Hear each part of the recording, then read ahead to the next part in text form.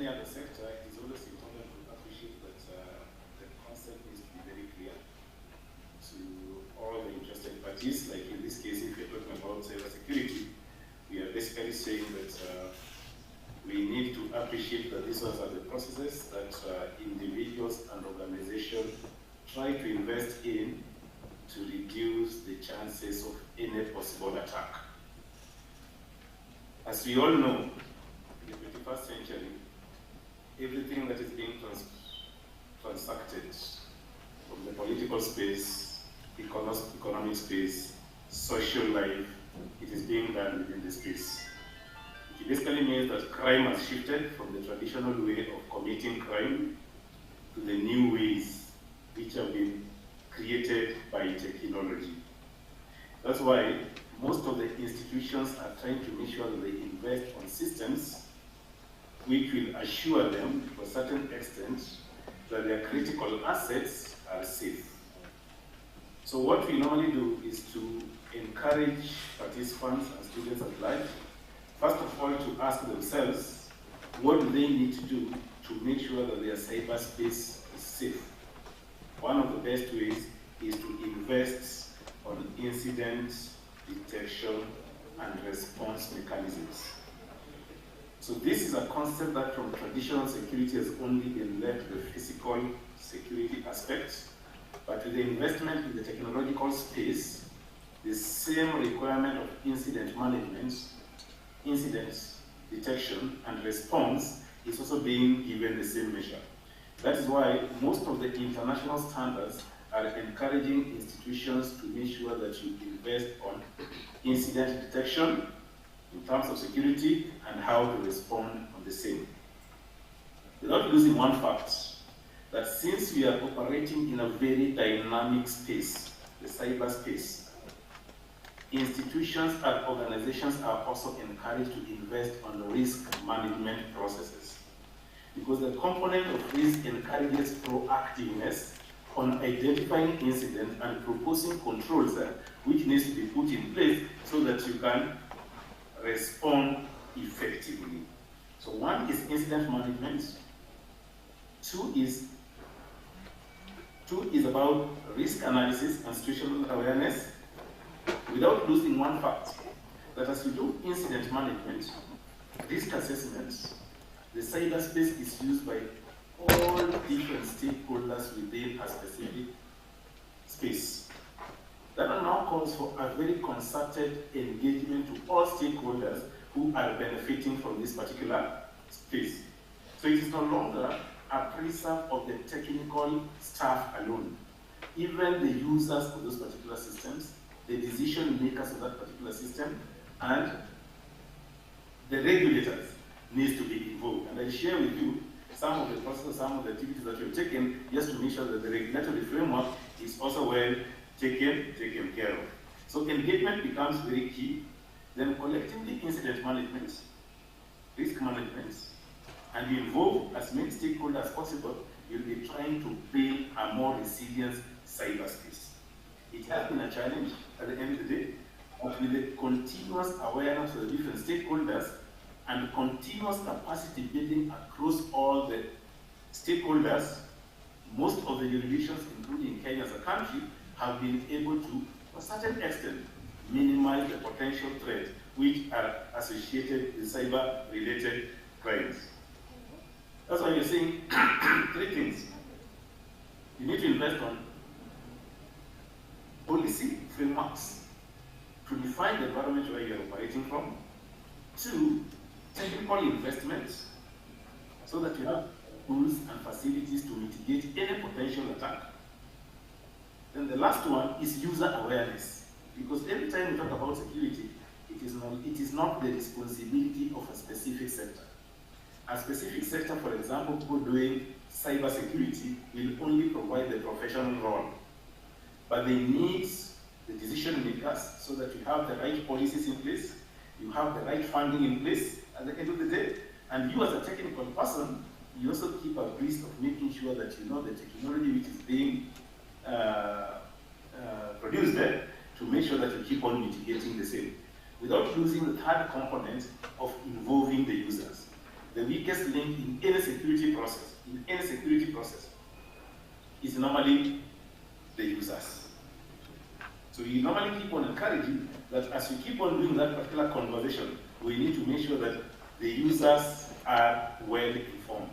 As you do that, all the stakeholders, be it the decision makers, be it the technical team, be it the users, continuous capacity development is very key.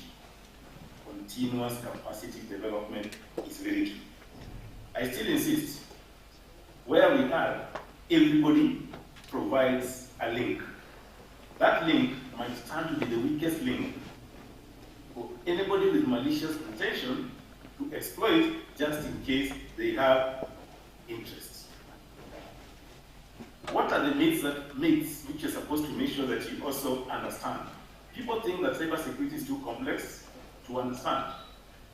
The reason why people normally believe this is because the technical team has not been able to demystify that actually, apart from the technical problem, we also have the user responsibility who can come together to make sure that they assist in mitigating some of these things. Then cyber attacks are sophisticated. Every crime, not cyber alone, that process of carrying out an investigation is normally a very complicated process. But if you work with the like-minded people, then getting the reality becomes a bit easier as you keep on engaging. Remember, we need all to appreciate that we'll be talking about different types of activities. You might be talking about cloud challenges, you might be talking about phishing, you might be talking about antivirus, you might be talking about social engineering, you might be talking about hackers, and the list is endless. All that we need to do is to make sure that all these technologies are realistic.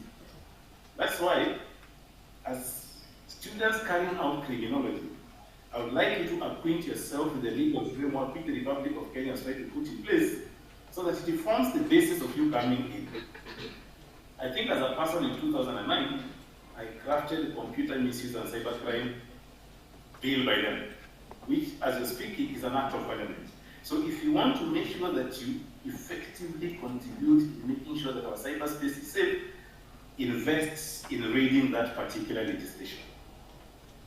Work very closely with the National Cybersecurity Center, which is normally very open to supporting student-related activities. At the end of the day, make sure that you enroll as a member, for example, in Kenya Cyber Forensic Security Association, just to make sure that you resonate with the like-minded people so that you can have a platform of carrying out some benchmark.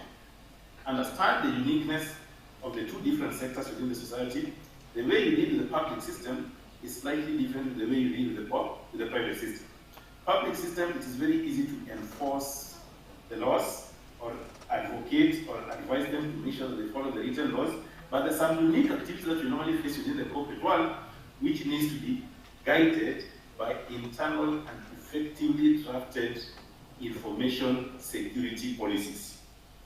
I've seen people only investing on information technology policies.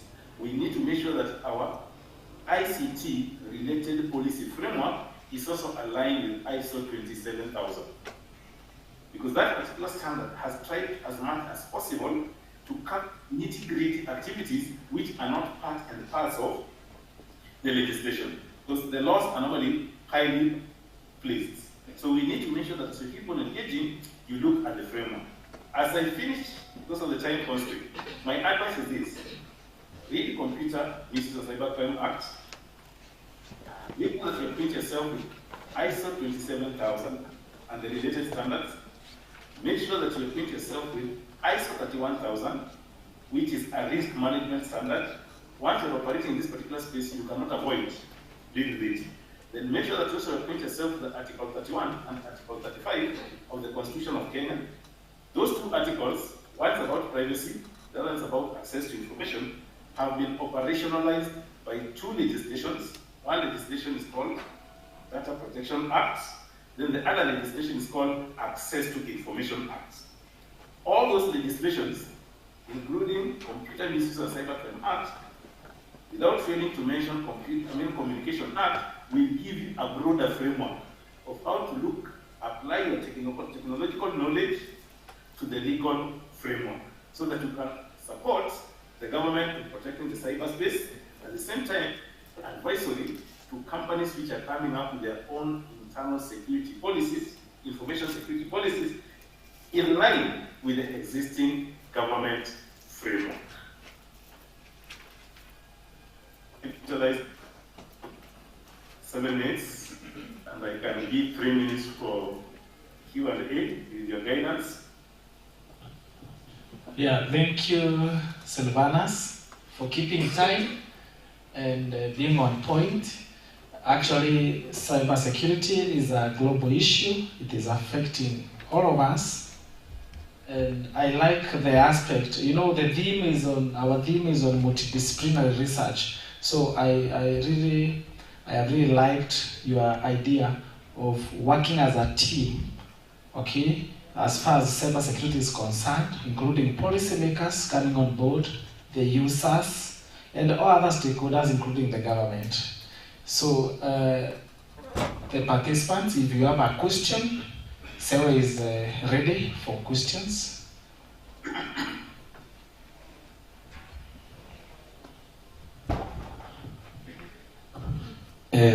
Sylvanus, good morning. Good morning to you. My question is on just the simple technology of the mobile phones that we are using. How would you know somebody is tracking you in terms of your conversation? Because I realize at a certain extent you may be talking something thinking that you are protected by law, but somebody is tracking you all your conversations. Secondly, the new generation, I talked to one of them when they were organizing this kind of mayhem they have caused in Kenya, of course, which is good. And they were telling, one of them told me, Abraham, don't worry, now I'm talking to you being stationed in Netherlands, but he's just in Nairobi here. How were they enabling themselves to discuss some issues that even the intelligence of Kenya could not track them? Just those 2 questions. Thank you. I didn't get your name. Abraham Maruta. Abraham, thank you. I'm a social scientist. Thank you. Good concern. Remember, when I was finishing my short presentation, I said that you're supposed to acquit yourself with Article 31 and Article 35. Data protection, at the same time, Access to Information Act. One thing that technology has done, it has invaded into our private lives. Technologically, we know it is very possible for the service provider, and they normally do that when they are assisting lawful law enforcement officers to track persons of interest, to make sure that you can be tracked wherever you are. The security space has opened up. How has it opened up? Apart from having public security officers, we also have private security officers. Now the challenge that now comes in, which I think you ably raised there, is that living in a social world where people have different interests, it is possible to be tracked because of where the signal is coming from. The service providers is using the national infrastructure at the end of the day, but the individuals entrusted with those particular authorities and responsibilities, some of them are also not very ethical at the end of the day. Remember, this technological platform is a product of the technical team. And the technical team can also decide not to be ethical at the end of the day. So all this issue of whether somebody can track you or not, it is possible to be tracked. But now it boils down morally, Article 10 of the Constitution of Kenya, which talks about national values and principles we adhere to them. So technology alone cannot provide security for all of us. We need to make sure that our culture, our values become part of it. So yes, you can be tracked. If you don't have the technical knowledge, you might not know who is tracking you. But if you have the networks, for example, if you are in touch with the legal authorities, it is very easy for them to assist you. Who is this who is tracking you? The only challenge that we face is that these institutions, the service providers, are also under regulatory guidance. that they're not supposed to be disclosing information without following the laid down protocol. So in short, we are vulnerable. In short, we are vulnerable. We expect the law and our culture to come into our aid at the end of the day. The second question about global connectivity. I think that is one reality that we have to live with. And I can imagine the issue of the global economy. That if you want to survive as a country, and if you read chapter 13, which is about national security, this particular, in our country, chapter 13, on national security, is this 13? The chapter of national security, I might not be very right on the chapter. It says that one of the reasons why countries exist is to promote national interest. National interest means they have to make sure that they work with the like-minded organizations in other countries. And in that particular process, IT has been able to open that particular space. In the process of opening the space, it has, to a certain extent, not been aligned with the national legislations, continental regulations, and global regulations. And it has provided gaps which cannot be easily closed because technology is normally faster than the law. So anybody who is supporting, for example, this particular movement from any other country, then it now subjects Kenya to jurisdictional issues, which becomes more complicated. But we only need to make sure that we appreciate that is where we are in the globe, and see how best we can become more moral, more ethical. And we like social scientists, we would like the support of social scientists like you guys, so that we have a more cohesive moral society. Abraham.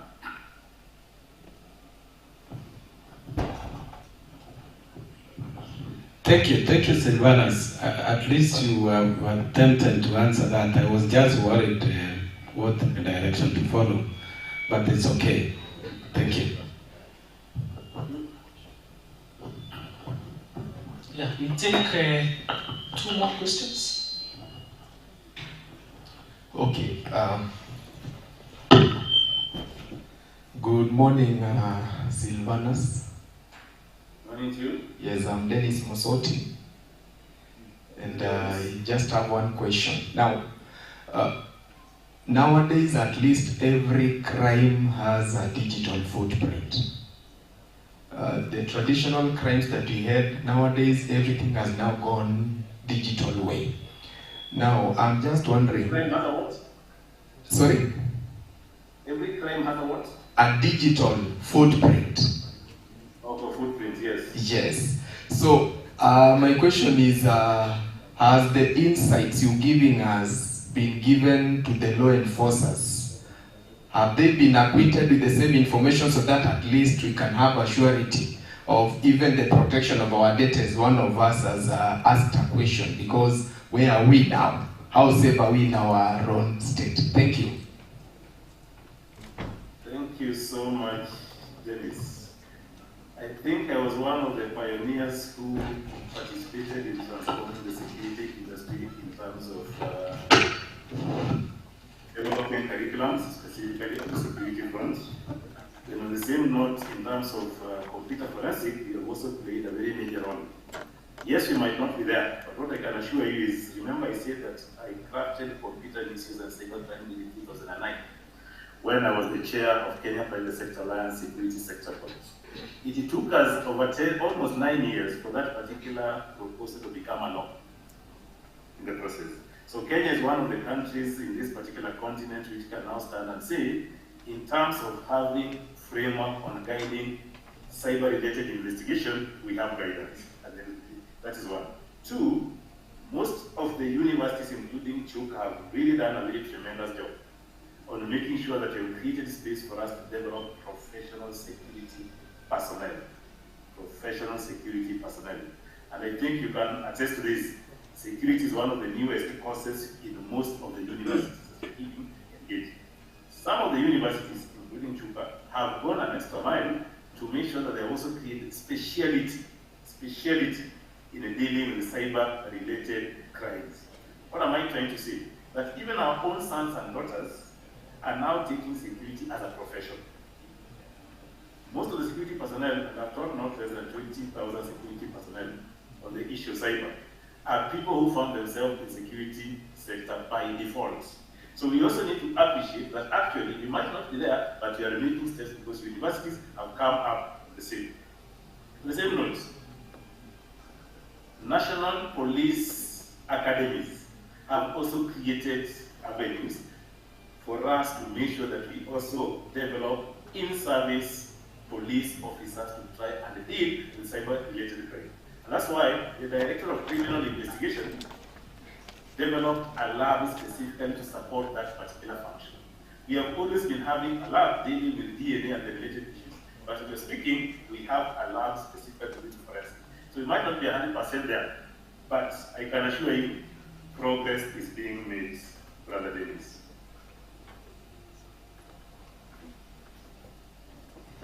Maybe a last one? Yeah, Sewa is saying technology is faster than the law. Wow. A bit complicated. If we don't have any other question, we say again thank you, Silvanus, for your time. Allow me just to share one last statement. Okay, please. This statement is this: as we are having a conversation about cyberspace in relation to safety, we need also to encourage our students to invest on two broad ends. Cybersecurity, which is the protective cause of making sure that we protect our assets, and cyber forensic, which is the reactive bit of carrying out investigation just in case our security measures fail in a way or the other. So those are the two extreme ends which I normally like to clarify. That security, protective, forensic is investigative, and they all require in-depth investment so that collectively we can make our cyberspace safe. Thank you so much. Sorry for taking much of your time. No problem. Actually, you have kept the time, and thank you so much. Feel free to continue joining us online. You can listen to other presenters. So next we have Wilberforce Paul. Can you come and make your presentation on towards people-centered policing, a reflection on the success of community partnership in Nyumba Kumi policing in Samia sub-county. Welcome. You have 7 minutes maximum.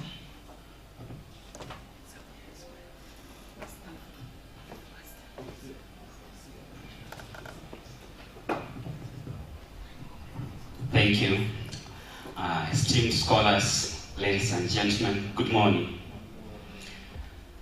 I hope my slides will be projected over there because I haven't carried anything to support me here.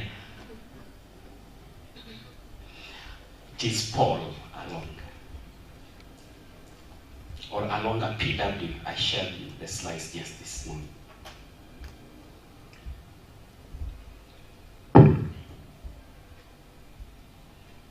Actually, as the slides are being projected, I would like to mention a reason as to why I was motivated to carry out that particular study.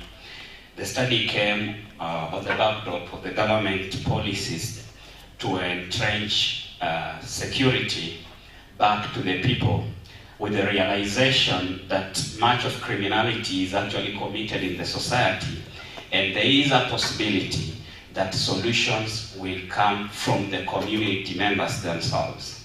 However, this one came in as a way to trickle down the responsibility of the people to respond to their own security. Because of time, I'll move very fast so that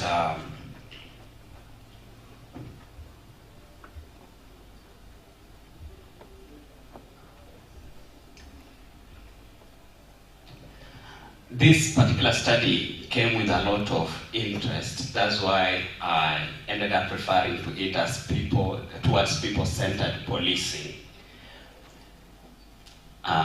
World over, we find that community policing has been embraced as a reformatory approach in police departments as a way of partnering with the community in crime control. This one has happened in Russia, it has happened in the United States of America, and in America,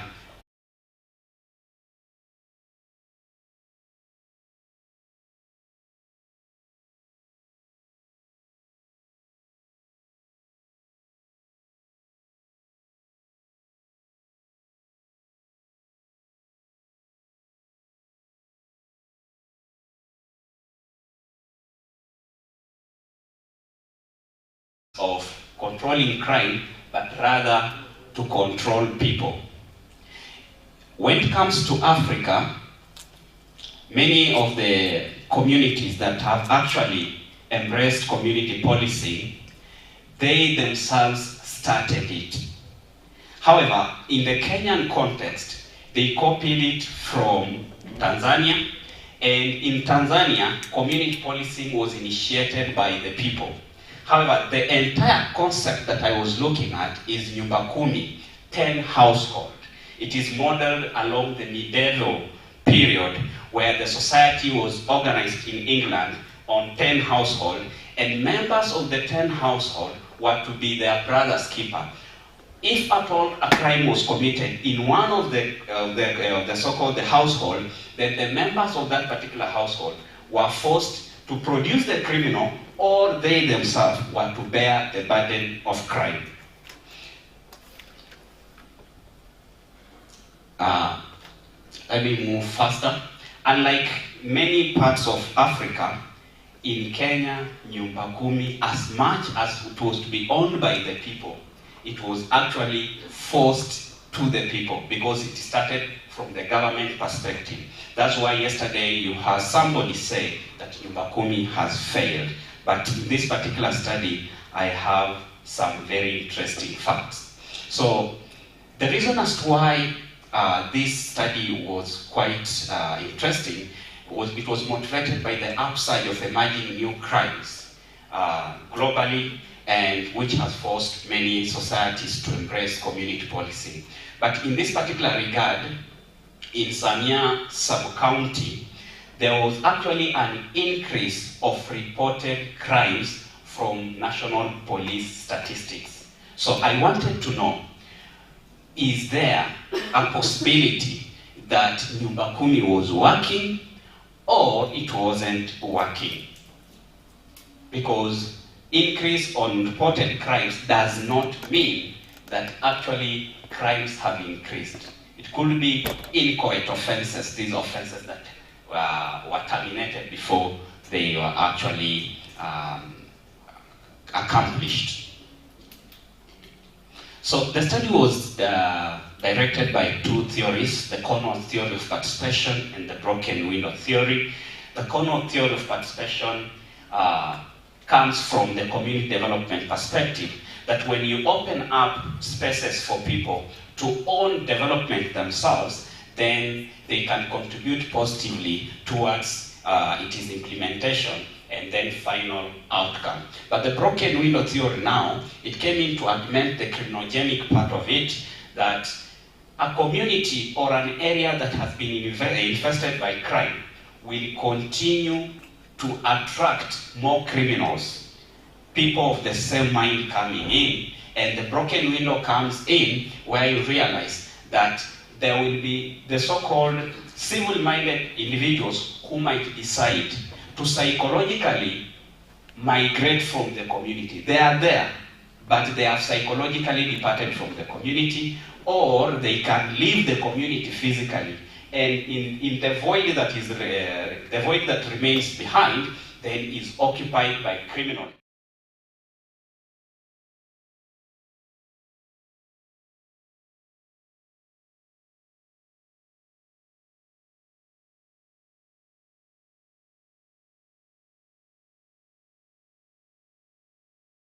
Into consideration, questionnaires and interview schedules were used.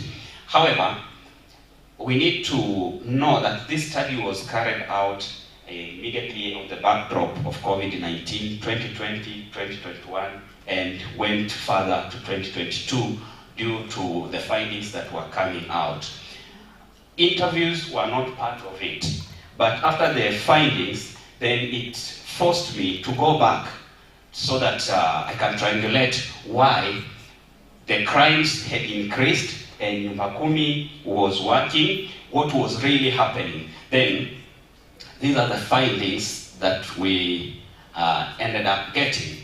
That the people of Samia sub-county, actually, as I say that it is quite interesting, they decided to innovate their own community policing approach, and they had a word for it. the word is actually borrowed from their cousins, Samias, who are in Uganda, Nyumba Kumi. And the many people who are actually leading those Nyumba Kumi are people who had lived in Uganda and they had participated in local defense. So they came with that idea back to Kenya, and then they ended up ditching entirely the government proposed approach. And in this particular aspect, we realized as part of the findings that community policing under Nyumba Kumi, into which they themselves called Mayumba Kumi, it had enhanced peaceful coexistence, which is a key ingredient. Conflict brings a lot of crimes, and had developed localized solution to local crime problems, had increased cooperation among locals and the police working in the area, and had created joint accountability for crime problems in the community, and then created avenues for conflict resolution. Let me just move to other slides as I explain.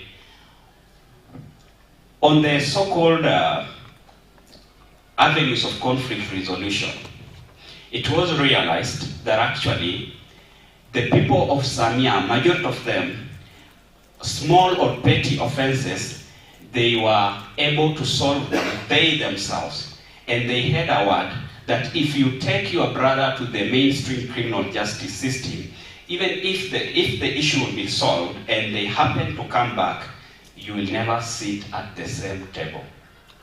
So they had embraced their own local arrangement of solving their own problems.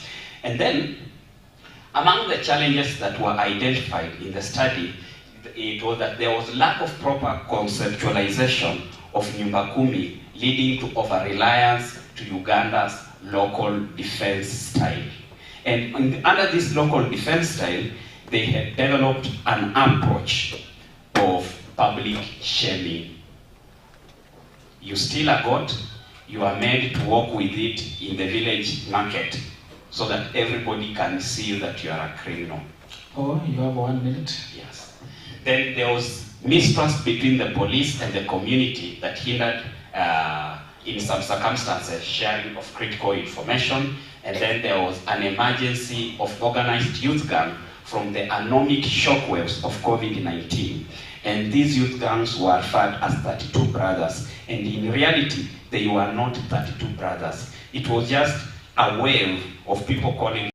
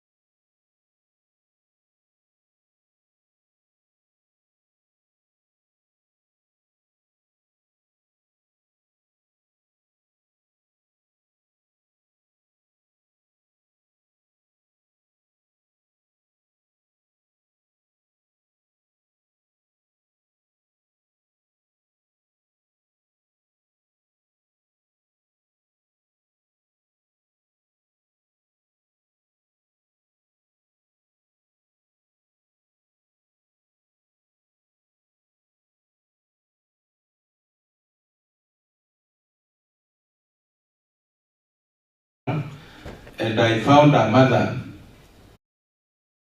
the ladies around Chuka, after she got a child. In second year, she was locking the child in the house, then go out to look for something so that she can come back and feed. That made me motivated to establish exactly what happens.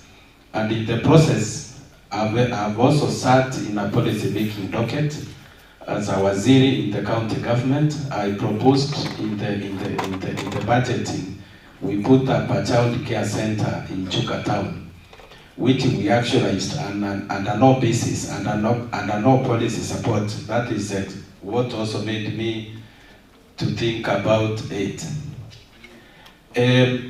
That's why I'm talking about it. It was legitimate to launch such a study to look into how child care affect women's engagement in the workforce. And due to inability to find proper child care, I realized also in the entire East African East African countries there was caregiving issues, caregiving work that women were doing, and that was not valued at any level. The statement of the problem, I found out that successive statistics report that the rate of women to men in participation in the labor market was 1 to 2. Which I reviewed it in the last 10 years. This is despite the 2019 census demographic showed that the ratio of women to men, women are more than men. And then if we do not give them opportunity, then what happens? I also realized that there was no enough information that was talking about child care issues or child care management. And when I looked at past information on conceptual role of child care program and child care cost and quality child care in Tharaka Nithi, I realized not much that is provided. And looking at also empirical studies, there were serious methodological limitations about the data analysis related to child care issues. Now, this is objective 3 of my investigation, which was stating to investigate the impact of child care quality on women's employment in Kenya with a particular case study of Tharaka Nithi. And there was also a research question. The methodology, I enumerated the area of study, the research and design, which is descriptive, and sampling procedure is there. Then the significance of this study is the study generated significant evidence based on policy recommendations.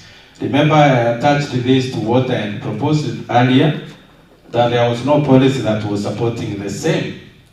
Moreover, the study's findings, how are they expected to be used, is expected to inform the government and the other county players on the effect of child care options on women participation. This is a research I also shared with the COG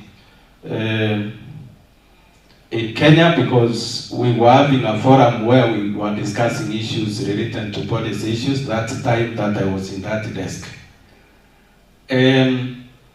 So you can see this is expected to help the government, both the county and national, in planning policies to put in place to enhance women participation in the labor market. This is critical in attaining economic development blueprints and Vision 2030, and the recent coiled by UDA bottom-up approach. Research findings. Out of targeted, that was 384, but the respondents were 376 mothers with children below 4 years. Successfully filled the questionnaire, because it's the tool that I used to correct this data. And the response was 98%, only 2 questionnaires that were not returned. And the issue was, which I talked objective 3, child care quality and women participation in the labor market, which this objective was to determine how quality child care affects women engagement in the labor participation. And the study took 17 factors into account to evaluate how institutional determinants affect child care choices in order to achieve this goal. The results, the aggregate score that was obtained by this research is Kenya agreed towards statements concerning recent 17. The recent 17 ingredients were like sleeping places, proximity to the school, because I used early childhood centers. These are the ones that I was evaluating, and that is the results which I got. And the conclusion of it, the study concluded that the functionality of child care options in meeting families' needs was important considerations for many of working mothers. I'm sure even the bigger institution where we are, if we put up a child care center, furnish it with all the equipment, I'm sure it can help the lactating mothers who are working here so much. So this is the vision I had, and this is the vision I'm pursuing. And especially when that is proximate, it's near and convenient, that somebody can work, can teach, and then break time can go and breastfeed and come back to teach. There will be a lot of heart release or free feelings when she knows that the child is just near her. In the recommendation then, which I preempted when I was explaining the other bit of it, the government should launch programs that encourage establishment and the development of child care options, as the functionality of these programs will enhance women participation in the labor market. Moreover, individuals investing in these programs, because even private sector can also invest. What we saw in Nairobi sometimes back, it's not an issue then that can be discussed even. Thank you very much. That was my research by then. Nice. Thank you, Abraham. Child care is again a global issue, but I'll ask my question later. Why women, not men? Okay. So start to digest it now. Do we have Moses Moredi? Please note your question. Moses Moredi, you will allow us to first go online to John Nyambwari Nyambane. Hope he is online from University of Nairobi. Then we'll come over to you. Ensure your slides are ready. We are doing very well in time. All those who are presented have kept time, 7 minutes. Is John Nyambane online?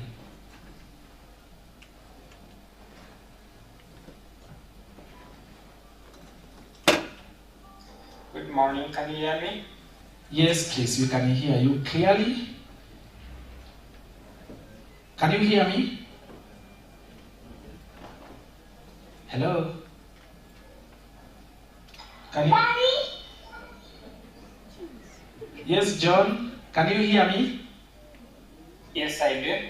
Yes, please, welcome. You have 7 minutes to present your paper. His paper is on philosophical introspection of a greener generation, ethical consumption for sustainable ecosystem. So kindly, for him, we will listen, then we will ask the question immediately. Because of technical problems, he might disappear. Welcome, you have 7 minutes maximum. Okay, thank you so much. May I begin with introduction? What prompted me to write this is due to the rise of individuals who are becoming conscious of their health and environment and the total well-being in this epoch. Consequently, the motion of ethical consumption has emerged as a necessary pathway that can lead towards a greener generation. What is ethical consumption? This is the choice of a dietary behavior, lifestyle, or a philosophical lifestyle that embraces the vegan lifestyle that promotes total well-being and the environment as well. I intended to answer the following questions. 1.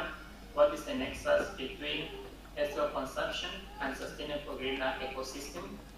Then I went to the specific questions. That is, what is the motive for ethical consumption? What are the challenges and what are the possible opportunities that we can look at? The theoretical framework, this research was grounded on theory of change, whereby I was trying to see how through the theory of change, people can change towards consuming ethically sound food and products while they are doing justice to the environment and the animals as well as the sentient beings. Research methodology. I used meta-analysis, whereby I did a search on Medlin and using Google Scholar by entering the keywords that I had in my research. Literature that promotes animal farming and consumption of animal products was excluded. This was my criterion, upon which I had data extraction sheet that I used to put what I found.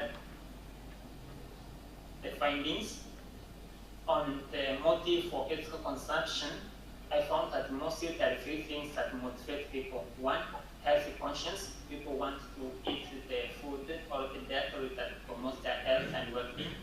2, environmental awareness. People want to preserve their environment and eco-friendly things while avoiding things like climate change.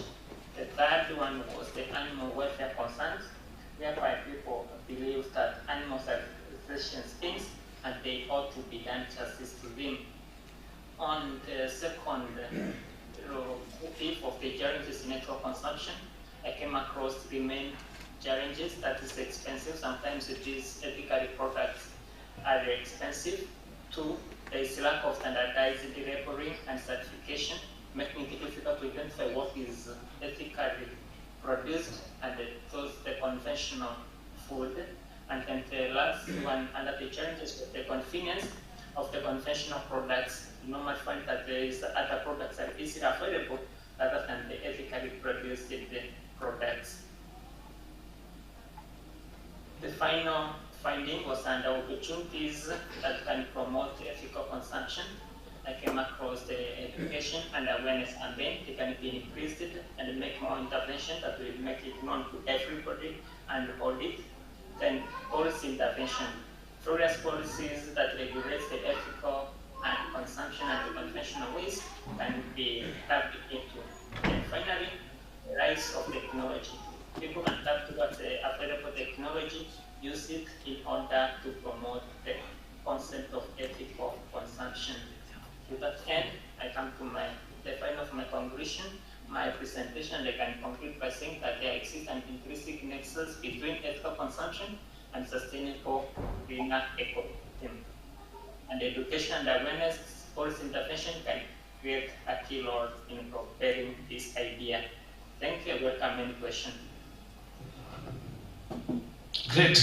Thank you for even donating to us 3 minutes. Ethical consumption. Who has a question? It is real time, trying to connect with even the world diseases today, including cancer. So I can see where he is coming from. Question, please. Any reaction to ethical consumption? He's also linking it to philosophy. I know we have philosophers in the house and historians. Dr. Mulati. But if we don't have anything, okay. I know you can't miss to say something. Thank you. Now, my only concern is probably why even the audience may be silent, is the nature of the understanding part of it. I want the person, that is the author, to tell us exactly what is his main problem so that people can be able to respond. Again, Bwana Munene, to the presenter, what Dr. has said is right. But then we are seriously at risk, especially in these developing countries. The greens we consume and whatever we buy in the market, especially the green vegetables and the green peas, somebody can spray them today and then drop them in the market tomorrow. We need an investigation and an understanding how we can have a policy to cushion the people on this kind of consumption. I don't know if testers can be provided or something. It is really an issue. Because I visited some farms, sometimes when I was in community development directly, and somebody whispered to the other, please don't take those vegetables, I'm just going to sell them. I sprayed them yesterday with very bad chemical. So you can imagine. So the friend could not buy them, could not pick them, but they ended up in a market and people ended up consuming them. Fortunately, I did not get silent. I just confronted the person directly. Why are you taking them in the market then if you know you sprayed them yesterday? Why did you not give them time? So it's a concern that needs really to be looked into. Maybe you can answer the two. John? Yes.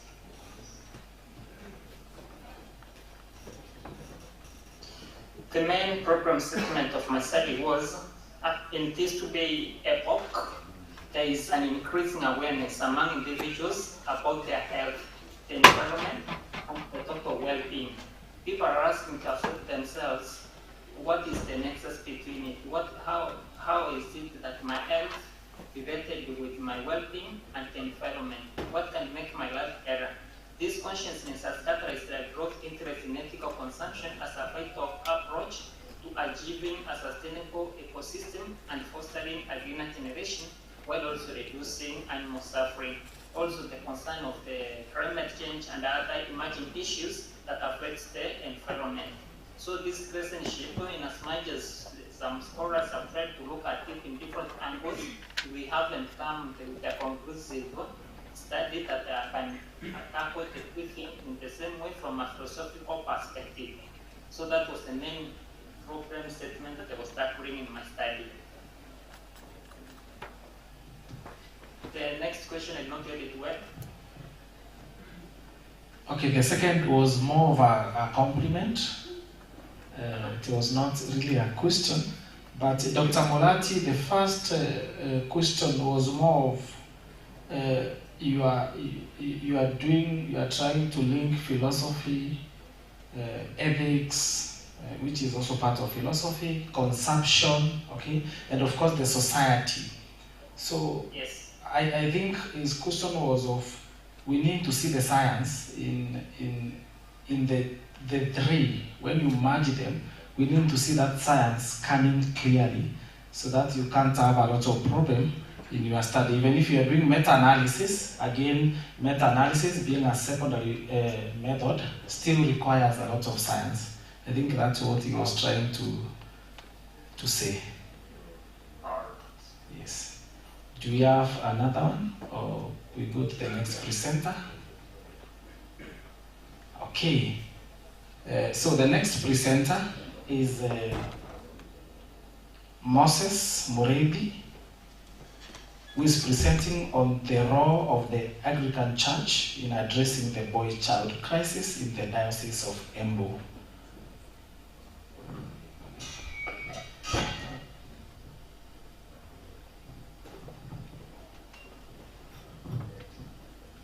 Thank you so much. My name is, as it has been stated, I'm working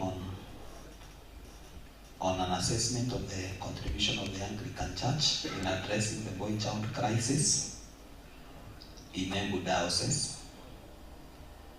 My work has been necessitated by the fact that I'm in the field, and when you look at our churches, we have a problem with the boys.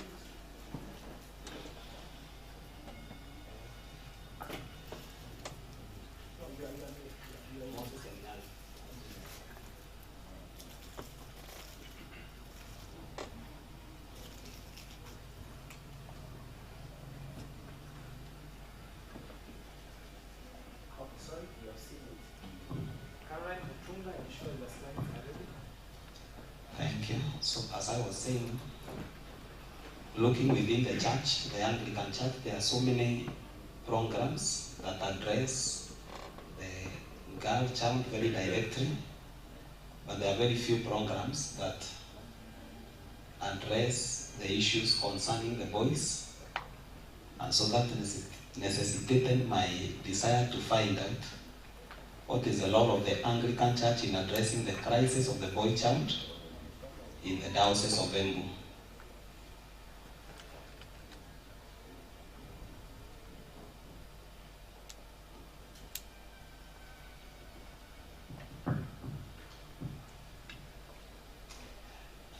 The boy child crisis in Kenya is characterized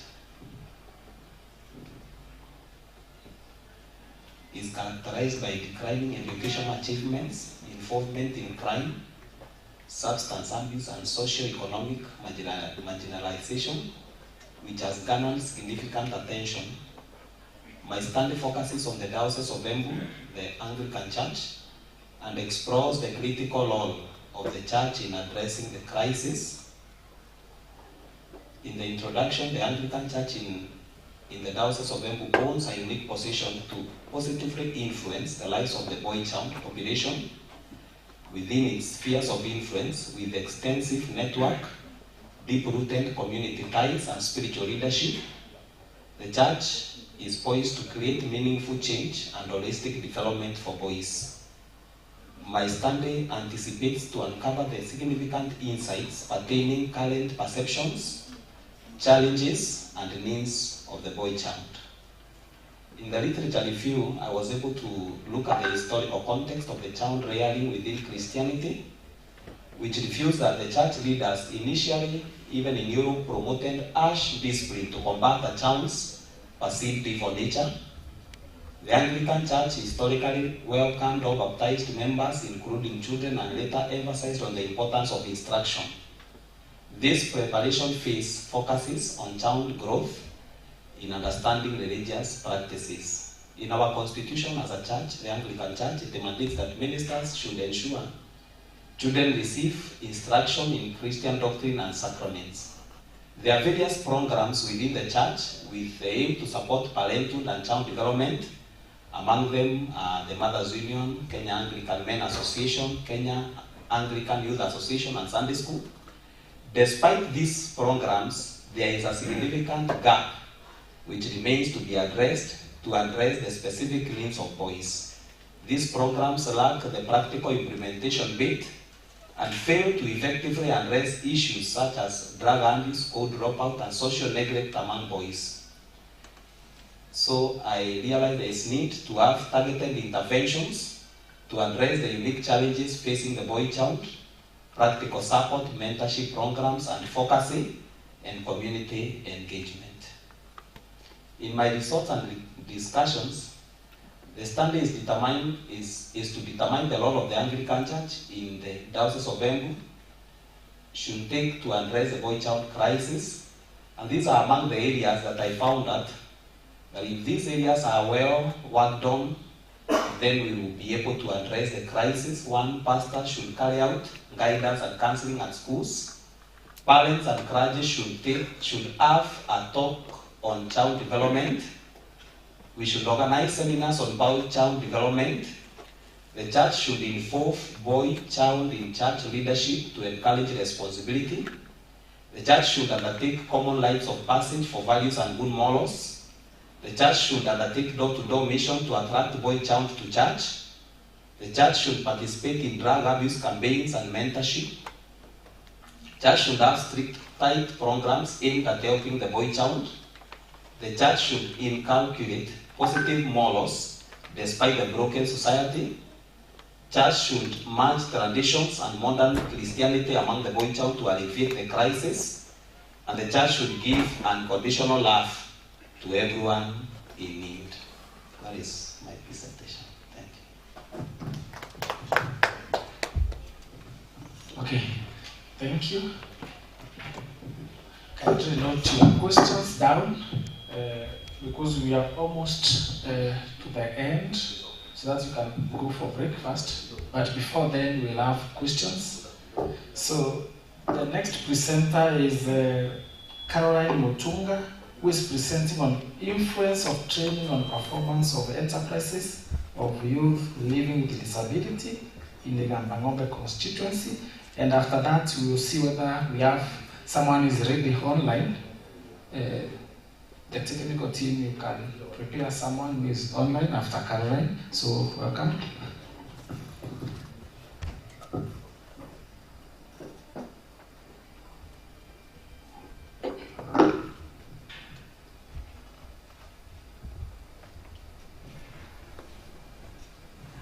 Good morning.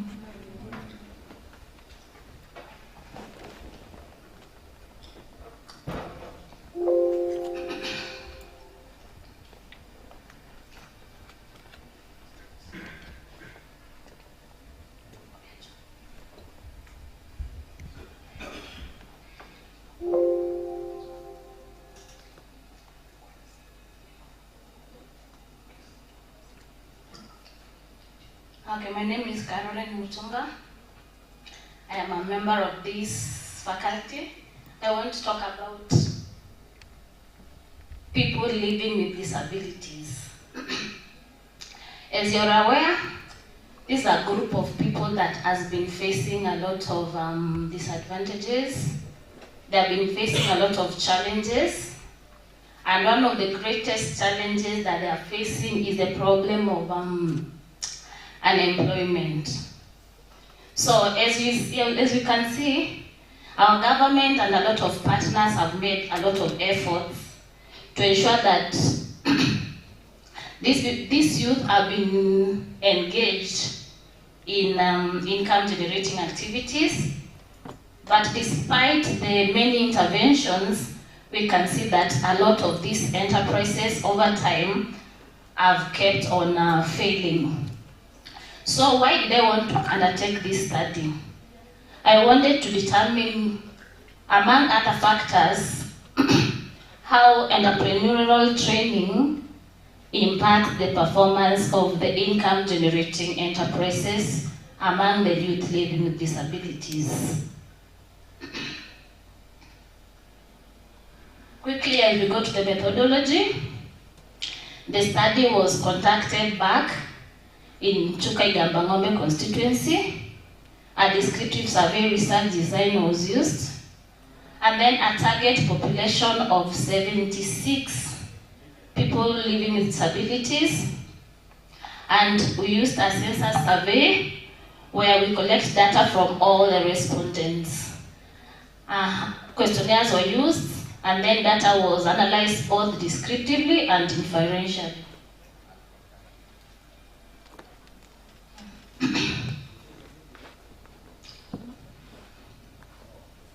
Let me go to the summary. So there's a lot that we analyzed. We did a Likert scale to look at a number of areas and how they influenced the performance of the enterprises, whether going for more trainings increases the performance of the enterprises, whether the number of topics covered increases the number of increases performance of the enterprises, whether increasing the number of trainings increases performance, and so on and so forth.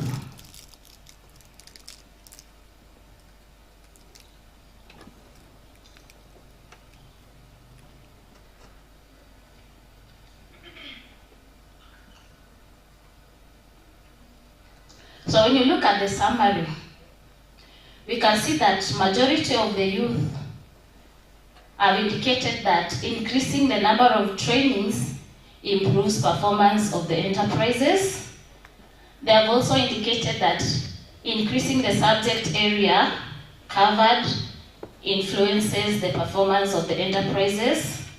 And they have also stated that increase in the number of entrepreneurship training that someone attends improves performance of the enterprises, and so on and so forth. And basically, what do we conclude here? We can conclude that entrepreneurship training significantly influences performance of income-generating enterprises.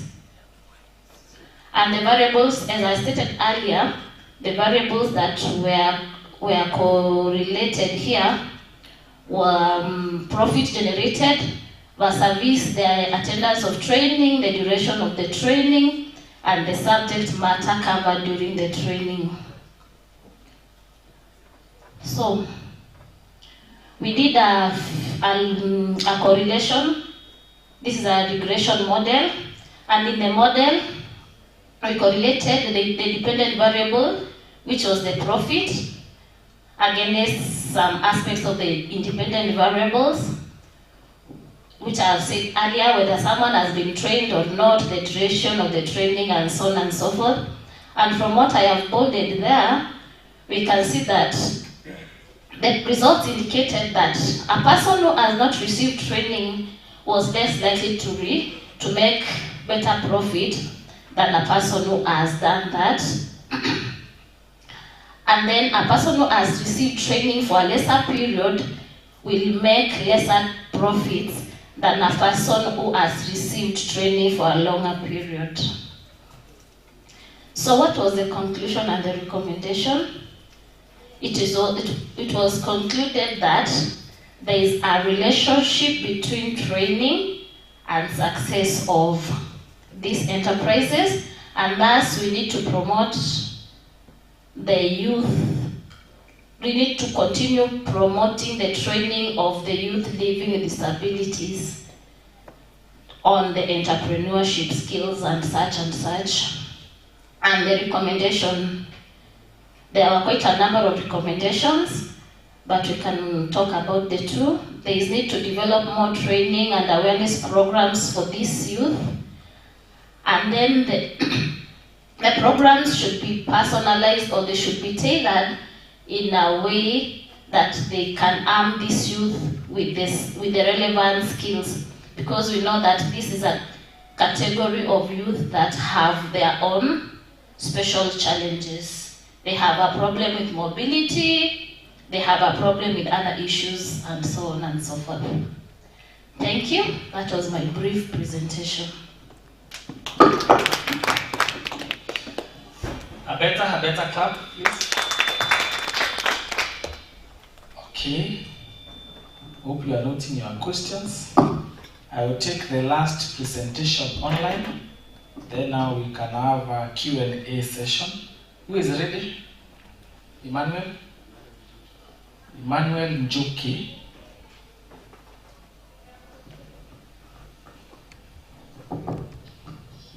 Yes, I'm ready. Yes, Emmanuel, can you hear me? Yes, I can hear you. Okay, please. You have a maximum of 7 minutes. Go on. All right, thank you.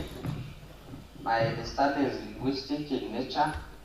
It's about the use of more politeness as a communicative strategy by Kenyans on X. X is what is formerly Twitter. The inspiration by Ibra is the suggestions that Twitter offers users linguistic creativity. And there has been a belief that because of invisibility factor, now that everyone cannot be seen physically, it influences language.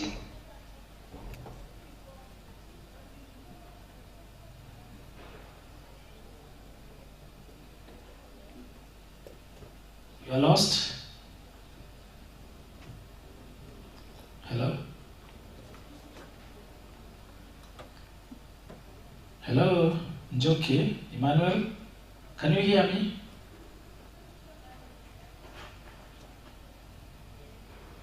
Kindly check your mic.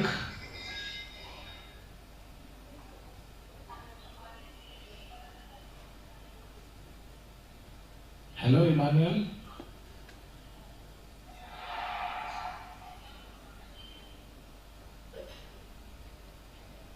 Hello?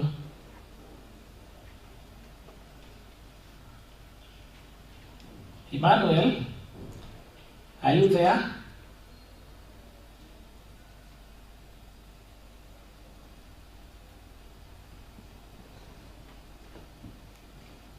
Maybe kindly you can send a message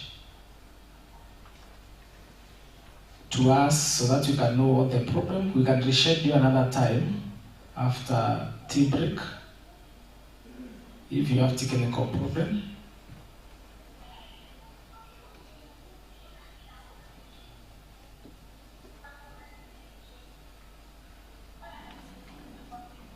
Hello? I can see he is online.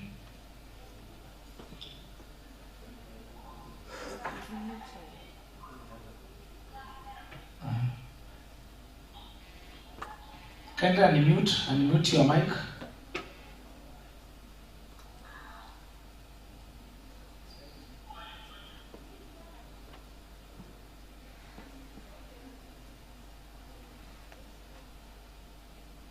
Hello?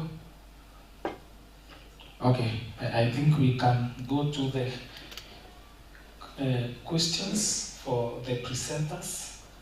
Then we can reschedule after.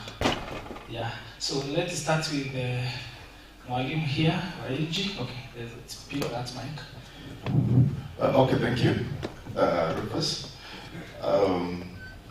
Mine is on the second last presentation on the challenges of the boy child in Embu County. So I may not have the advantage of the entire paper of the thesis as such, but I was just wondering, now, because the boy-child phenomena is almost global, national, now, when you're in Embu, would you easily know who is Anglican and who is not?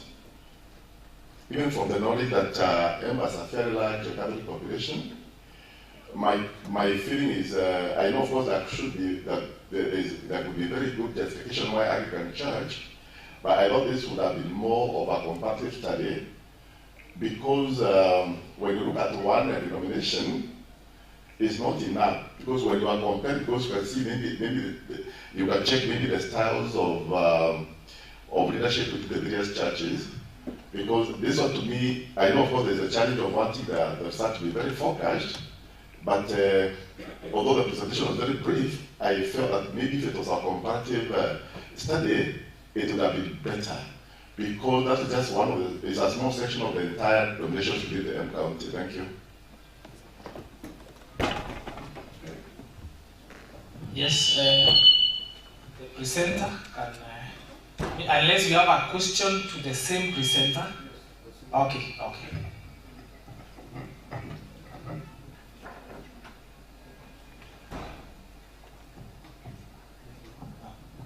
I'm the presenter. Good morning, everybody. I have a question about this thing we are talking about, the boy child. Number one, do we have the age bracket of the boy child that we are talking about? And if there is no age bracket, this boy child, some of them, they go to crime scene with their partners. For example, some of them, they have their wives, others, they have their families, others, they have their friends who are from another gender. Now, the question is, when we investigate this boy child, do you go first to visit the environment where this boy child is coming from? For example, at home, you may meet this boy child is getting a problem from home. This boy child is getting a problem from the business he does. This boy child is getting a problem from the partner.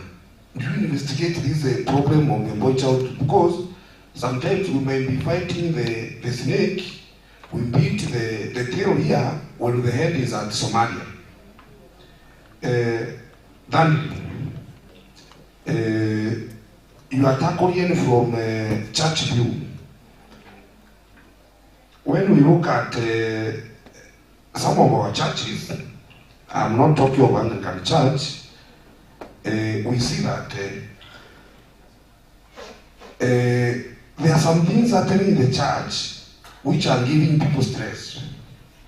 It is the same as this isolation, whereby you are told this one will happen like this, and that will not happen. For example, this boy child in the church, they are told contribute to the pastor, in buy the vehicle, but the boy child will go home walking.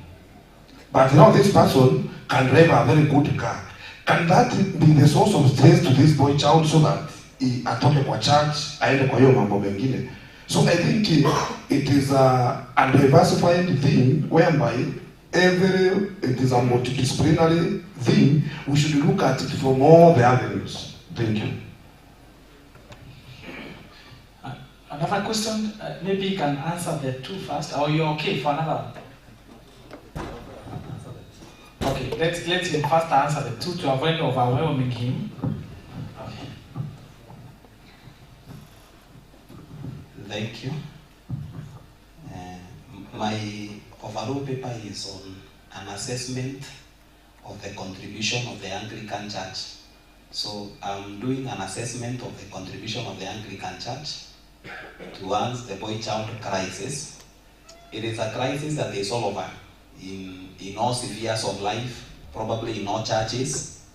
But in this paper, I am doing an assessment of the Anglican Church, bearing in mind that the church is like there are programs, but when you look at them, they are not practical and they are not working well. So that is why it is more of the Anglican Church that I'm working on. Number two, the age bracket of the boys that I'm working on are 14 years and below. They that are affected education-wise and on other social and economic aspects within the area of my study. Thank you so much. Take from Dr. Mulati. Thank you. Now, Presenter, kindly, one of your recommendations, you are trying to suggest that you will they conform the church to the society. Now, I'm wondering whether you will have the church at the end of the day, because God, we measure the ideals from God, and therefore if you conform, I don't know. That's what I want you to react to.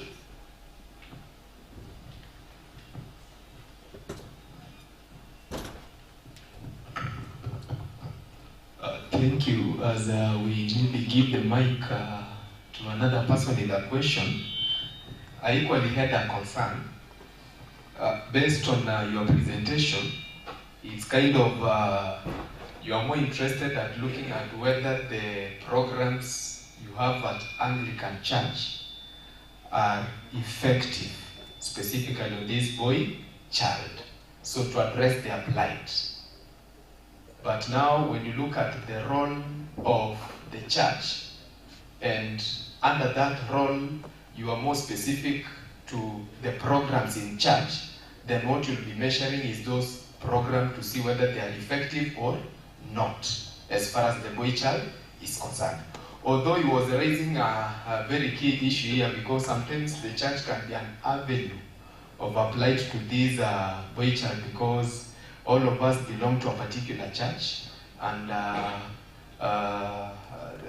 the kind of things, the kind of teachings that we get from the church, some of them might either help us spiritually, or they might be a reason for us even to leave the church again. So it's a wide area of consideration, but the way I look at it, maybe you could have now stressed more on those programs in church to check whether they are actually helping that boy child in the society. Thank you. Thank you for the opportunity. One of the things maybe we will need to appreciate is that issues of the church and issues of the boy child are global and they are multifaceted. Now, looking at your recommendations, most of them, I don't want to generalize, but maybe if one walked through them, they look like the ordinary things. Again, I use ordinary cautiously, that most of the churches and people will do to bring back either the followers or even the case of the boy child, talking to them and preaching and one door-to-door witnessing. But I was wondering, now you have two things to observe, whether you are working on the programs and if the programs are working, or whether you are working on the role of the church in bringing back the boy child. But I was of the opinion that if you have to look at the role of the church, look at it in a way, it gives the boy child an experiential opportunities more than instructional.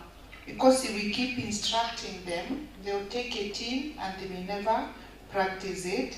So experiential opportunities, if you zero on the programs, then who are the role models?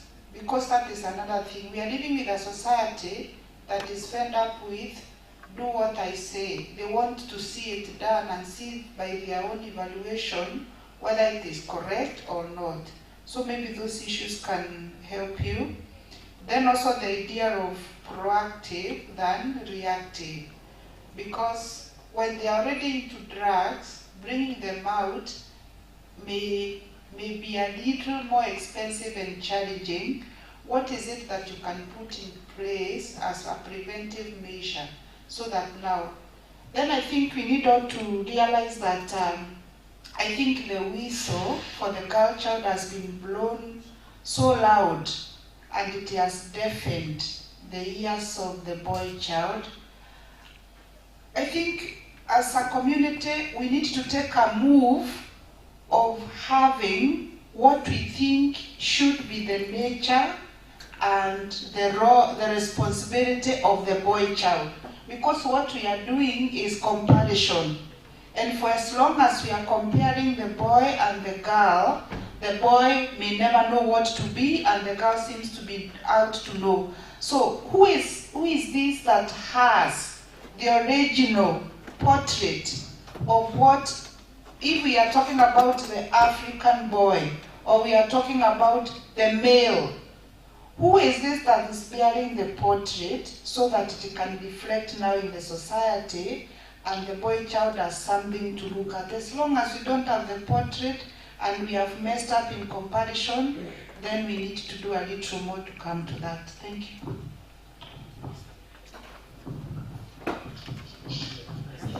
Unless we take the last set. Okay, let me give these two and then go to the next person. Okay.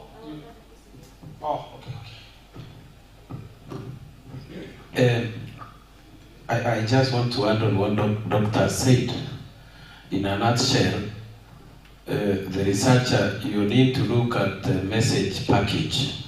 What is the message in those programs? Because sometimes messages contradict even what you intend to pass. So look at the education message in those programs and evaluate if those messages have really any impact when the boys listen to them. Because we can see the change of the way of packaging messages in education sometimes is making young people not even want to listen to us at all. Thank you.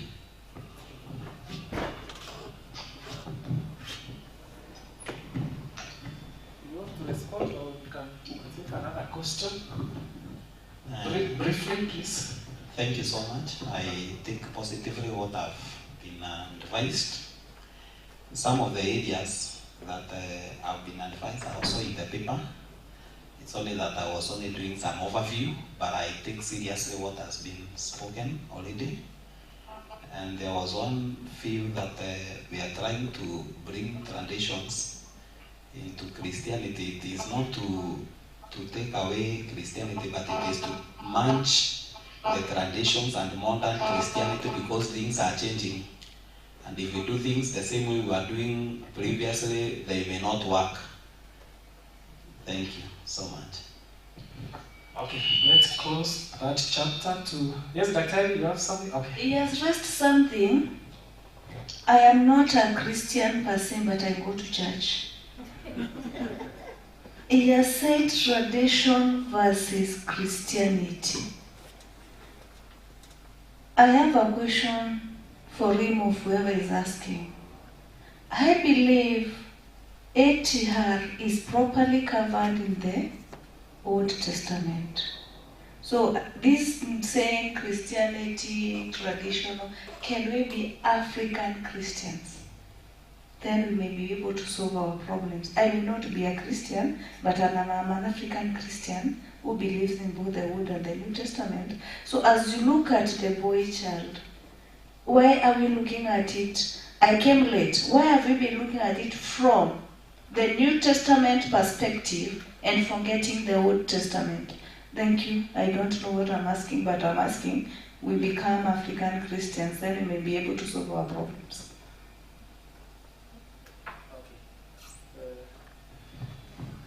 Was it a question or a compliment? A compliment, right? A concern. Then you can address it, please. I'm not very sure whether... The boy child should be addressed from both the Old Testament and the New Testament. Then you are able to explain to us. Yeah, and that is what I'm trying to do within my paper. So to match that we don't have a gap. We cannot forget the Old Testament, yeah, which is African. Yes. Right? No, it is when I was doing my research, my ancestors told me the African culture was left in the Old Testament. Can we go there and interrogate it and say we can help the boy child? I have no conflict on that matter. I agree that we must bring something that will work for even our boys. Yeah. Okay, issues of to do with religion, philosophy. I know we can stay here the whole day. I just want to correct something small that Dr. has mentioned about the Old Testament being African traditional religion. Really, they are twins, yes, but it's more on Jewish culture, which is very close or so similar to African religion, but we cannot really say the Old Testament is African traditional religion. We will be messing there as scholars. No, we will debate that with you. But when we talk about blending, we are together, because currently we are evolving an African Christian theology that will bring out African Christianity. What we have is actually very important, yes. Yes, thank you. And what we want is the African identity, that yes. African Christianity. Yes. The blending part. Yes. Very good. Thank you. And when you're doing that, please involve me. Okay. Let's. We have other presenters also, so we are done with that presenter. Let's direct question to the other presenters briefly, please. Thank you. I don't know if we should pose the question to all the presenters and then we handle them once we finish. Okay. Just mine is to Mr. Maruta. Presented something about the child care quality. And I was wondering, in this, the quality of child care, is it women dominated, or the child care is an approach of both parents, the father and the mother figure? So what really settled you to women only? And also, did you sample women maybe who are single, divorced, widowed, so that now we can really see that quality of child care? So that now that aspect of mwanaume talking, I'm hoping you're getting my question. Yeah, so where is the space of a man in that? childcare. Thank you. Another question directed to Maruta. My Maruta also wondered, quite interesting area of study. Have you gone back to see the effectiveness of those child care centers? Because I once passed through the one at Chuka market and it was closed. Actually, the two have swallowed my questions, because my concern was based on our society, those daycare centers, they think it's like, they've been brought by Wazungus, okay? The point is the informal arrangement of taking care of our children, for instance, leaving them with our grandparents, okay, has really been working, and it is still working. People feel more comfortable leaving their children with relatives as compared to a daycare center. But of course, a lot of things are changing, but that's the fact for the majority, especially in the rural places, okay? What is your take on that? Thank you. I start with Mr. Mochoti. Child care issues, historically and for quite some time, have never been associated with men, unless recently, because a man cannot stay at home just because of a child. It's not very possible, but it's happening with the current generation. Child care issues have always been given to women, and that study is quite comprehensive. If I present it, it will tell you the background, how comprehensive the background is. So unless current men are coming up with taking care of children, because I know 1 or 2, 3 friends who were left with the children when their spouses have gone to work, but very rare cases. A man would even take a child and live with the relative and go to work without minding how that child would be taken care of in terms of physical, in terms of shelter, in terms of feeding, in terms of psychological mentorship. So I did not investigate the relationship between men and child care issues. I purely investigated about women, because of the nature, the way that work was associated to women, and in depriving them an opportunity also to work because of children. Then, Madam, about close of them, I did not go back to check if their functionality. Once I left the government, I've not gone back there. After shared the brief results of my research, I did not go back there. That I can't cheat. In terms of leaving children with grandparents and leaving them with relatives, this is not practical these days. Because you find couples have left their home and gone to work in towns and in urban centers. So leaving their mothers and fathers at home. And it's not easy to confine your mother or your father within your premises for 3 years until the child starts going to school. So this kind of notion is not very well placed these days because of volatility of people moving from one area to one another. And issues of relationship. Sometimes the current generation wouldn't wish the mother to chew the food for the child, which we used to be given those days when we were growing. So in terms of hygiene, in terms of quality of feeding, it's not easy to leave your child with the grandparents. So it's not an area investigated, but casually it's an issue that people are very keen on the quality of feeding, the quality of sheltering, the quality of psychological mentorship to their children. Thank you. Do we have another question to Maruta? Maybe we can have a question to Paul. Do you have any question to Paul? Paul presented about community policy. Yes. He looked at it in the rural areas. So can it be applicable in urban areas? Can I answer without the microphone? I hope my voice is clear enough. What happened is that I took the study in rural areas because there are so many studies that have been conducted in urban centers. And in the urban centers, it indicated that in majority of the places, Nyumba Kumi was failing. But in the rural areas, due to culture of people that unified them and people knowing one another, it was easy to survive. And as I had said, in Samia sub-county, people leverage it on the Ugandan system of local defense. Yes. Yes, do you have another question?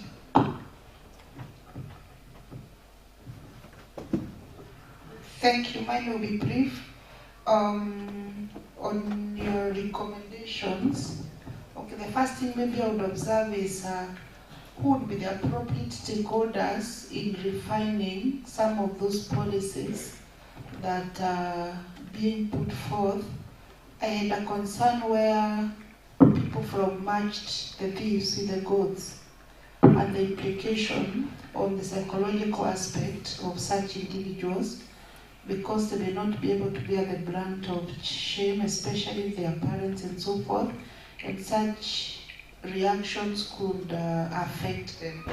So I thought it's important to identify some persons who would verify the nature of punishments meted on those who have had crimes to avoid solving a problem by creating on others.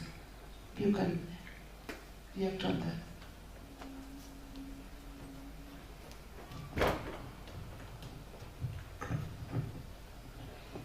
Okay, I had given a recommendation for the National Police Service to rework on their curriculum, to review their curriculum, because Nyumba Kumi was not very well conceptualized. That's why I said in Samia sub-county it was taking the form of local defense that was being used in Uganda, where public shaming is being used. Yeah. Yet, in reality, Nyumba Kumi was to work hand in hand with the National Police Service so that the local people solve problems before they manifest into crime. But when it turns into criminality itself, then the legal system of the government should take over, the state should take over from there. However, what was happening in majority of cases in Samia, people were taking action by punishing the offenders, but it was quite interesting. They were not harming them, but using public shaming as a reason. But we know the psychological implication that comes with that. If I'm a father, and then I'm seen walking around with a goat or anything else, and my child is supposed to go to school, then it creates a whole problem where even a child can drop out of school due to the tag of criminality that is put to the parent. Yes. Okay, thank you. I think Nyumba Kumi was a good idea, but its implementation still has problems to date. Yeah, so I think it's a nice area of inquiry. Now, let's go for the tea.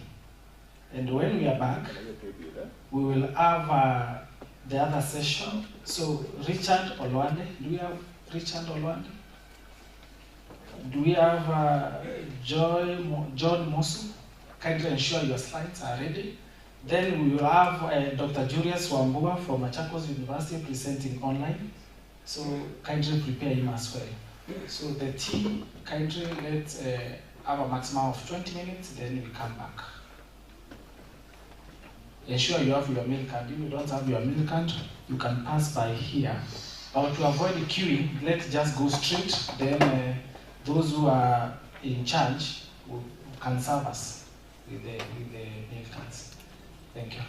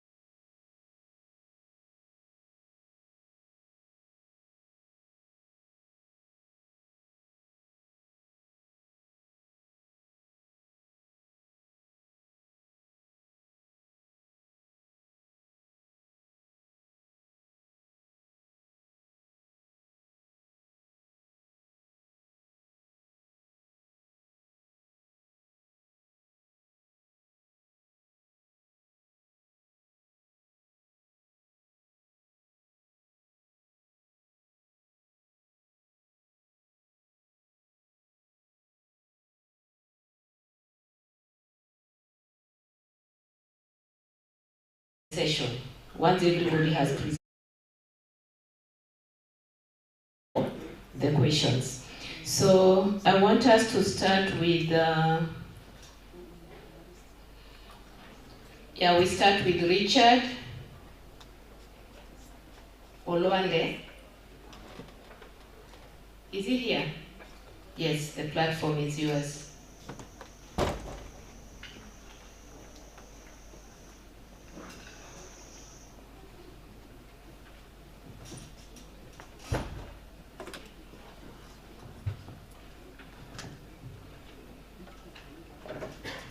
Okay, thank you, Chair.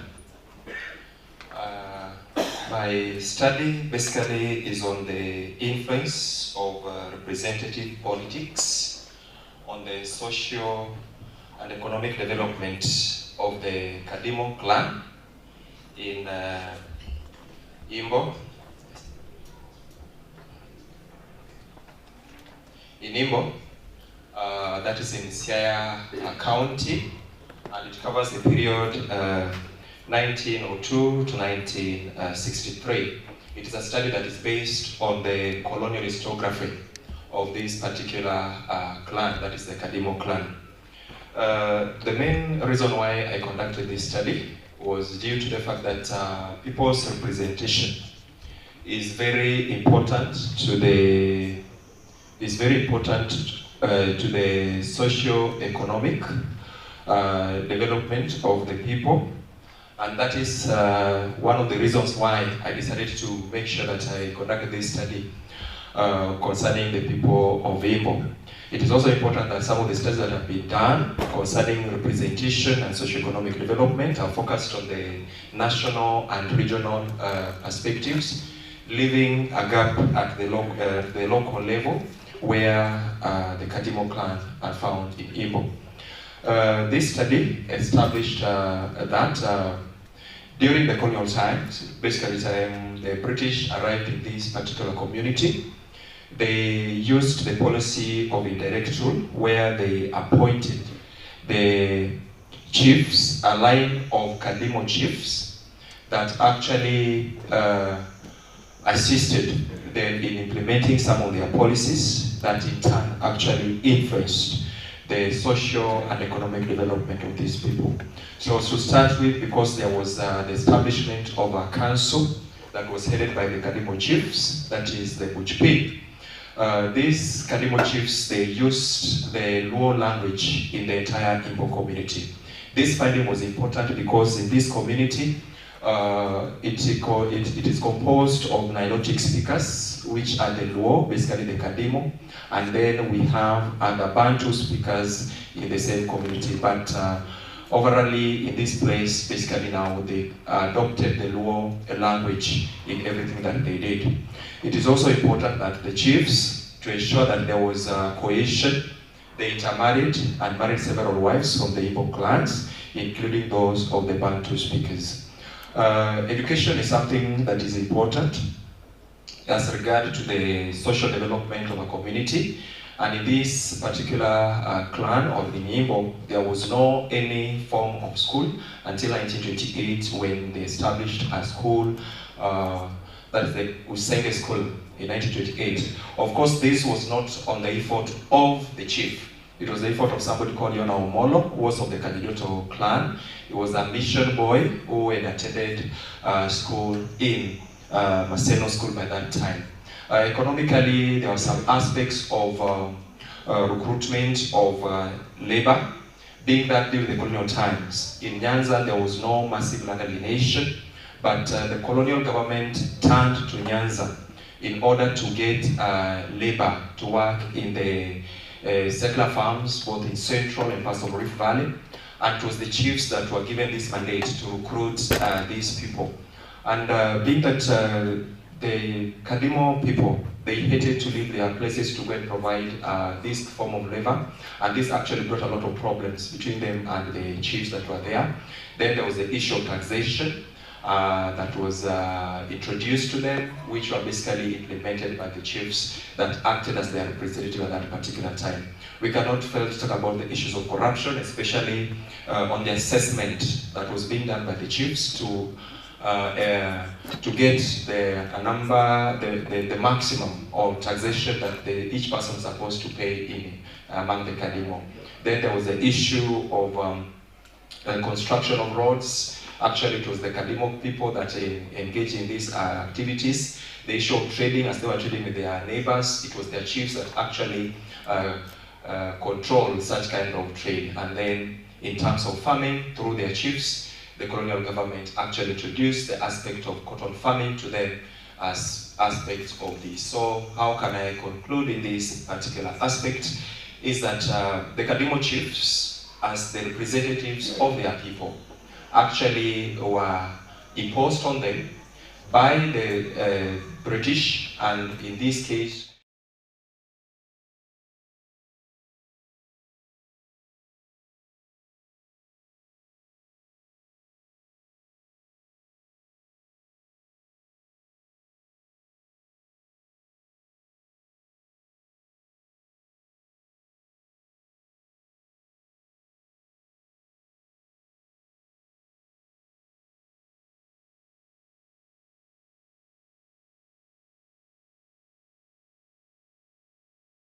they are. It is also important that we try to look at the legitimacy of the politically established institutions and offices and how they are important in promoting the social and economic development of our nation. At the same time, I would wish that we try to examine the Chapter 7 of our Constitution that talks about people's representation. Today, initially we were talking about under-representation. Today we are talking over-representation. What is the way forward? Thank you.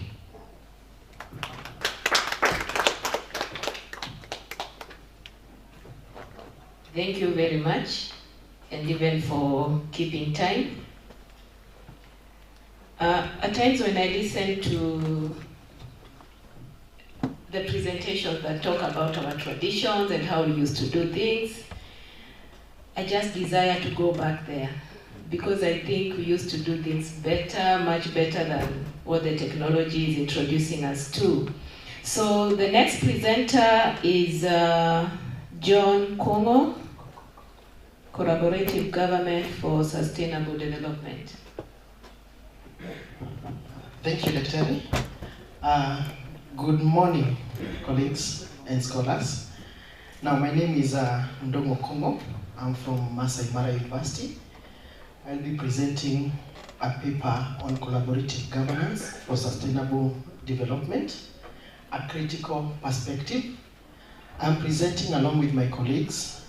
This one is a multidisciplinary paper drawn from experts from philosophy. Vitaly Zabongo is a philosopher. Rebecca Sangura is in international relations. Betty Kembo is also in international relations. I'm in political history. Most welcome as I make my presentation. Now, collaborative governance is a multi-sectoral involvement of stakeholders geared towards solving a certain challenge or ills in the society in terms of socio-economic and political development. When we think about sustainable development, we're thinking about growth that is geared towards solving present needs and challenges without compromising the ability of the future generation to solve their ills and problems as well. Now, when we think about collaborative governance, I may not get into the principles of collaborative governance. That is accountability, respect, adaptability, flexibility, mutual benefit, involvement, and partnership when it comes to development. Now, this study was motivated by Sustainable Development Goals. We know all of them. From number 1, no hunger, no poverty, 0 hunger. We talk about water, good health and sanitation. Our attention was drawn to goal number 17. That is partnership goal, where people come together to solve problems.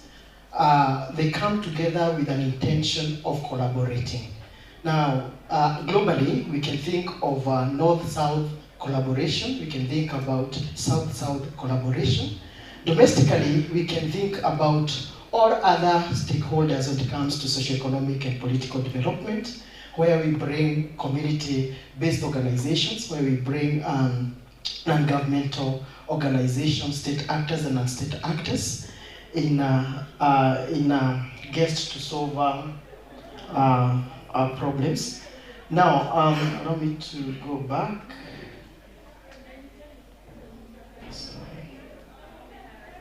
Now, we want to look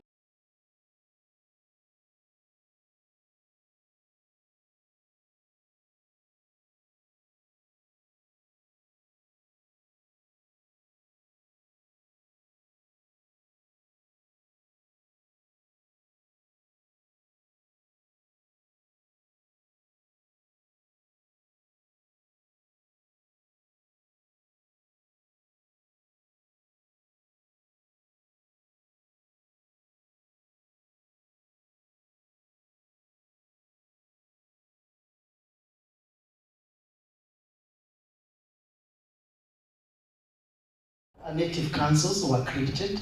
These were platforms that were aimed at bringing Africans on board.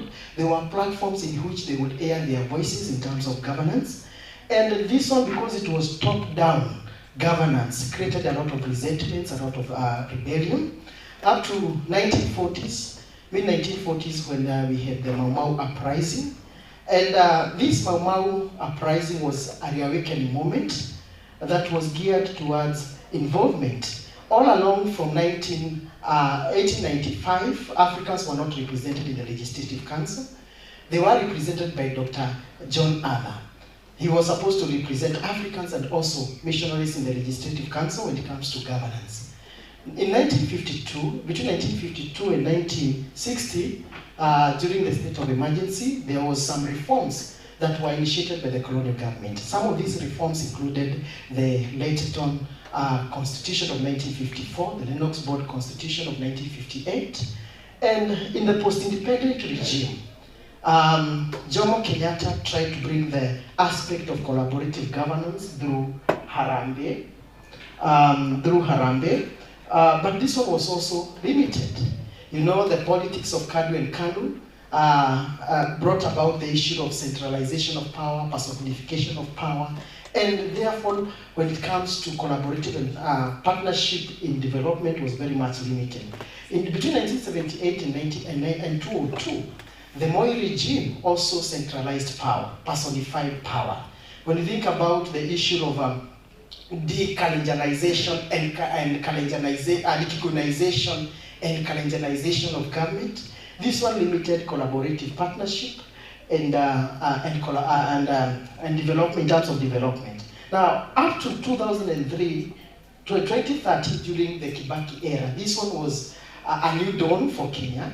This one was a moment, a sigh of relief, especially with the introduction of a constituency development fund, where decisions were brought to the people.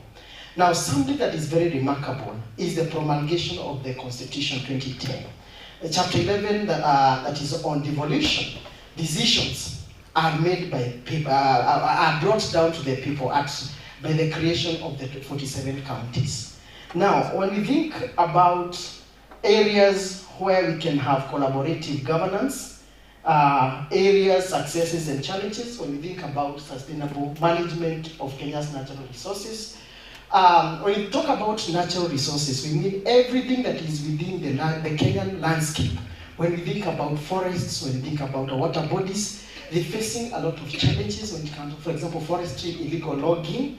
When we think about the issue of food security comes along. And in our findings, we would suggest, or we would find out that collaborative governance would lead to sustainable development, solving the current issues. When we think about collaborative governance in terms of sustainable management of Kenya's natural resources, we have government agencies that are semi-autonomous. For example, think about the Kenya Forest Service. When we think about Kenya Wildlife Service, our wildlife faces challenges when it comes to depletion, when it comes to poaching and all that. But if people are involved, the casing study, we would think of there is a certain when we have community conservancies. If the community is brought on board in terms of decision making, the government and non-state actors can come up with policies that will make sure that there is co-management of natural resources. When it comes to, when we talk about the rivers, the water bodies, the origin of this water, of these rivers, if the local community becomes the first consumer of this water. For example, when we think about the Sagana, when we think that a lot of water that is drawn from Mount Kenya is consumed in Nairobi, but we find that where the source of that river is, we have no consumers. So when we have other players being brought on board in terms of decision making, in terms of co-partnership, in terms of co-management of these resources, this will lead to sustainable development.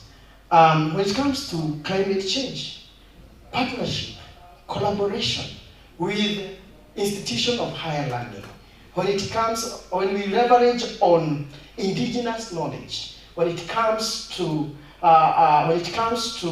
mitigation of climate change, this one is a concerted effort. By fostering partnership between government agencies, energy companies, research institutions, and community groups, collaborative government promotes development and implementation of policies and initiatives aimed at accelerating the transition to renewable energy. We'll still look at, in the interest of time, when it comes to agricultural development. This one is another area. Of course, with the promulgation of the new constitution, agriculture is a devolved function. But you still find there is some challenges when it comes to funding, when it comes to independence. Do we get feedback? Do we get feedback from our farmers? How can the government act if farmers do not give feedback on what is happening on the ground? So collaborative governance as a framework or as a paradigm shift to governance and economic development is very much important when it comes to sharing of knowledge, resources, and expertise. We are here so that we can be able to learn how can sustainable development be brought about by partnership, co-management of our agriculture for sustainable development. Collaboration in areas of education. Now, this one reminds me of the Fraser Commission of 1908. And one of the recommendations of the Fraser Commission was that the government would give grant to missionaries in the spirit of promotion of agriculture. Now, let's look at in the post-independent regime in Kenya. Our founding father, the first president of the Republic of Kenya, Jomo Kenyatta,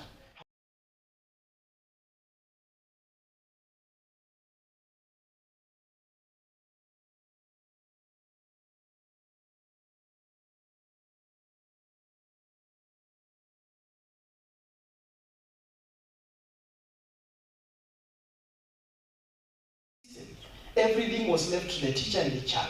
But right now, through partnership, co-management of education, when it comes to how CBE is geared, or the pillars that promotes critical thinking, that promotes creativity, now the education system has been brought back to the parents. We're talking about all stakeholders being brought on board in terms of sustainable development. Thank you. And what are we talking about? Our carry home is that when we think about the principles of collaborative governance in terms of sustainable development, transparency, inclusivity, accountability, that one brings everybody on board, and we are able to work together, and we get feedback. We're able to enhance trust. We are able to have mutual benefits, that the community benefits, the community-based organization benefits, the community benefits, everybody benefits. This one brings some sort of ownership that whatever we are doing in terms of socioeconomic and political development, is through collaborative governance. Thank you.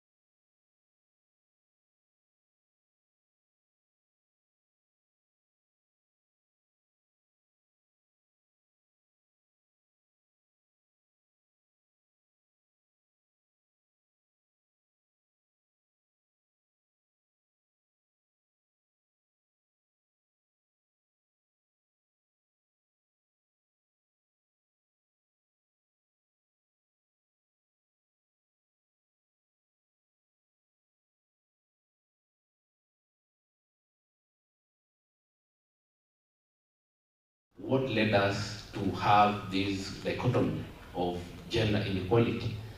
And the first thing is the mentality. Why do we think in the ways that we do? Society advocates for convergent thinking. That means that you are applauded by society if you think exactly as the rest of them. You become a model. When you think divergently, you become a misfit in society. And that is how we are trained. Concerning sociality, concerning religion, concerning all aspects. And the problem with this is that we've always been trained that if you belong to a society, you must adhere to their principles. We were taught that the female is inferior, the male is superior.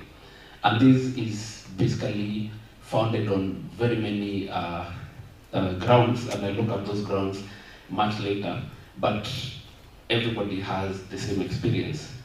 And so all our training will be based on that particular mentality. And the problem with this kind of thinking is that, first of all, we give out, or we submit our will, our potential to the society to decide for us. That means if I have a particular skill or if I have a particular interest, and it may be contrary to what society wants, I'll abandon my own uniqueness, my own autonomy, so that I fit into society. And so I will give out my will and submit to the societal thinking. And we attribute gender roles. First of all, gender is a social construct. That, and gender makes reference to the roles that we give to individuals based on their sex. It's a social construct because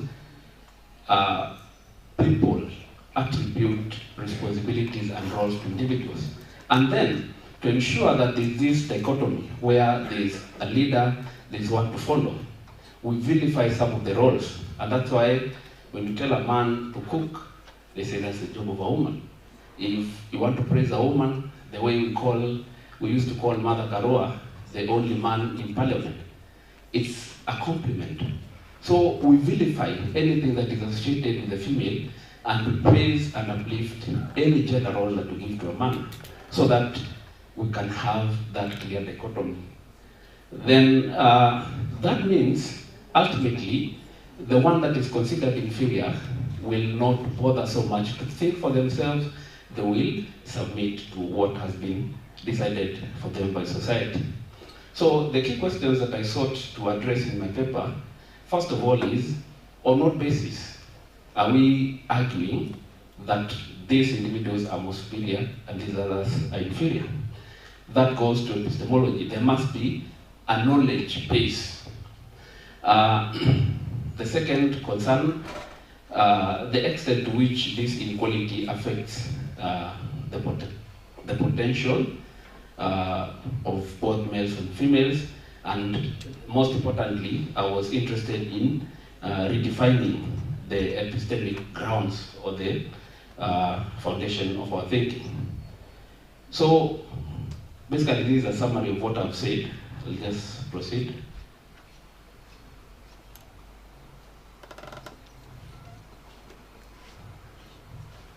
I will not talk about the theoretical framework. I'll just go straight to the findings. Now, concerning the issue that I mentioned first on convergent thinking, society will tell us that we are good people, we are model citizens, if we submit to its guidelines. And the problem with this is that we become like automatons, zombies. We just follow what has been prescribed for us. We don't think for ourselves. So we kill our autonomy. And when we kill our autonomy, we are killing development, because that uniqueness must be born out of our own individual interests. Then the females are driven away from riskier ventures. And you know, the more the risk, the greater the reward. Now, I'll give just an example. We are taught that the man must provide and the female must be taken care of. But then, what does that do? If I have to provide and provide for my wife or my girlfriend, it will mean that I take more risks, my mind opens up, I get more opportunities, and I thrive. She will be in a comfort zone. That's why we're even told when you're walking along the road, the man walk near where the vehicle can knock you, the woman will walk on the safe side. Because we are told that that's how things should be. Who came up with this particular perception and why? And that's why in most societies, development, critical thinking, creativity will always be attributed, mostly be attributed to men, because they have been put in a position whereby they have to strain, they have to work hard and take risks. The mind is constantly engaged in thinking of new ideas. The females that seek to have autonomy, the thing that occurs is that society considers them rebels and fit, and then they are trained to fit into a cocoon that means that meets the requirements of a wife material, a submissive person who does not challenge the autonomy of the man, still without any base. Now, what are the grounds that we as Africans have for arguing that the man is superior to the female? Nature. We argue that nature has dictated it so. The philosopher Aristotle gives a very crude demonstration of why the man should lead. I will not use it here. But when you look at animals, we supersede them with rationality. So this is not a valid demonstration. We have paternalistic cultures, male-dominated. And if the male has been dominant, of course, they will always want themselves to be considered superior. Religious grounds. I've had some religious people here, if you ask them, they'll say, the man is the head of the household. The man must do this and this and this. The woman must be subservient, the woman must be quiet. They will say, we follow what the Bible, the Quran says. But is it based on logic? Or is it based on culture? When you read the New Testament, the Old Testament, they are predominantly done in the Jewish culture. And in the Jewish culture, a woman was a second-class citizen. She was not allowed to do the things that men do. So is it still relevant in 2024?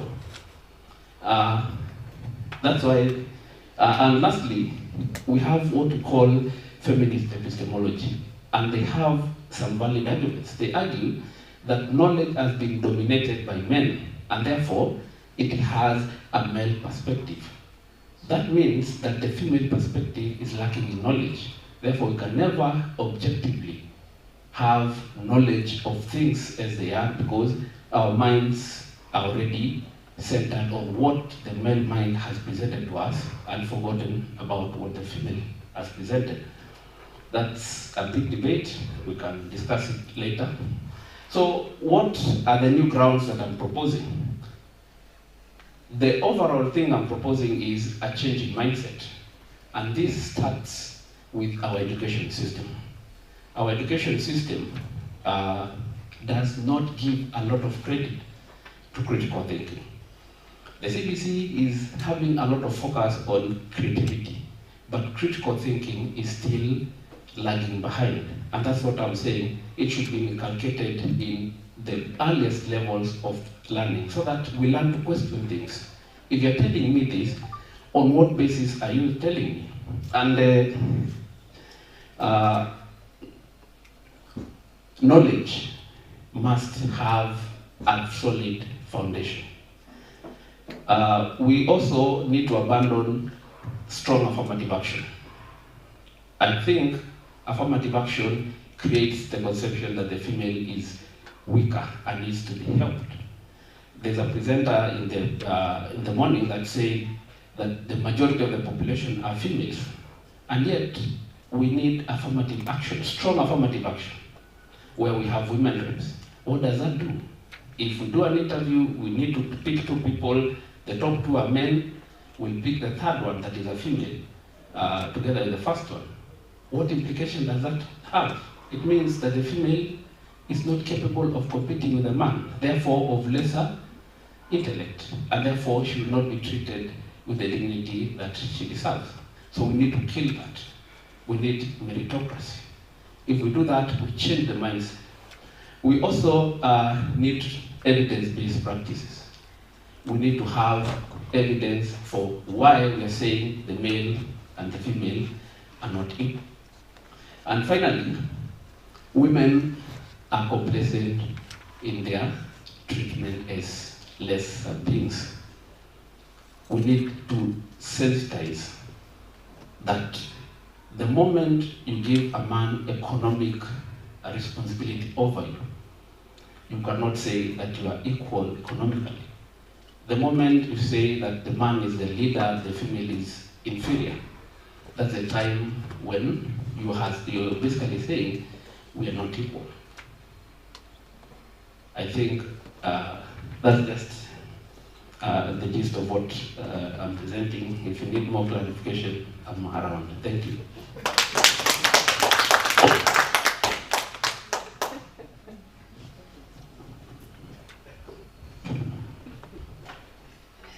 Now I'm hoping everyone is smiling. You're just afraid of laugh. That's a very nice presentation. Now ladies, when you go out on date, compete to pay so that you look like you are economically what? Empowered. It's a challenge. Yes, and the boy child should not also be left behind. We all need to be economically empowered, socially empowered, emotionally empowered. So ladies, to square tunalialia ovyo because of small things. So that's a good presentation. We need to bring up our children as equals. You remember the Gen Zs? We are seeing very many ladies on the front line. So I think they've picked up your equality perspective on life. we are doing well. So the third presenter is Dixon Getonga Njiro. He's doing efficacy and advocacy of criminal justice agencies in Kenya, the case of children in conflict with the law. Karibu sana.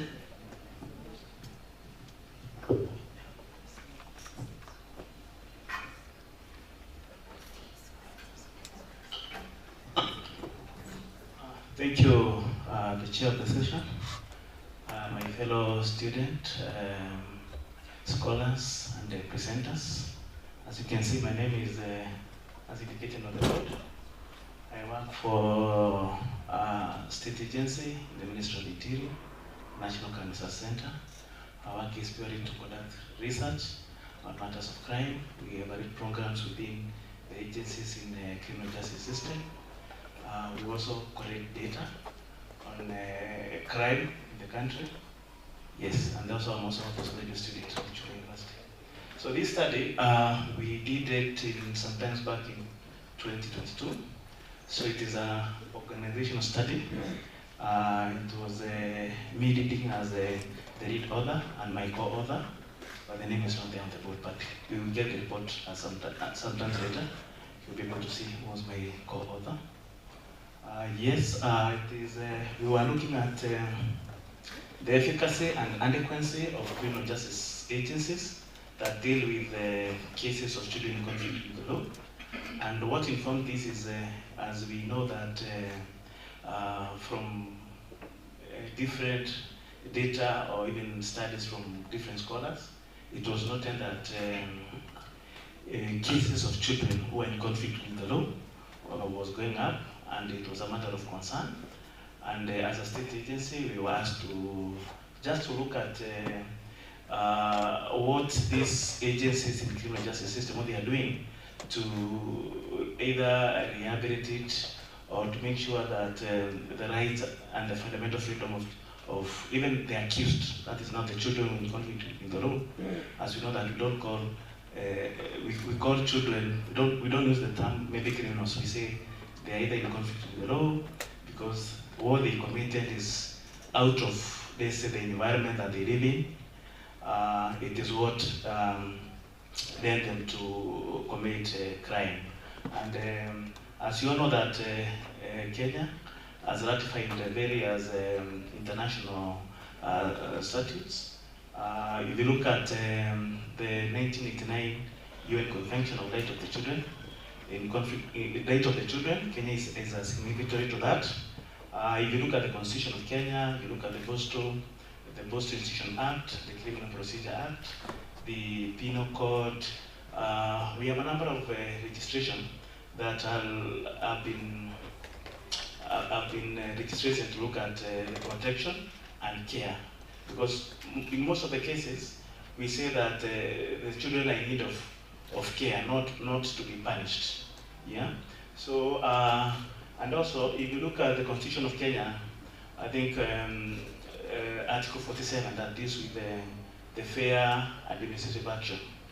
So we were to look at whether what these agencies are doing, it is in the best interest of the children in conflict with the law. So that is just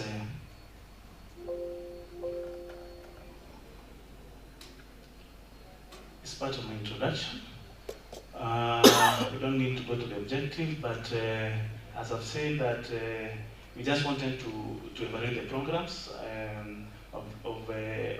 that are being undertaken by these agencies to understand the level of adequacy of this program and the level of efficacy of also this program, and also the satisfactory level of the programs.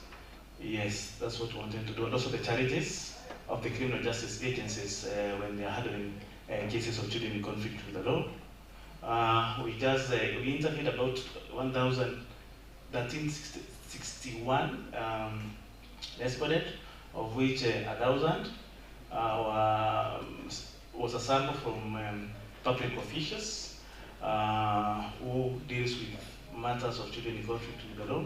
We also had an opportunity to interview 359 children who are in these correction and rehabilitation centers. So those are the agents, the institution that we visited. So you will have an opportunity from the slides or even from the report that will be shared with the Secretariat to get to see where we visited. So let me go to the finding, the key finding. So when we did our analysis, as per the objective of the study, 60% of the public officials who we interviewed identified that children who are in conflict with the law. Most of them, they need proper guidance and counseling, and that is what makes them to be in conflict with the law. So they need proper guidance, and you can see that was a very high percentage. Then 41.3% indicated that they need legal representation, and you see that you are aware that as per our constitution in 2010, that even the accused, they have a right to have a legal representation, and nowadays we have a state agency that provide that, funded by Exchequer. And then also we had several from our literature review. We had identified several needs that we wanted the children who are in conflict with the law to rank. And in terms of order, there were 5 top needs that were identified. That most of these children, you find them, they have not undergone through a proper formal education. Either some of them they don't get opportunity because of maybe the family setup where they've been raised. There is also need for adequate provision of basic needs and also personal effect. Then also guidance and counseling. And then provision of that is care and protection for these children, and also legal representation in that order. Then, as per objective also, we wanted to understand the level of adequacy of these programs that are provided by these agencies to address matters of children in conflict with the law. And what came out is that the majority of public officials, as I've indicated, also talked about legal representation, but they say that they are doing their best to ensure that children who have been arrested, they are given an opportunity to either through their family network to have someone who comes on board to offer legal services. They are also feeling that now these are public officials now regulating themselves. They are doing their best to ensure that there is adequate provision of health services, but also it came out that provision of training, this vocational training of these children was inadequate, and also most of them, they are not given an opportunity for when they go to court. As in, we have 2 categories. We have children who are in conflict with the law, and also we have children who have been victim also. So there is no adequate provision of witness protection, and also it was found out that there is need of diversion of these children cases from away from the criminal justice agencies. And then on the satisfactory level of programs and services provided by criminal justice agencies, there was a feeling that there is need for alternative dispute resolutions to be provided for cases of children who are in conflict with the law, and then also provision of adequate judicial services. They mentioned that was effective, and also provision for opportunities to participate in extracurricular activities. And the others, as you can see.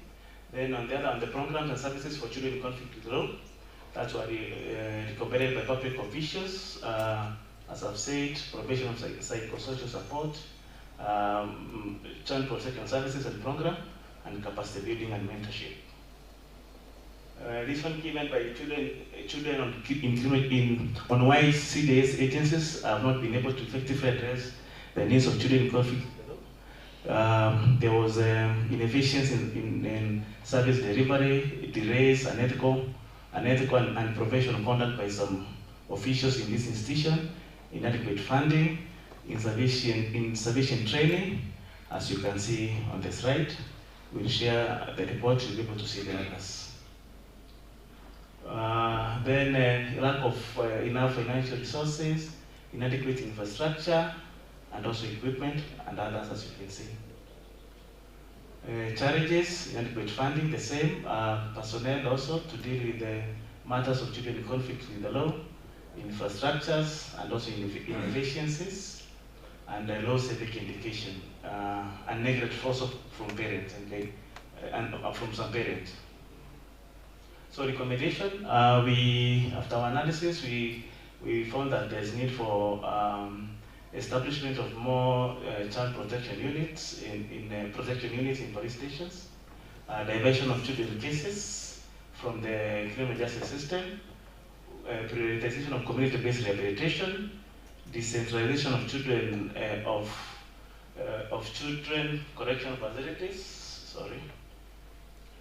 and also to improve visitation to reduce psychological distress, enhance capacity of officers, modernization of vocational training program, increasing public awareness about the role of relevant agencies, strengthening witness and victim protection agencies, which include provision of more funds, and also enhancing pro bono legal representation.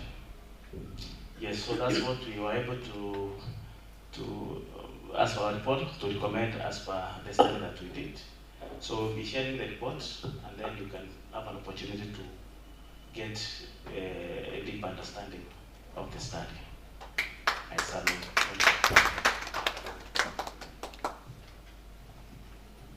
Thank you very much. I've never seriously thought of children who have committed crimes. At least you have created some awareness that we have children all over who are actually incarcerated because of crime. Thank you very much for that presentation. Next we have Langat Kiprotich Robert. Is he in? Langat?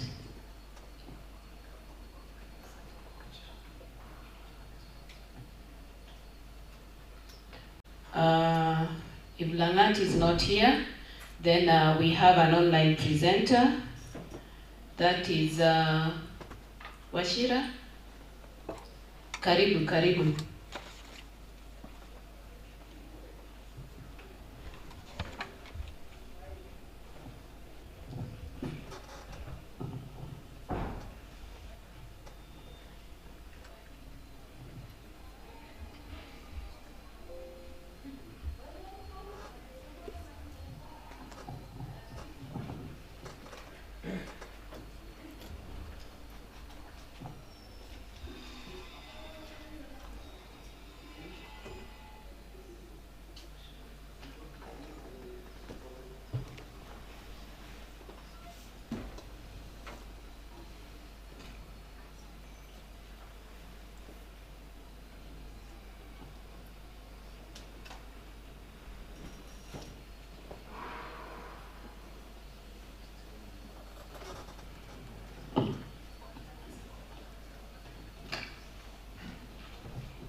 Okay, it seems like the online presenter is not ready. As they prepare, let us have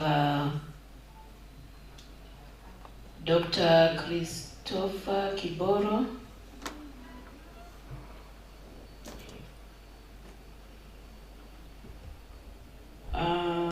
Women's livelihood options in Tharaka County, understanding the basics. Who is making that presentation?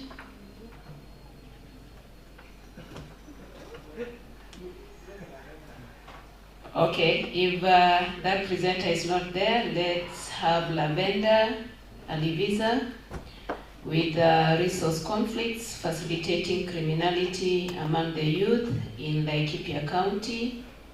in Kenya.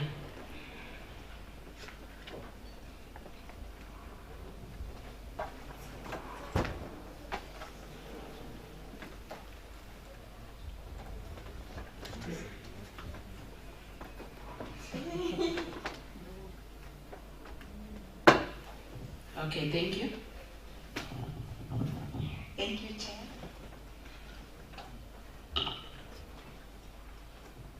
My research is about resource conflict, facilitating criminality among the youth. And my study was conducted in Laikipia County. Conflicts is usually disagreements or tension among people. I submitted my slide. Conflicts among people based on different things such as the distribution of resources. For example, Laikipia County has a lot of communities, has a lot of ethnic groups that reside in Laikipia County, such as Maasai, Samburu, Turkana, Pokot, Kikuyu, among other tribes. And because of this, they usually have a lot of conflicts due to different ideologies, due to different perspectives, due to different traditions, and so on and so forth. Therefore, there's usually a lot of conflict that has extended over a long period of time, and many studies have looked at what are the causes of these conflicts and effects of the conflict, maybe economically, socially, politically. However, they failed to look at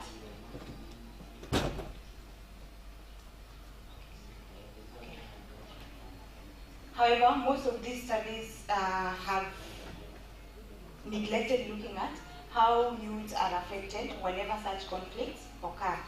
So that is what prompted me to look into these studies. And there are many, in Laikipia County, many inmates or people who have been convicted of crime are youths. And as well as the 2019 census indicated that the population, the entire population of that county comprised of most of the population, like 3/4 of the population was comprised of youths between the ages of 18 to 35. And when you look at those who have been convicted for crimes, most of them were between the ages of 18 and 26 years old, and that is what my study, that was the respondents that I had. So my objective was to investigate resource conflict, facilitating youth criminality, and I based my theoretical framework on protracted social conflict theory and social learning theory, where social learning, when these people usually learn criminal behavior from their environment, and when you have a lot of conflict in the environment, the youth, people usually learn from that, the environment. Then my research design was descriptive research design, and I used the stratified sampling technique because these convicted youths, we have convicted youths who serve custodial sentences and convicted youths who are serving non-custodial sentences, such as probation or community service orders, and that is why stratified sampling was the most appropriate. Now, in my findings, found out that scarcity of water for livestock rearing was among the most disputing fact, or the most facilitating factor among when it comes to youth criminality, as well as an equal distribution of resources that are available. And all these were determined in various degrees depending on the employment status, as well as the marital status of those youths, who are basically, most of them were basically single, of course. In my conclusion, I found that and these resources and unequal distribution of those resources that are available caused most of these youth to commit crimes. Now in my recommendation, I saw that there is a need for studies or further research to be done on the impact of the existing policies and programs that are put to prevent youth from engaging in crimes when conflicts occur in the community. Even recently, you saw, as you have seen, maybe in the protests that have happened. What are we going to do to prevent people or youths basically from engaging in crime whenever there is a conflict? Because most of the time it is these conflicts that are occurring that prompt youth to commit crimes, whereby maybe they will never have committed those crimes in the first place if these conflicts were not existing in their vicinities. And then also there is a need to look at the effectiveness of interventions that have already been put in place, such as in Laikipia County, they have deployed a lot of maybe police officers from time to time, but these conflicts are not quelling, they are not, they keep persisting. Therefore, there is a need to look at those interventions. And because my study in Laikipia County is a rural setting, there is also a need to look at the comparison between when conflicts occurs in urban and rural setting. What is the impact that the youth face? So that is all. Thank you. Yeah, thank you very much, Lavender. I apologize for skipping you for Dr. Kiboro.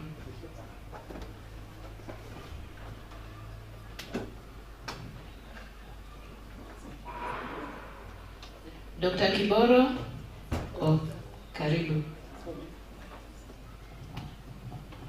Oh, sorry, I was called when I was out. I'm sincerely sorry. Yes, my name is Christopher Kiboro, and I'm going to make a presentation on an issue that is related to women's livelihoods, understanding the basics. Yes, that is, how much time am I given? Oh, 5 minutes, so I will be really quick.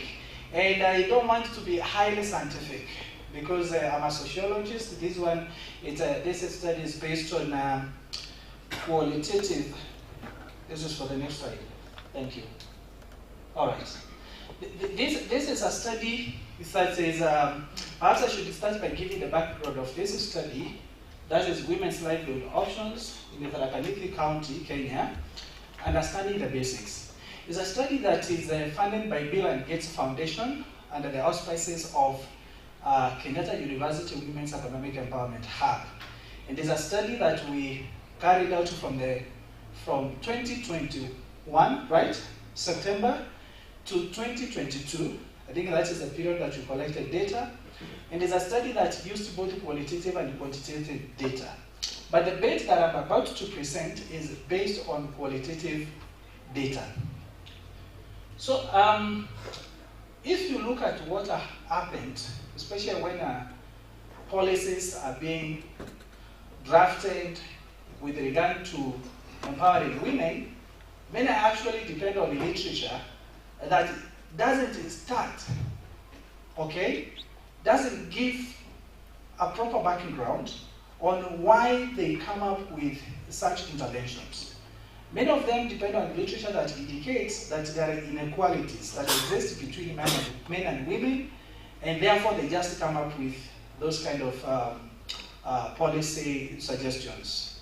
And therefore, we need to ask ourselves, if, for example, there's a running tap, okay, in a community, and the water that is pouring out creates a favorable breeding ground for mosquitoes, which now causes malaria.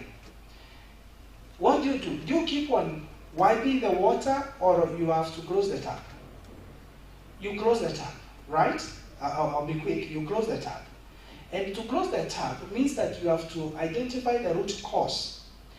Now, if you ask many women, they will tell you I'm doing this and that. But do you know why they're engaged in certain livelihoods?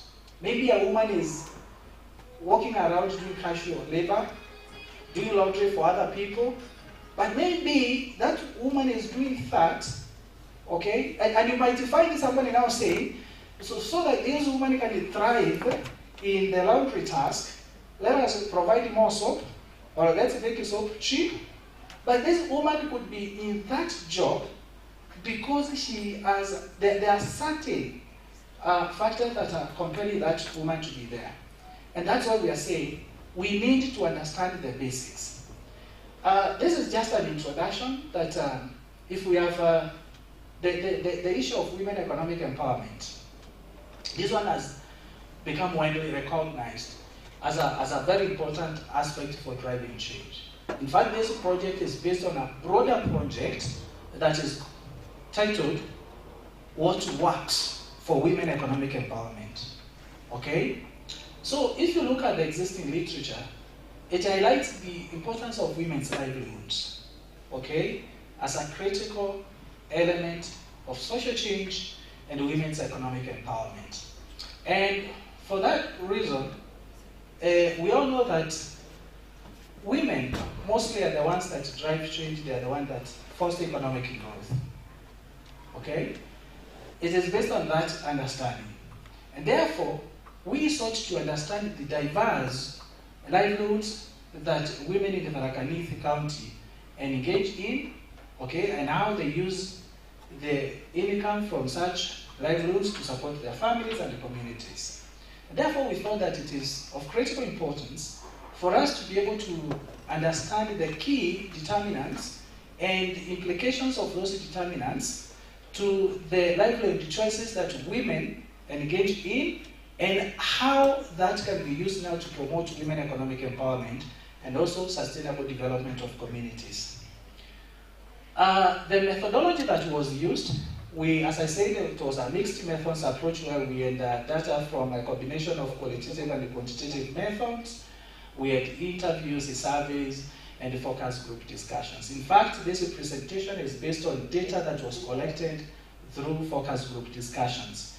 And the quick response code, the QR code that you see there, if you can capture it, it will take you to the links where we have other reports and also data for this particular study. So I decided to put it there just as a shortcut to take you to the sites. What were the results? Now, we found that many women are involved in crop farming and livestock keeping, where they're involved in crop production, animal husbandry, and all these roles, they are crucial in terms of ensuring that there's food security, especially at the household level, as well as supplementing the income of the household. They're also involved in small businesses and entrepreneurship, where they engage in businesses like running local shops. Okay, they are in handicraft, poultry, basketry, all that. They are providing services. If you go now, this is around this area, this is the harvesting season. Actually, if you go to many farms, you'll find that most of the people working on those farms are women. Also, all these, now they contribute to the growth of the local economy. They're also involved in the casual labor and the formal employment. But when it comes to formal employment, very few women are in formal employment, and we found that is because of their low levels of education. As you know, many people enter formal employment. The criterion that is used there is the education qualification.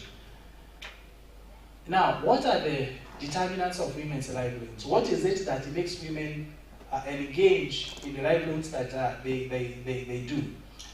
One is access to land and resources, where availability and ownership of land, water, and other natural resources, this, in a big way, impact women's ability to engage in agriculture and other related activities. So a woman who has access to land is highly likely to find herself doing agricultural activity as a source of livelihood.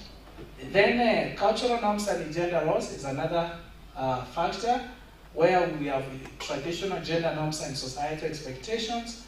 These can either promote or limit the livelihood choices available to women. The other one is education and skills. And we are recognizing, or rather we found that education levels, as also vocational training and also access to extension services, this determine the range of livelihood options women can pursue.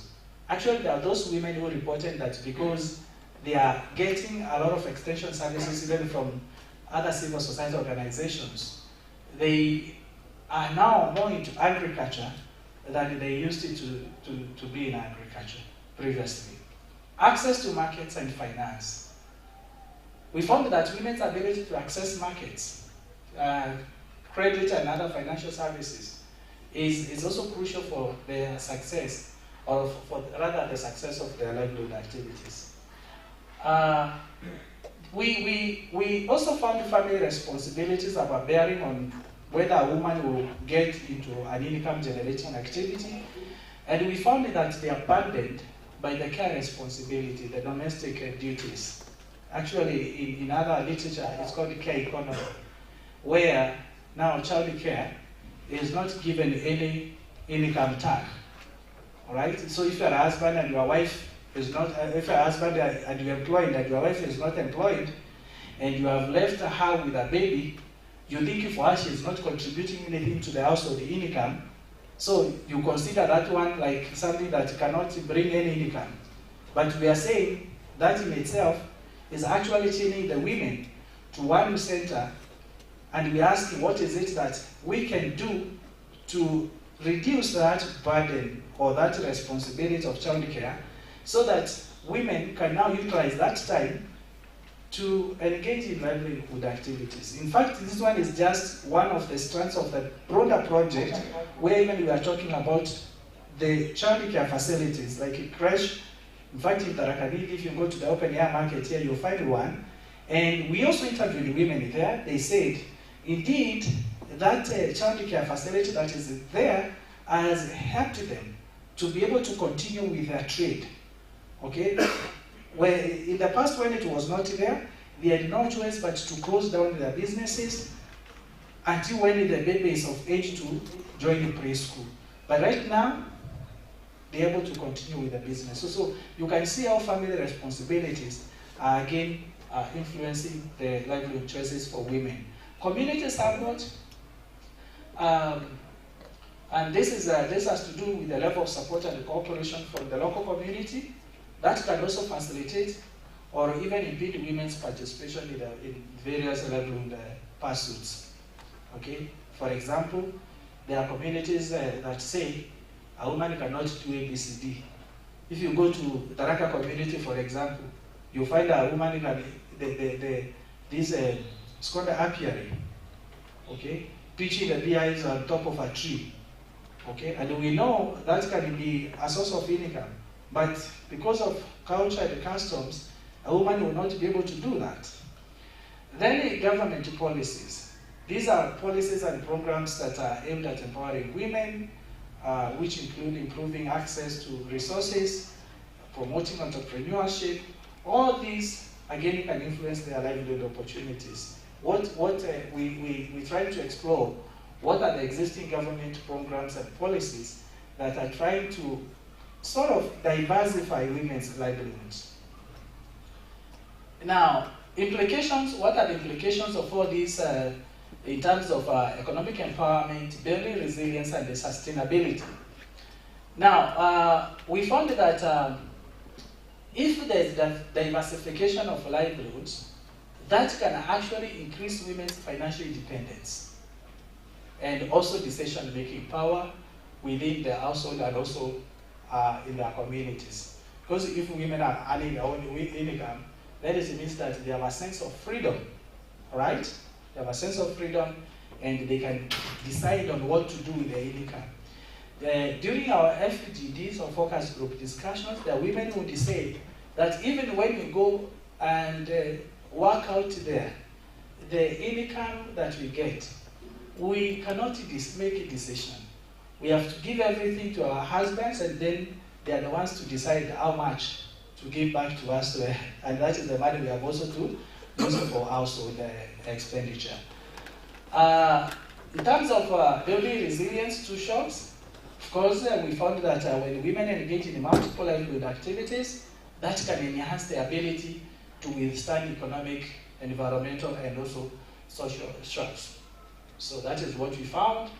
In terms of sustainable development, women's participation in sustainable agriculture or other agricultural practices, and also other community-based initiatives, we found that those can even have long-term environmental and social well-being, because we found that if they're involved in many other community issues, that in itself, they said, it's a therapeutic. With regard to the barriers that women face, and this is again data that we got from Tharaka Nithi County, many women said that one of the things that hinder them, or that is a challenge to them when it comes to making choices of the livelihoods to engage in, is limited access to resources. Many said they do not have control of factors of production like land, okay, and other factors which in a way restricts them from having options for their livelihood. Then gender discrimination, and this was tied to gender norms and the cultural biases, and all these, some of them limit women's participation in certain livelihood activities and the decision making. But in other places we found that some of these are being relaxed, whereas like stone crushing was a job for men. In some zones we found now women are doing stone crushing, the kokoto thing, the ballast. Then insufficient infrastructure, especially those that are in agriculture, they will say, yeah, sometimes even when there's bumper harvest, much of it goes into waste because they have no way to deliver the produce to the market, and that in itself is an impediment. Now, to conclude, we found that women in Tharaka Nithi engage in diverse livelihood activities, which include agriculture, small businesses, and the community engagement. But importantly, or rather something fundamental that we found, the other thing that actually determines what women will do to earn an income is ecological characteristics. Because we divided Tharaka Nithi, if you look at Tharaka Nithi County ecologically, it has got 3 main ecological zones: the uplands, the middle ecological zone, and the lower zone. The lower zone is much drier, okay, like that up to you get to the islands. And all this we could see some variations in terms of the kind of livelihoods that women engage in. We also find that determinants of women's livelihoods also include access to resources, the level of education, cultural norms, market and also financial institutions or services. And the other is that these livelihood choices impact on women's economic empowerment, their resilience, and also contribution to development. We came up with the policy recommendations. This includes skills and training women on various skills, like providing vocational and entrepreneurial training. There was access to finance, that is improving women's access to credit, savings, and other financial services. And there's something they say, that the existing services, not that they are not there, but the terms are so stringent, or rather the conditions may not make a woman, and we are talking about rural women at the grassroots, not to be able to get to this, obtaining the credit. And therefore, they also propose the need to be empowered in terms of collective action, where they say if we engage ourselves, organize ourselves into community-based organizations, they say that one now can foster some kind of collaboration that can help them be able to attract resources for them. The other is supporting policies. If we have policies that are enabling, then those can create a fair and or level environment for women's livelihoods. So this is, perhaps I should take you back to where we have the QR code, so that for those of you who want to have a comprehensive report, then and even other studies, especially the one that is based on childcare, because actually this is just an offshoot of that project, you can get more information from there. Yes, thank you very much.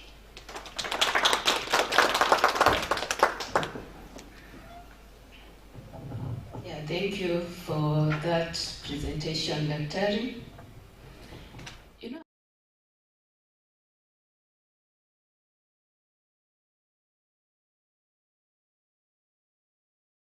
one in Kadwana, there's a time I went to Kadwana and there was a lady who was actually riding people and doing that particular business. I don't know how many of us would have me as their motorbike rider. And kubebe tu nipeleke juu. Unaona ni wa around 3 or 4 out of all of us. So unaona kuna hiyo gender discrimination in livelihood, whatever. So thank you very much. So we have an online presenter, that is Simon. Is he ready? And we've actually instructed them to take maximum 5 minutes. So after the online presentation, we are going to have Silas karaoke. So prepare.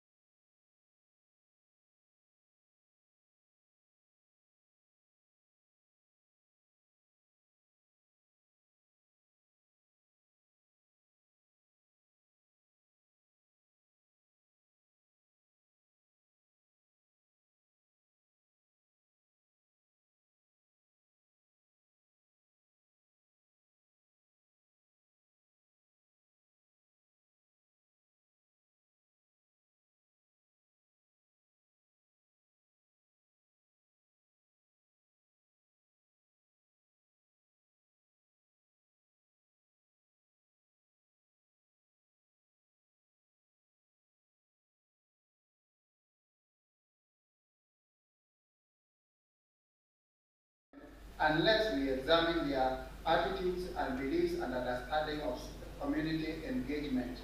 And for that matter, they are able to move forward and exercise teaching practice that is readily oriented towards rendering service to the communities. So this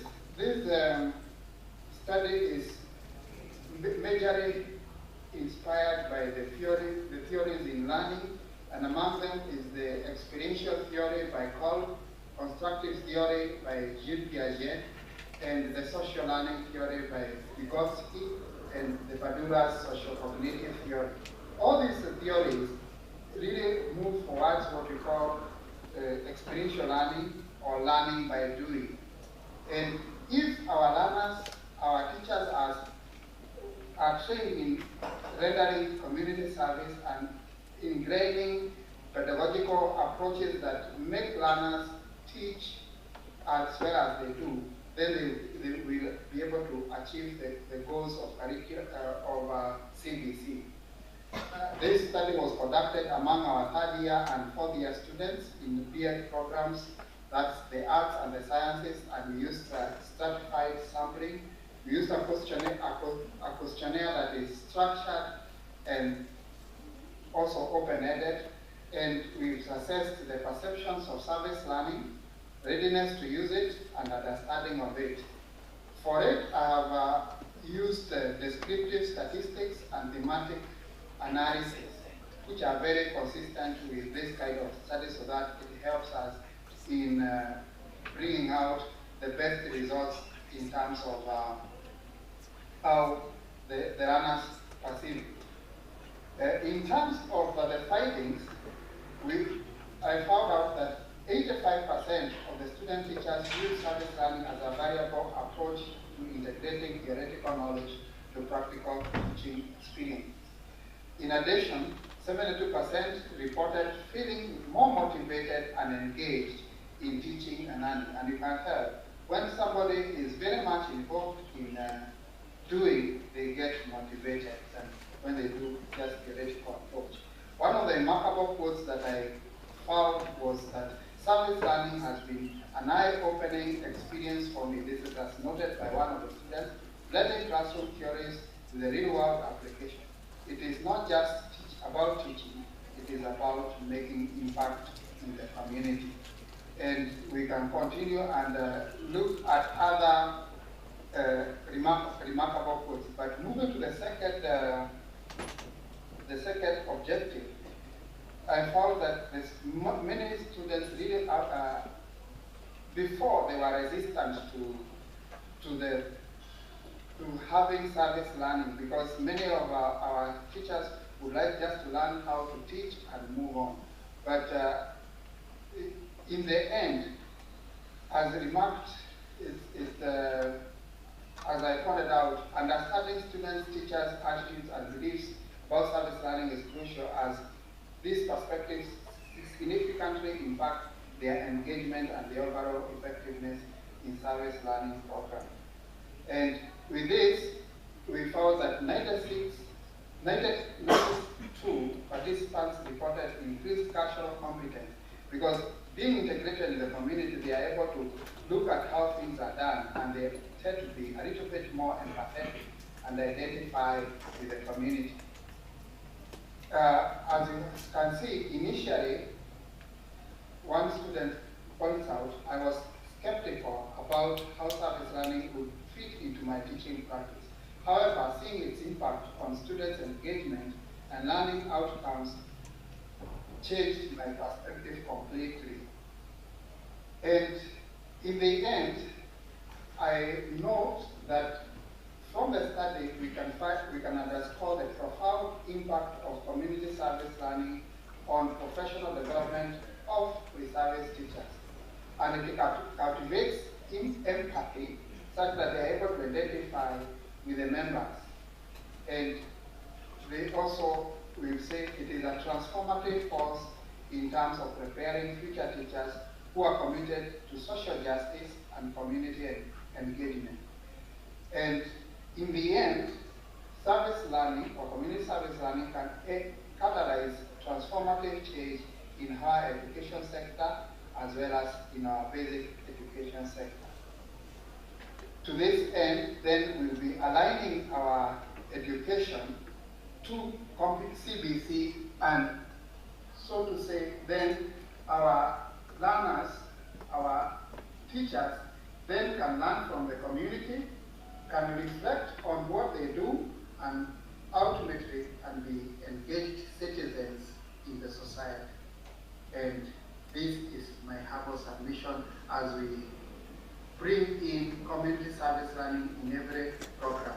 In the end, I wish to say that as Tangaza, we host a service learning office that is global, and our students benefit from our workshops that we give them from time to time, and we would want, we have had efforts to ingrain community service in every taught course, and our students go out to render service, and this is also has been another motivator besides the CBC approach.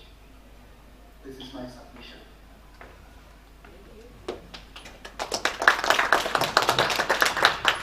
Thank you, Simon, for that good presentation.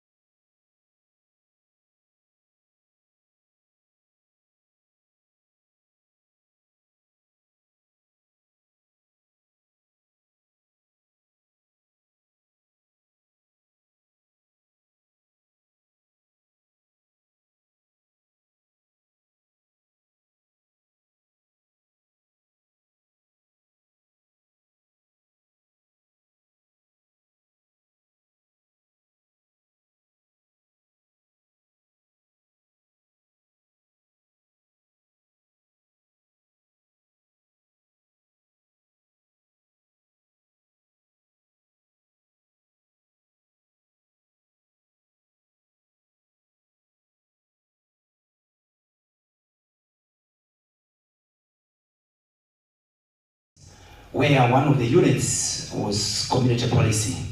And most of my presenters that were before me, that there is failing of the community policy, since it's a philosophical and a strategic issue that was introduced in the police, the way of thinking and the strategies that are supposed to be implemented by the police service. Migrating from the workforce to service, as one of the presenters was saying yesterday, and the merging of the both the APS or the Division Police and the KPS, the Kenya Police, so that to combat crime, and you can see even up to date, so we went further to look at the contribution of community policing, specifically around the Tharaka-Tigania border. And for us to see the background of the problem is that adopting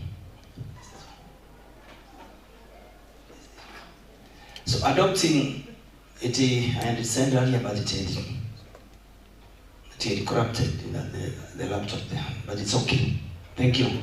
So the background of the problem is that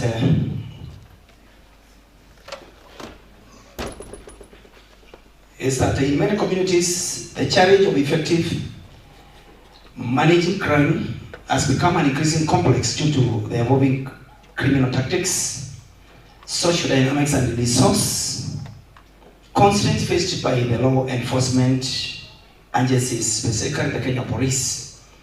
When you look at the dynamics that are in our social setup today, like the issue of the agencies, that the crime methods that the police are using is the ones that came in the pre-colonial. But this mindset needs to be changed. That's why I've said it's a philosophical thing, where it is from the engines, from the factory where it was supposed to be united. But the problem that they faced is that from the top management, when the instructors who are on the lower kanda, trying to bring the reforms within the training institutions, and then you are told to wait for your time to arise at those positions. So it is a dynamic issue. So that's why I went to look at the community policy within the Tharaka community and Tharaka and Tigania border, because still having the community policy having been introduced by then the President Mwai Kibaki in 2005.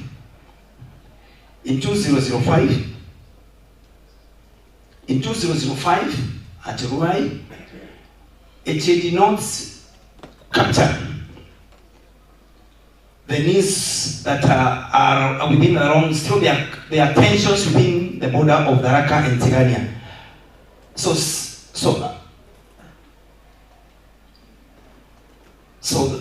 the traditional policing methods, often reactive in nature, where the police will just remain in the camp or in the station and wait for the crimes to be reported, are proven insufficient in addressing these multifaceted issues, where crime now is being committed with the phones, with the digital era. This has led to the growing recognition of the need for the collaborative approaches that involve not just the police, but also the community where this crime is committed. The members of this community, it is where the crime emanates, and we need to change the approach. And the community policy came with an approach of partnership and problem solving. So the police community partnership have emerged as a promising strategy, aiming to enhance trust, communication, and cooperation between law enforcement and the public. To the community members, they need to view the police as colleagues, as friends, trained to help them, to help the community in matters of public safety and their security. Not just as another person coming to, or in simple terms, the officer therefore need to be a problem solver, not a crime fighter. So my area of interest is to see if there were contributions since 2005 despite the community policy promising to bring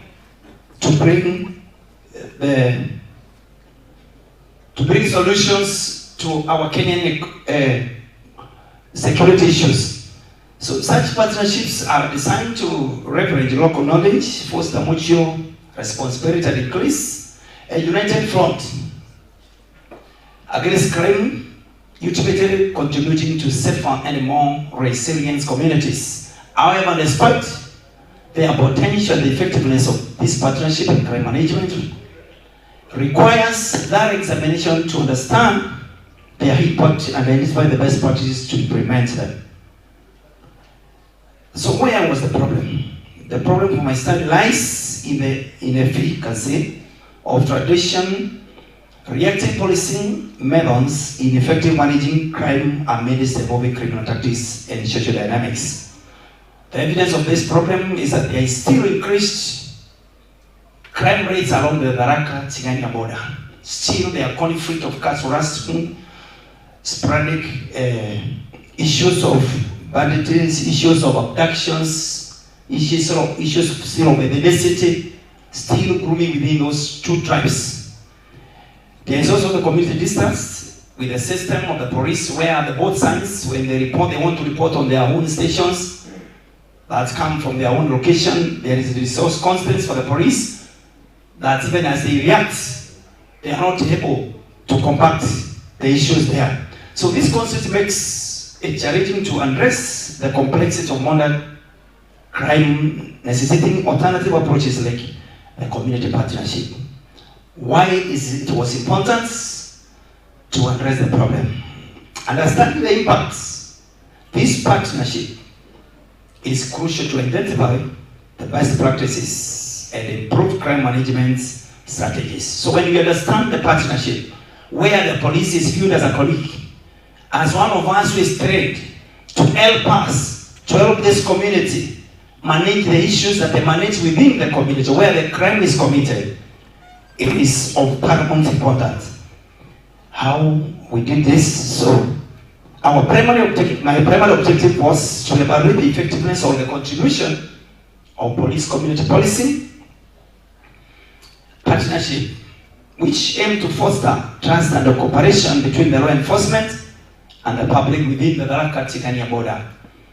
How I did it, the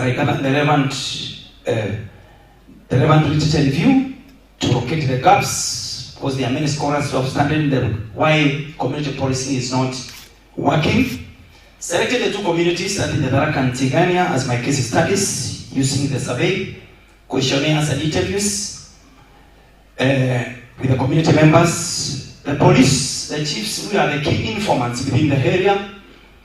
We use the interviews, then the members of the public, the questionnaires, and to bring the insight into the experience and perceptions of the partnership.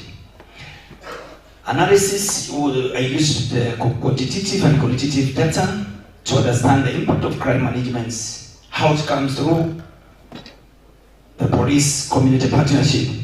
Then the documents were documented, the findings and the survey. So those were some of the documentations, and to be precise on those findings, that if the members of the community, because it is viewed as if you brought this community policy to us, you will bring this new thing to us. We used to know you because the culture of the police, the raia mentality, raia can tell you nothing. They have the information, they know who committed crime, but that culture of the raia versus the whip from the training, the machokai police, it is long overdue, because we need that partnership. So the findings, the key findings are that the police community partnership contributed more towards the GIS, that is Geographical Information System. This means that the crimes happen in a certain location and in space. So the information technology or the issues of computer systems where the programs, we map the crimes where the police, if they hear there is a crime in a certain place, a certain location, they rush there and they are deployed there for a certain period and a certain time. So there will be cooperation within that place because that crime has been mapped. It is happening here, the cattle rustling is happening here, there is the issue of ethnicity in this place. So, and then there is collaborative problem solving and the combined police community functions. This insight can help prioritize weapons that are broadly supported and address areas where opinions diverge, ensuring more effective and accepted crime management strategies. We used I tested the hypothesis. The hypothesis was tested. Another hypothesis was that there is no statistically significant difference between police community partnership and crime management. Using the chi-square tests, the p-value for the chi-square tests, it was 0.04, which is less than the 0.5 level of significance, indicating that the police community partnership contributes to crime management. If we embrace this new strategy where the police cannot be the only crime-solving people looked by the community. When we remove the community where the crime is committed, where the perpetrators of the crime are, and the police be viewed and be transformed their mindset that you are working the tax money, the money, who is your employer, then the culture will change.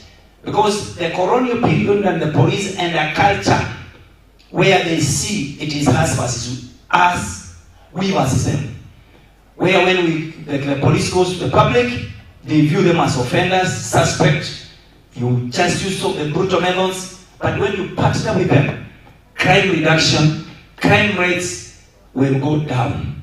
And we recommended that policymakers may need to design programs to mitigate crime within the context of the community participation, because they are the consumers. This is where the crime happens. They are the people who benefit.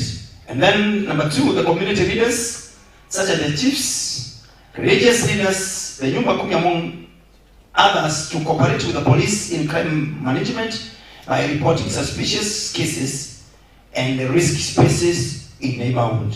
And lastly, the law enforcement officers may consider co-opting community members in crime management and supporting vulnerable victims of crime. They are incorporated in the stations. They are the people who have employed these police officers. So with that, and then the county governments of the Rakani and in the national government, because purely the police is with the National Police Service is within the national government, to bring up the policy on how to incorporate the police within the stations where they are not seen as outsiders but as insiders in crime management. Thank you so much for listening to me. God bless you.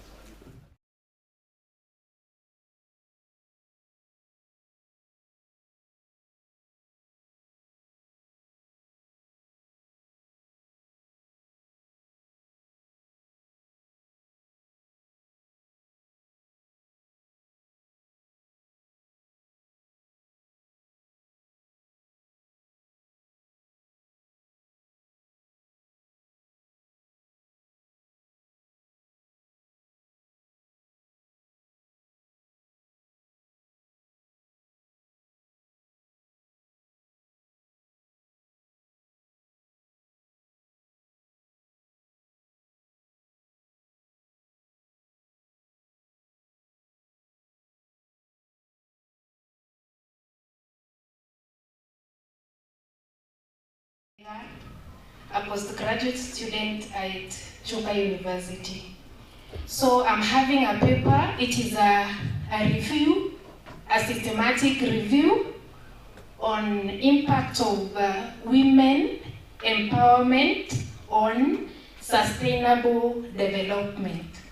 And when I say a review, it is evaluating information from related resources and then come up with a conclusion. So, as he's trying to get my presentation, first, when we talk of women empowerment, in my study or in my paper, I have the women economic empowerment and then women political empowerment and women social empowerment. So, and when I talk of women economic empowerment, it is the ability of women to participate equally in existing markets,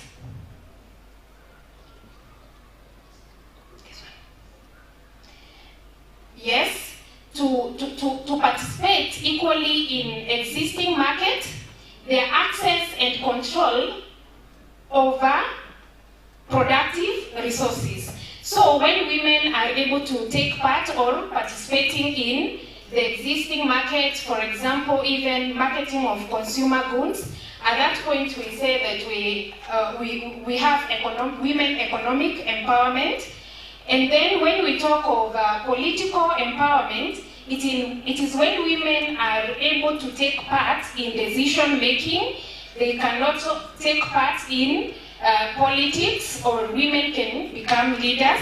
And when we talk of social empowerment, it is when women are able to access education, or they have the same opportunities with men to access education and healthcare and many others. So in the paper, I'm talking about economic empowerment, political and social empowerment.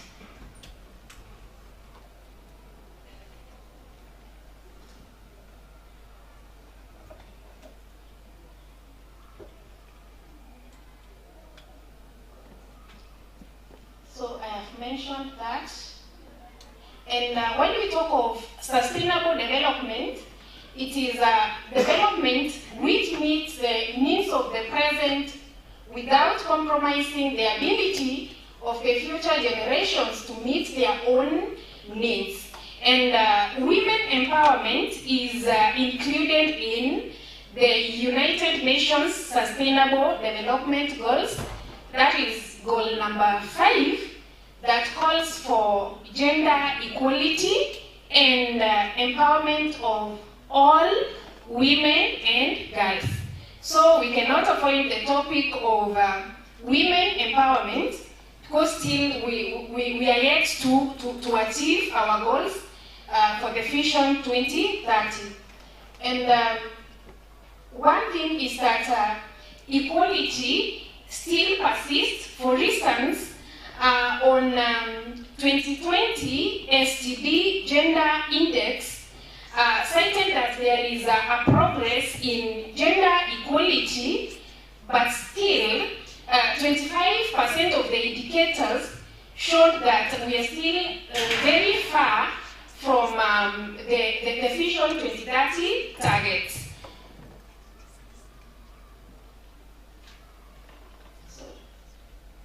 Okay, on my methodology, as I mentioned, I used a review that is evaluating the information from resources or those that are related to the topic, and it was like that. I may not be able to explain that now, but I have the papers that I reviewed. There were those that I was able to remove. And then lastly, I remained with 13 papers where I got my information from.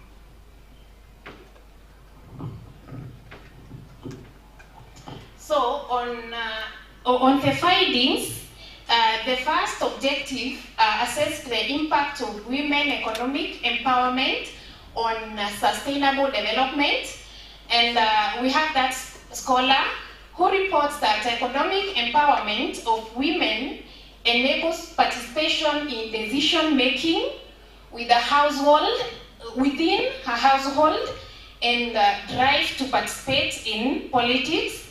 Also, Kam and Mazar S 2017 notes that economic empowerment provided incentives to change the traditional behavior in which a woman is labeled dependent member of the family.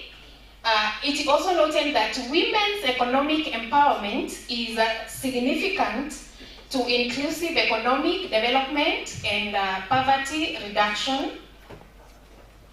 And on the second objective, on women's political empowerment on sustainable development, from the review, it was noted that political empowerment of women favors the participation in and control by the women of the political decision-making process and in governance. Women political empowerment provides access to resources, rights, and entitlement through decision-making powers, and due to position in governance, which gives a significant boost to the position of sustainable development. And when on matters environment, it was noted that carbon dioxide emissions decreased by 11.51% points in response to 1 unit increase in the index of women political empowerment. That is after controlling a variety of factors. And lastly, the review sought to assess the impact of women's social empowerment on sustainable development. And from the review, it was reported that social empowerment of women supports the promotion of gender equality, which implies a society in which women enjoy the same opportunities, outcomes, rights, obligations in all spheres of life, which helps in sustainable development. It was also noted that social empowerment support is very vital in lowering women's poverty. Further, Banco A, Aziz, and Eslot 2017 suggests that educating and empowering female children and women would not only contribute towards embracing gender equality, increasing the workforces, particularly STEM, that is science, technology, engineering, and mathematics, workforce, but improved emotional, economic, mental, physical, political, religion, and social experiences. Consequently, yielding a healthy nation, high-quality leadership, reduced rate of dependence, and increased nation's workforce for sustainable development. Also, it was noted that access to education for women enhances knowledge of family planning, which has in turn resulted in reduction in the number of children born and poverty, rape, and violence over time. It has enabled women to earn higher salaries and invest in businesses. Thus, they fully participate in the development process and impact health and educated women. Further, educated women tend to become self-reliant, help sustain countries' economic resources in terms of development, reduce their demands from spouses and sponsors, and therefore develop to meet their personal and societal needs. And lastly, the increase in educating women will reduce the gap between the male and female employment and will help to increase the GDP in most developing countries.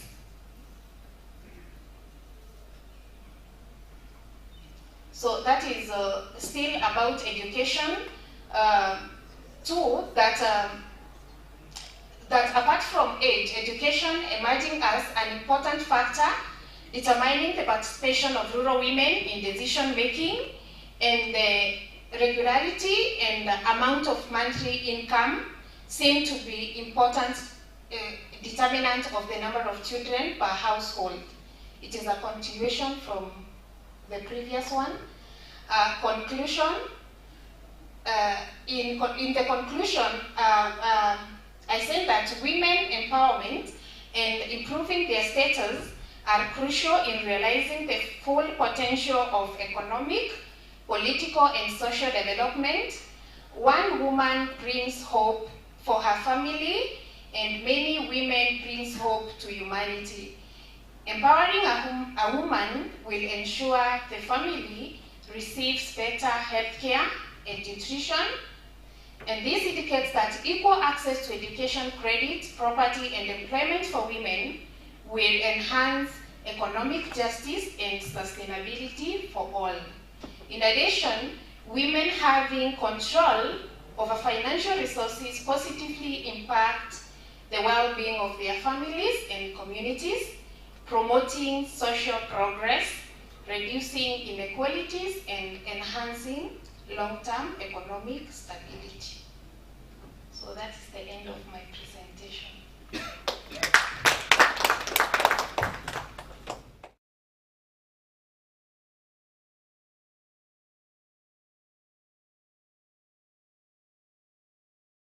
Boy child, we still need to take care of the girl child as well. Now, allow me to invite Walter. This is the only room where we are having the online presenters. He'll be our last presenter. And then as we take his questions, we are also going to take questions for all who have presented. So Walter, karibu. Thank you very much. Kindly confirm if I'm audible. Yes, you are, karibu. I've shared my slides with the FFS conference. Our paper, let me first of all bring on board my other colleagues, Dr. Joe and Mr. Obushe Dennis. We are presenting a paper on political dialectic networks and electoral participation in Uasin Gishu County, Kenya, a case of gubernatorial elections of 2017.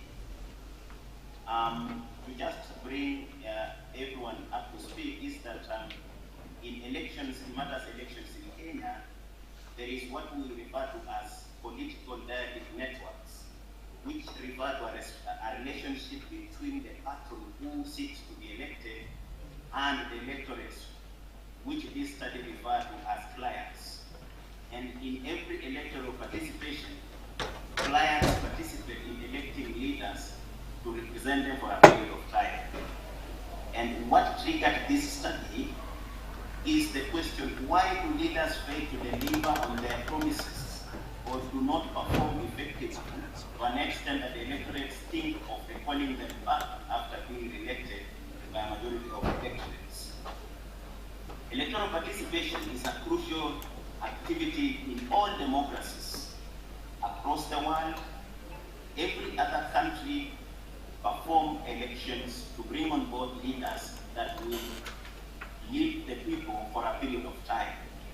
And to maximize electoral success, candidates who seek to be elected form patron-client networks, where politicians in this study, they are referred to as patrons, provide goods and services to voters. This study referred to them as clients in exchange for votes. The patron-client network, as studied since 1950s, describes the relationship where individuals of higher socioeconomic status, in this study as patrons, control or influence the low status, that is clients for the electorates during elections. And therefore, the networks is characterized by an equal representation, whereby the the higher class and the lower class, there is a network of personalities in between that control how they participate in elections.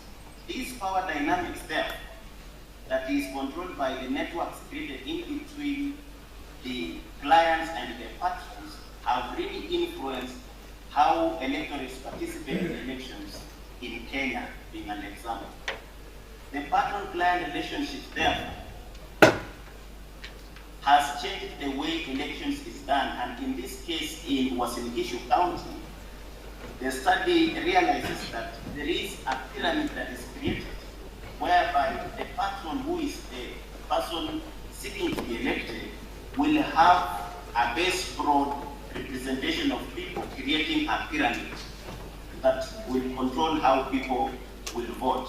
In examining this relationship, therefore, in Uasin Gishu, the study identifies a gap that these networks influence electoral participation, particularly in non-Western contexts, and Kenya, and more so in Uasin Gishu, being an example in case. And by analyzing these structures, the study also takes into care the influence of this relationship and how participants of electoral participation in Uasin Gishu is taken care of. The methodology that was used here is a descriptive survey design, and 450,055 registered voters in Uasin Gishu County were targeted. A sample size of 384 were brought on board. Tools that were used were questionnaires, interview guides, and focus group discussions. And this study used a convergent parallel mixed method, which brought on board both quantitative and qualitative data that were analyzed to corroborate the findings, which provided a balanced approach for this study. The findings of this study, therefore, brought on board a few things. That during the client-patron relationships, one of the factors that this study brought on board is the aspect of ethnic political patron. The second aspect is community associations, whereby the youth groups, the women groups, and people with disabilities fall. And the aspect of church or religion came number third, and the issue of businesses, media, and the associations of the working class followed in that line. The study established that political ethnic groups is the leading factor where this relationship exists with 89%, followed by the community associations where the youth groups, the women groups, and people with disabilities are found with 3%. And therefore, this study has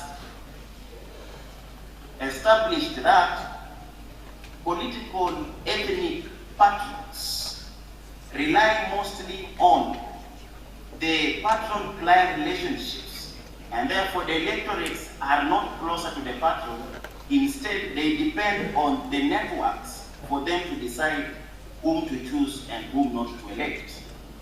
Secondly, the associations, the community associations, the youth groups, the women groups, and the people with disabilities also depend on these networks for them to make decisions on who becomes their leader.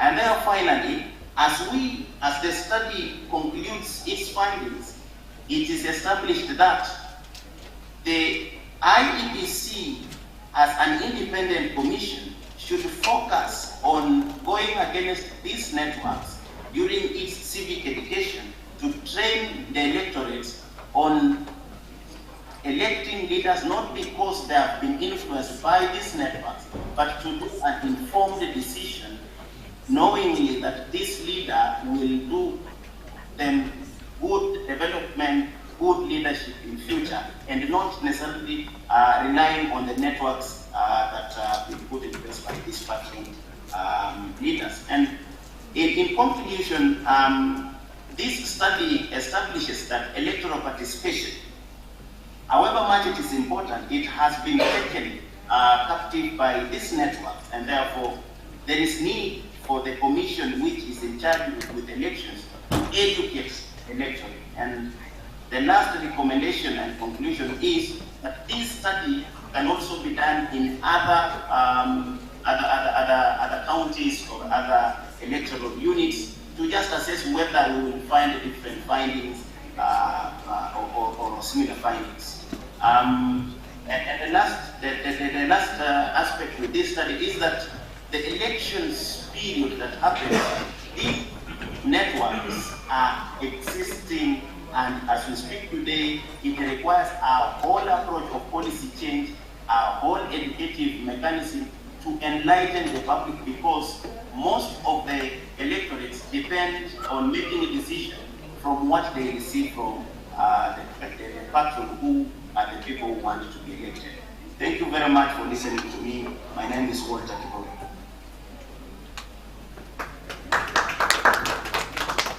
Thank you very much, Walter. So, I think we are going to start with questions for Walter, and then the rest can follow. Any question for Walter?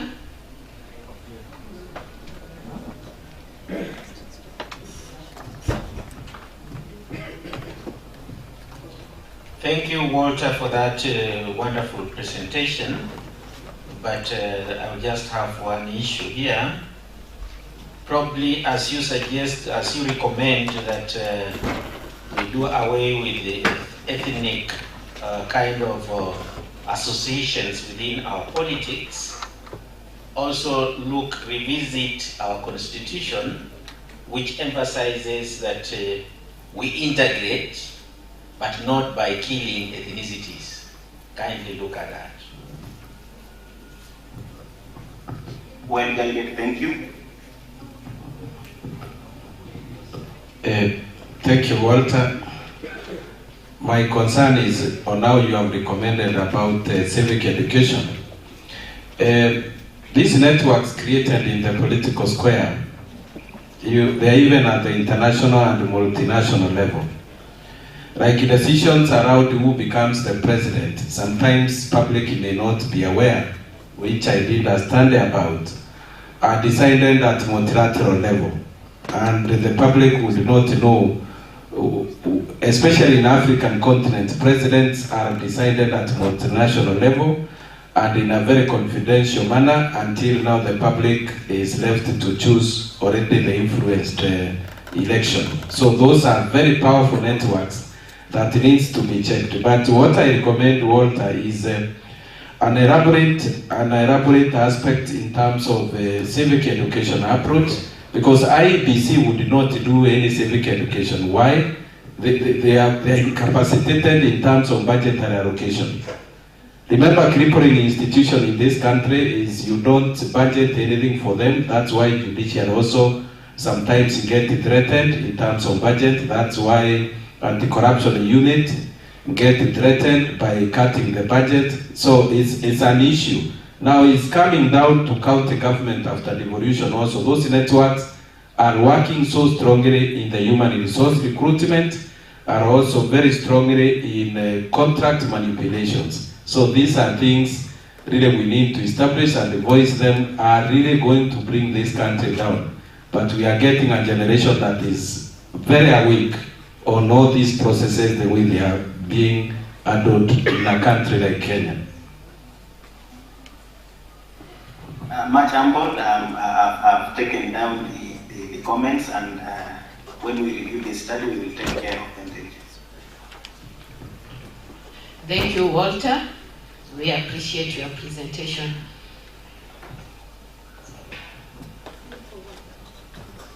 Okay, one more question, Walter, before you leave. Thank you, Walter. My concern is that you're so concerned about civic education to the populace, that is the wananchi, which has been done by so many sectors, so many actors like the NGOs. It has been done by USAID, been done by other organizations. But my concern, which may not be a question, is okay, the wananchi will come out and vote, and be able to know this is the right leader to vote, this is the person that they want. but they're incapacitated in terms of like now when it comes to manipulation of results, that they vote and go home, wait in the evening, but they realize that the most popular candidate that they voted is not the winner. Somebody who is a crook, who is not even wanted by the community, becomes the winner and goes to parliament. So that therefore the community members become apathetic to the electoral issues, and like they may not be interested as we are talking. So what is your take on that? Thank you very much. It is indeed true that participating in democracy elections has not been a solution to the challenges of the leaders or the crop of leaders who've been on board. This study, however much we did not consider that factor, is the aspect of qualification of whoever presents himself or herself to be elected is an issue, because to curb the performance of leaders, we need at least to have a benchmark on a qualification or something that can provide a qualification, a benchmark for leaders who present themselves for elections, because the electorate participate in elections to choose from amongst those ones who present themselves to be elected. So it's an approach that requires a best approach that can bring the best solution out of it. But I'm guided the study will take care of that.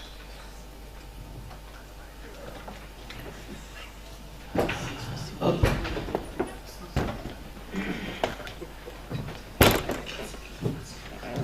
Chair, just excuse me, to Brother Keboy, Towet, and Dennis.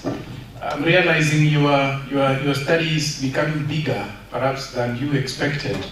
More so by the statement from an expert in the hall that has mentioned that it is not me that determines who becomes my president. Rather, the presidents are determined elsewhere or decided elsewhere. You need then to shed more light into this in that paper, and I would rather wish that you get connected to the expert here so that it becomes kind of more informative, so that the people are also get to know exactly what happens and what is it that we can do, that your paper can jumpstart the process of empowering and liberating the populace to get to understand what is the power of their vote, and if possible also to begin the process of decolonizing our people and our country or processes. Thank you. Thank you very much. Thank you very much. The team will take such comments into consideration, and we promise we will do something out of it. Thank you. Thank you. I think that's enough for Walter. Walter, asante sana. So, any question regarding any of the presentations that have been made? So you first mention the presenter, and then you ask the question.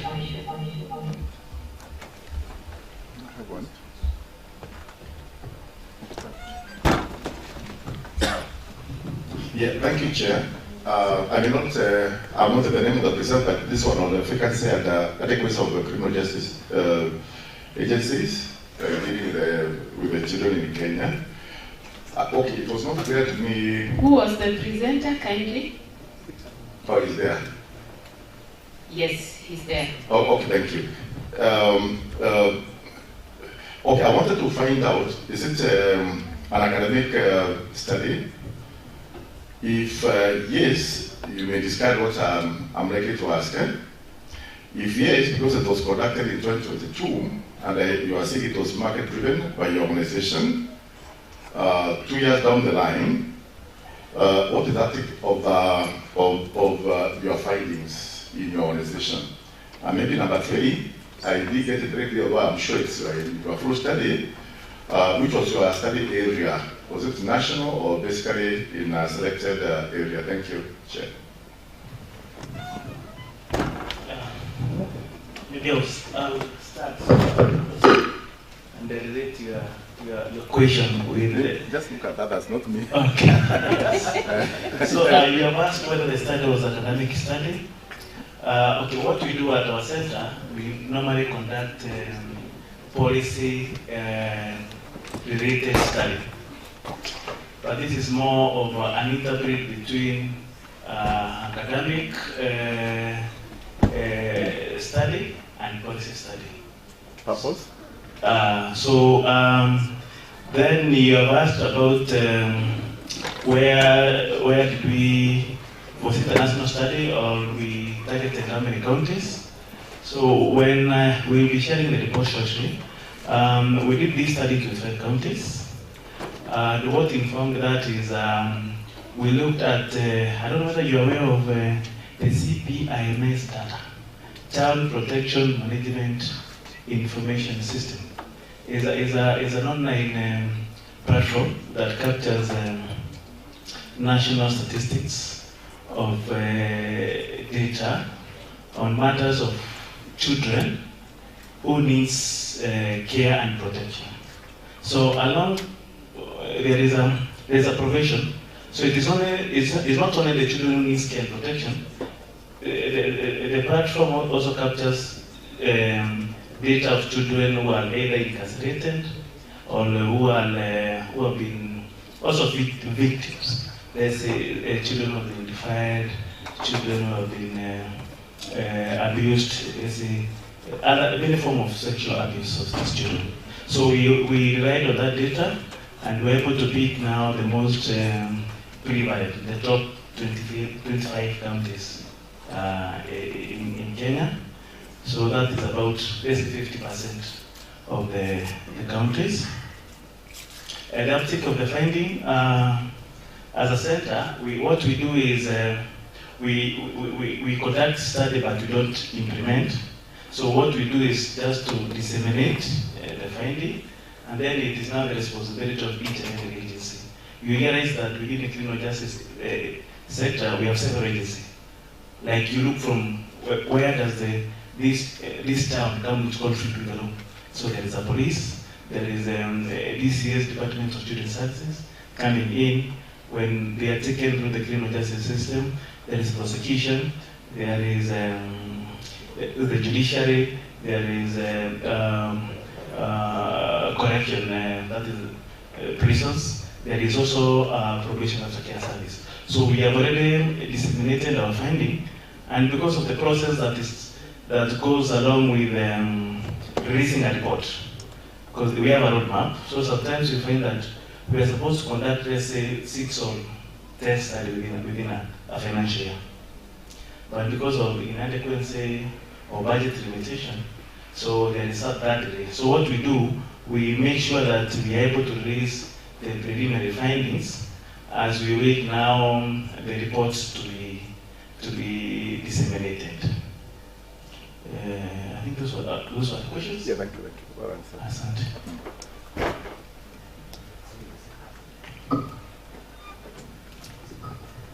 Yes, any other question for him? Yes. Down there. Thank you, Bwana Gitonga, for that very wonderful presentation. And based on the question that has just been asked, you said that the organization is domiciled within the Ministry of Interior, is it?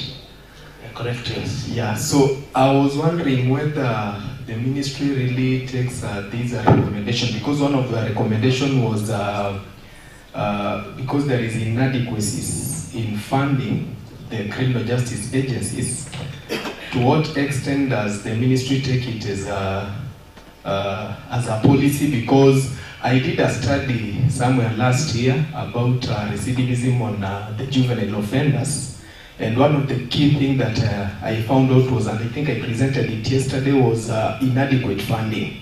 So I'm surprised because this work is for 2022.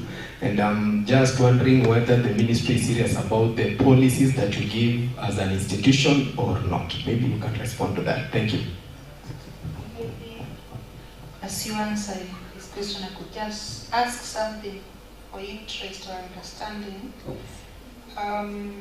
The issue of how these children, I'm wondering, are they put in separate areas depending on their crimes? And if not, do you think now that you're in this area of research you could find out? Why I'm asking is because like in prisons, I've also done some research in prisons.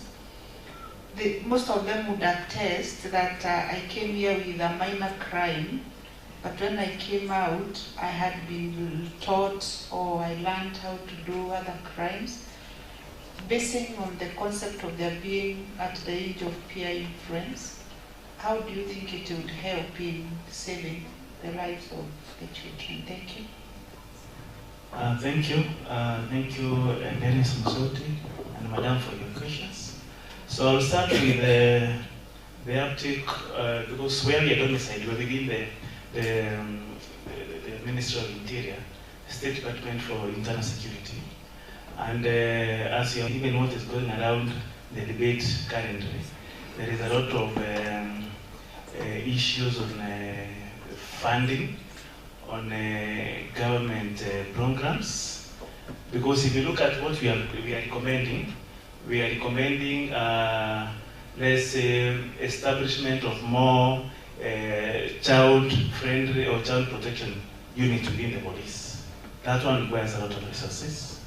We have also recommended establishment of more children correction centers within the prison, within the prisons. Like in Kenya, I think we have only two. We have one in Kakamega, and then there's one in Kamiti.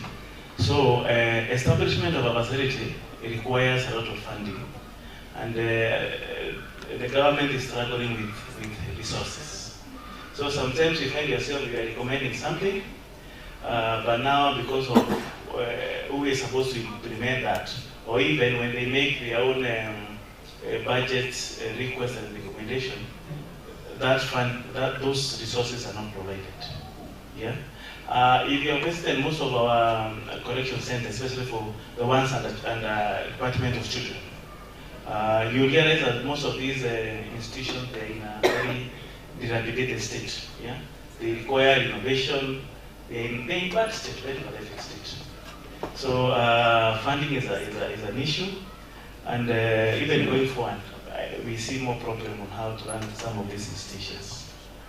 Madam, you asked about having these children in conflict below, being put together with, let's say, other offenders. Like for the police, I'm sure in some police station, working with the support of UNDP and other non-state actors, they have managed to establish child protection units. I don't know whether in Chuka police station whether there is that, but even the police station nowadays, they are even expanding their cells to make sure that when a child has been apprehended, they are not put together with the adult offenders. That is a way of safeguarding that interaction with these criminals, and to make sure that these children are also protected even from they can also be victimized even when they're in the police station. The same case also with the Department of Children's Services. We're also trying to establish more centers for children in conflict. I think in this region we only have one in. There is one in where, yeah? In it was really Wamomo. So you can imagine a child from as far as Marsabit or even Lower Eastern, the only place where they can be put is that center under the Department of Children. So you see, they are also disconnected even with their family. We also that we talked about visitation. They feel neglected and abandoned by their family. So those are those are some of the recommendations we are saying. There is need of more adequate funding, and also to ensure that even for the police station, they have separate holding cells for children and for both gender, that male and female offenders. Any other before I sit down? Take a seat. Okay, thank you. Thank you. Any other burning question for any of the presenters? Okay. No, mine is not going to be a question, but a consideration from the presenter, Seraphine. Yes, she presented very well on review of women empowerment, on sustainable development. But she did it very well on the social aspects and the economic aspects. But if you can compare the recommendations from water in terms of the electoral processes, I think the political aspects as far as our women is far much below par. So looking at the recommendations from water in terms of the women status, in terms of women participation, I don't think she brought it very well. We need there are a lot of gaps that we need our women to participate in political aspects as opposed to other aspects, because I'm comfortable with the social and economic, but political aspects, our villages and the status is still below far. So probably she could take that or maybe give her a take. Thank you.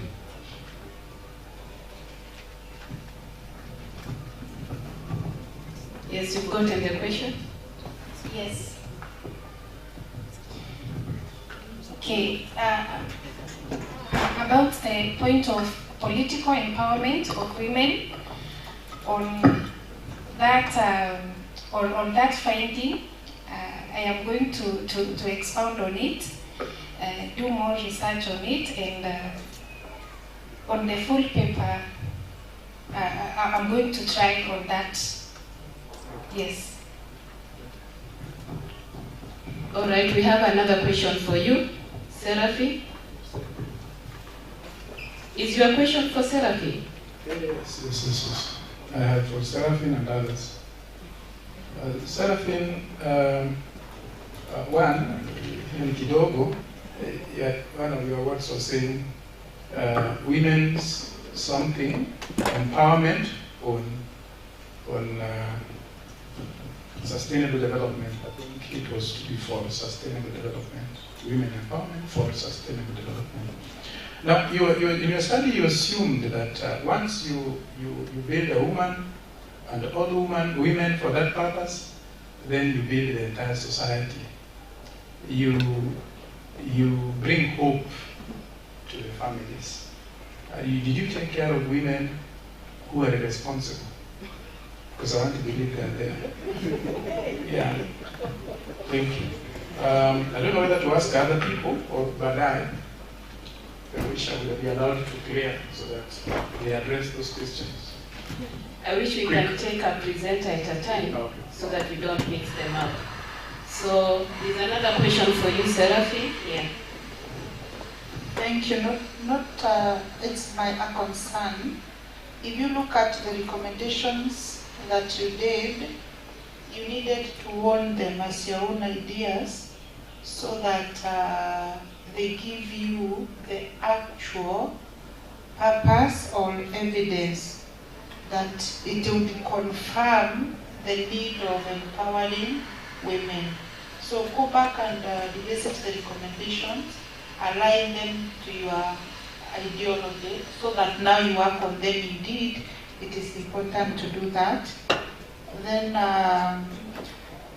I know whenever we talk about women empowerment, many times we relate them to either the immediate environment, but remember there are women who may not be working for an immediate family or association, but on a global or bigger perspective, you can incorporate that idea in your work. Yes, it is well noted. Okay, on the issue of irresponsible women, actually I not look at that, but I think still an empowered woman can be responsible.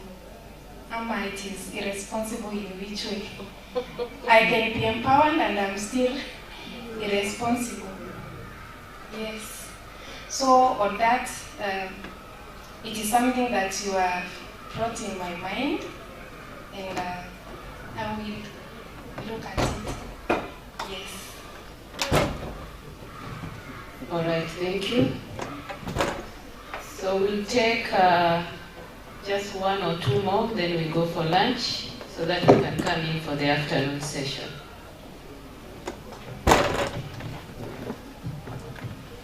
One or two for the other presenters. John Zioka,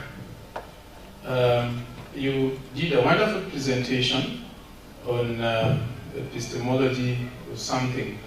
The word I thought perhaps you could have used on your title was, instead of equality, perhaps equity. Then my area of concern is, you indicated that the knowledge that we have has been dominated, is male-dominated, and that is culturally based or determined. I don't know whether you go to the extent of recommending perhaps the amendment or revision, if we have to correct the problem, a revision of the Bible, so that we don't see God as a he. Would that be one of your options? Then finally, where is the line? Because your discourse was between individuality and sociality. Where is the point of their interaction? Where does the individual have to reach, and where is the society has to get? Or the individual is to be elevated over and above the society, period. Thank you. Since I'm not sure of getting another chance, Dr. Kiboro, thank you also for your beautiful presentation. Dr. Kiboro is not around. Not it? Yes. Okay. So let us just him take that, and then we can go for lunch, please. Okay, thank you. The first question, I still think equality is appropriate, because I'm talking about equality of opportunity in sociality, economic matters, and politics. Equity is usually more of a reflection of affirmative action, fairness. Remember what Rawls says about fairness, that not everybody should get equal treatment. So I believe it's about equality of opportunities as well as responsibility. Then concerning the question you've asked about whether we need to revise our conception of God, I would say that as it stands, even our understanding of God is fallacious, is flawed, because of one reason. We make reference to God based on our own understanding, and yet God is a being whose existence cannot be understood. The human being is limited to understanding through the senses. God cannot be grasped through the senses, so we only make projections of what we imagine about God. And that's why, because of the limitations of human language, we choose to make reference to God as if he was human. So we don't know God, we can't know about God, we only make projections. And that's why every century, people will always have different conceptions of God. When you talk to the Shakahola people, they have a picture of God that they are convinced works. So as far as human knowledge goes, we can't know that which is beyond our sense experience. And I forgot about the other question, so you can ask again. Individuality and sociality, the individual and the society, where do they? Oh yes, I was saying that we've completely disregarded individuality, and we've chosen to go as a herd to follow what society stipulates. And that is a mentality that was even before we had formal education as we have it today. Now we know different. We know that every individual is unique. So if somebody made some rules in 1970s, they made it based on their own understanding. And I even consider that these cultures, traditions, are products of individual minds that were tasked with coming up with projections of what people should do. So I think autonomy takes precedence, and I go with the John Stuart Mill's principle that everybody should be given freedom to pursue whatever it is as they want, to think as they want, on condition that their freedom does not infringe on the freedom of others. Thank you. Yeah, thank you very much. Kindly, I'm not going to hear anything. Let us go for lunch. If you look at the program, this room has very many other presenters, and we don't want to close anyone out. As we interact outside there, just look for those presenters and have a conversation. So let's go for lunch. Thank you very much.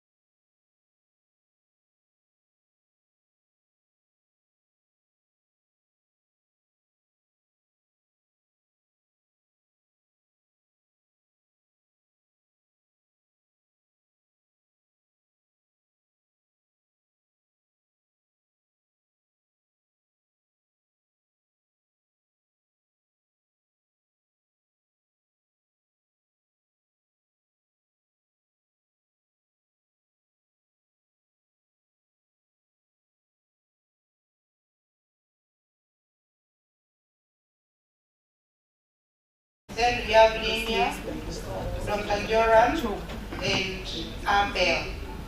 So I have the pleasure of welcoming our first presenter to take 5 at most 6 minutes for welcome. I'm glad to job looking at the influence of statistics in ethnic political transformation in the management of inter-ethnic conflicts in Bungoma. The study, the main issue of the problem of study is despite political leadership to date, that region still experiences tension, suspicion among communities, yet we are told that political leadership can enhance social, political, and economic integration and cohesion. So that's what we are trying to question there. The objective was to examine the effect of status in the ethnic political leadership integration. That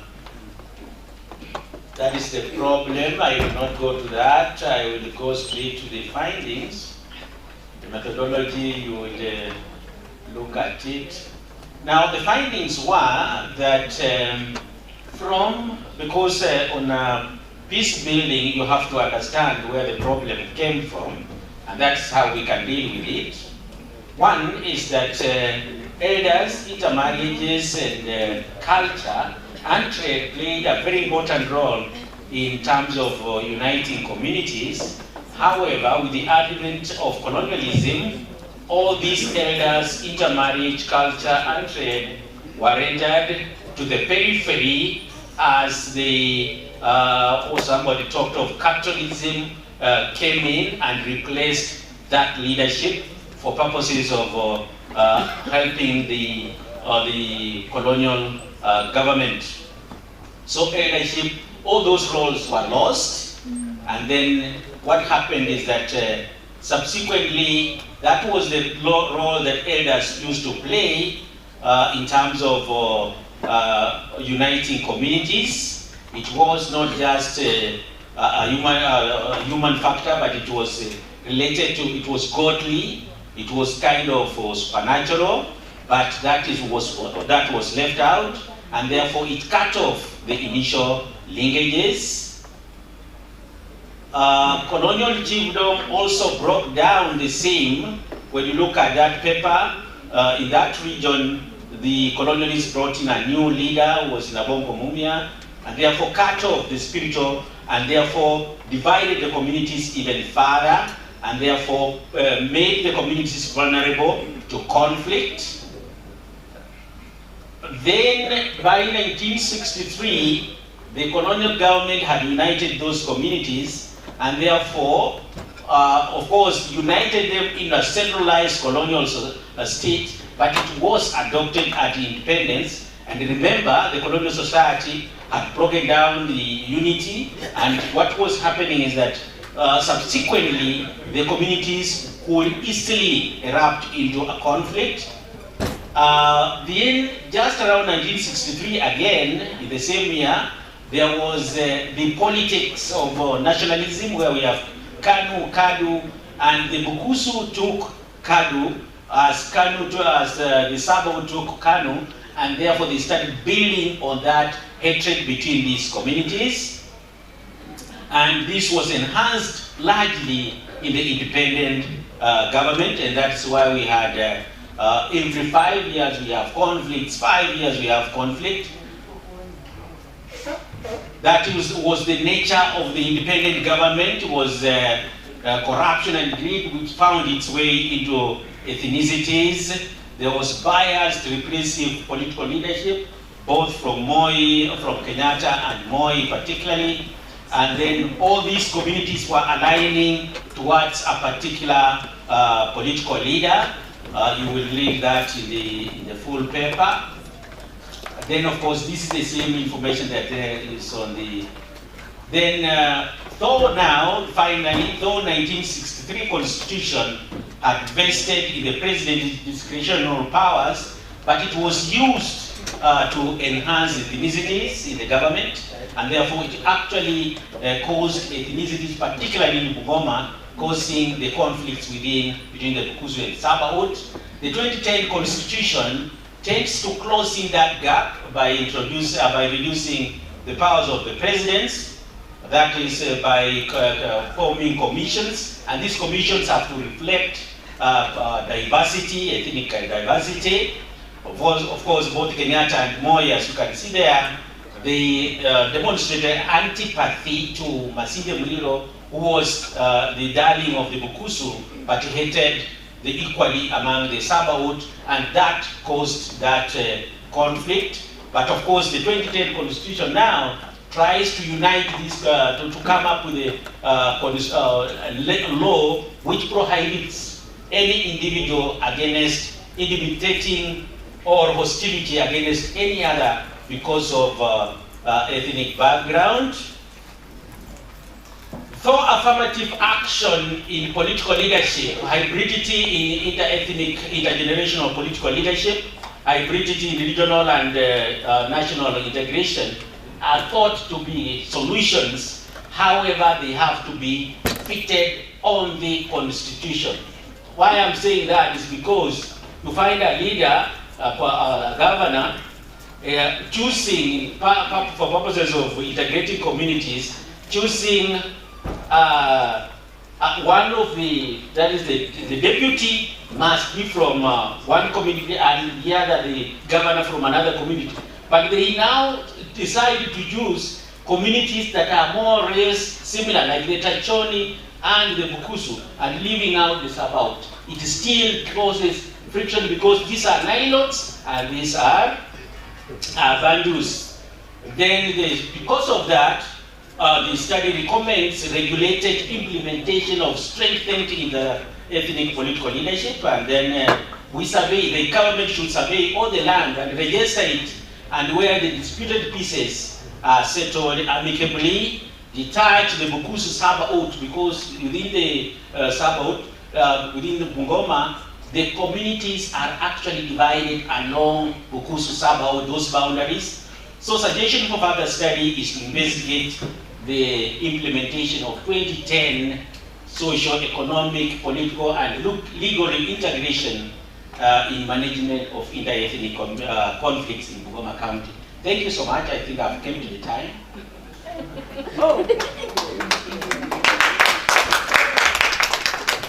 Thank you for Amurati. I was still listening.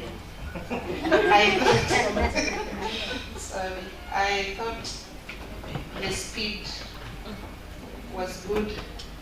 We appreciate you for that. It keeps reopening our minds on political issues. At one point I thought having leadership, especially at the highest level from two different ethnic groups, was a solution. But it looks like there's still a lot more to uncover because it doesn't seem to be solving the Kenyan problem.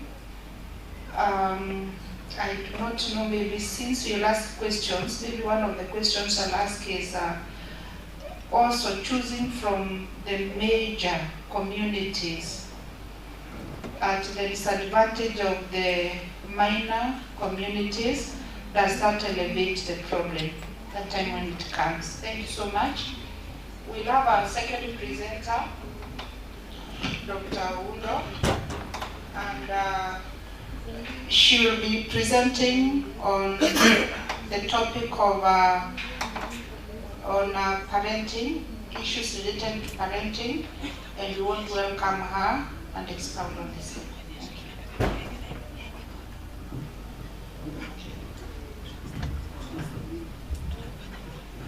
Yeah, good evening.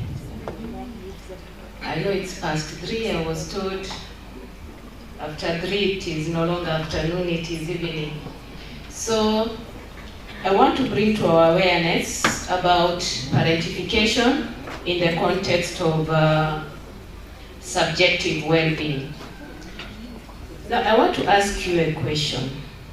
What do you think and feel about your life. Just reflect. Maisha yako venye iko, what are your thoughts? What are your feelings? How many are happy about their life as per now, the way it is going?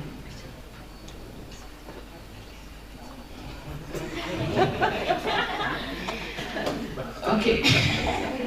Somebody is saying we are tumeshiba chakula. How satisfied are you with your life? How do you rate your positive feelings and the negative feelings about your life as an individual?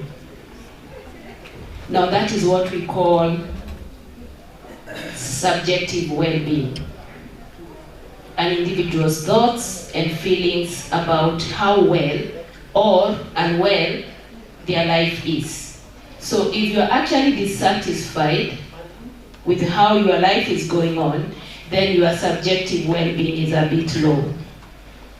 If you are very satisfied, your feelings are positive, then your subjective well-being is good, which means that you are able to function optimally in every other aspect of your life, emotionally, cognitively, socially, economically you should be doing well, physically, and all that. Now, those people who are parentified, now I'm bringing in the concept of parentification, they risk not functioning very well in life. They may not reach self-actualization because of parentification. So what is this parentification? So this involves reversed roles in the parent-child relationship, in which the child actually strives to meet the needs of the parent in the family setup. Now I'm sure you're wondering, I am a parent, how can a child meet my needs? This can either be intentional or unintentional. So what happens is, if a parent comes home and the parent is not happy, then it means now the child becomes the parent. Because the child would want to see happy parents. And if the parent is not happy, the child will blame themselves. They'll be like, Mommy, Daddy is not happy now. What is it that I have done? Children blame themselves. And once they begin to blame themselves, they feel unsafe. That is a threatening environment. And they will do anything possible to make the parent happy. So now who is meeting whose needs? It is the child who is meeting the emotional need of the what? Of the parent. And I'm sure some of us have gone through that. You see the good child in the family. They study very hard to make mommy and daddy happy. They do all the house chores, not because they want to, but because they want to please who? The parent. So it is the child who is actually meeting the needs of the parent, and that means the child is being parentified. So we have 4 types of parentification, and these include the sibling-focused and parent-focused, emotional and instrumental parentification. So the child could be meeting the emotional and the instrumental needs. And the instrumental needs are the physical, what you can see, what you can touch, for the siblings. So if a sibling is unhappy, they are crying, they are the ones who are going to console them, then that child is being parentified in that manner, that they are meeting the needs of the siblings. Now we have the parent-focused, where now the child is actually trying to meet the emotional and the physical or instrumental needs of the parent. Now, there are some examples of how these children are parentified. This is where a child is being relied on for emotional and physical support from parents or siblings. So they are supposed to support them in that manner. Or providing conflict resolution, or mediating between parents or siblings. So whenever there is a conflict, you find this is the child who comes in to intervene. So that child is actually trying to meet the needs of the significant other, and therefore they are actually being parentified. Now, besides creating awareness, this paper actually will bring in insights to provoke reflections and intentional solutions to change the trajectory of subjecting subsequent generation to chronic dysfunctional states through parentification. So that tells you parentification is not a good thing.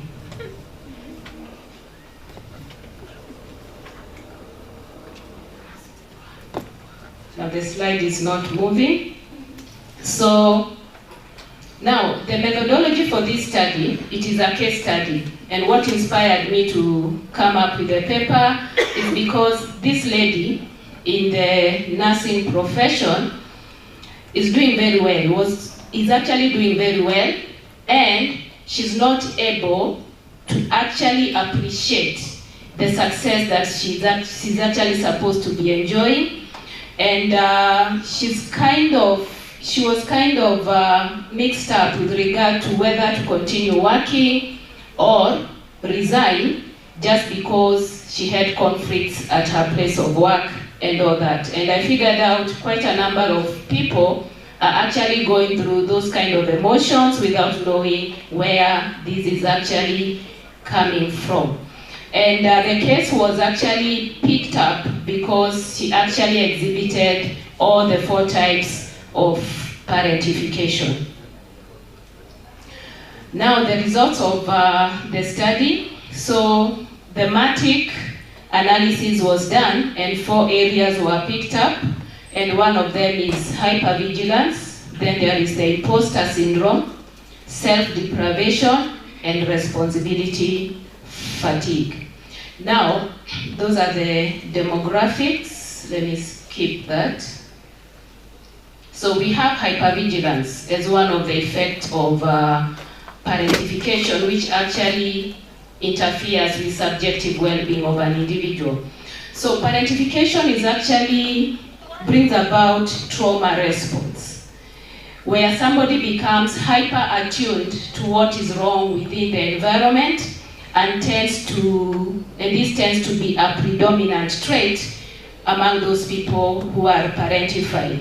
So what happens in this case, whenever you move to a room like this or even any other kind of a meeting, and your predominant thoughts is to scan the environment to see who is happy, who is not happy, and then you blame yourself, as in like you are taking the responsibility to make sure those people are happy, then you are being what? Hypervigilance. In any environment, even when you meet your friends, the first thing is like you scan their face, your expressions and all that, because you want to read their mind and their emotions, and then you realize something is wrong, you go ahead and try to fix them. So that is part of hypervigilance. So parentified individuals do not feel safe if they perceive someone in the vicinity is not okay.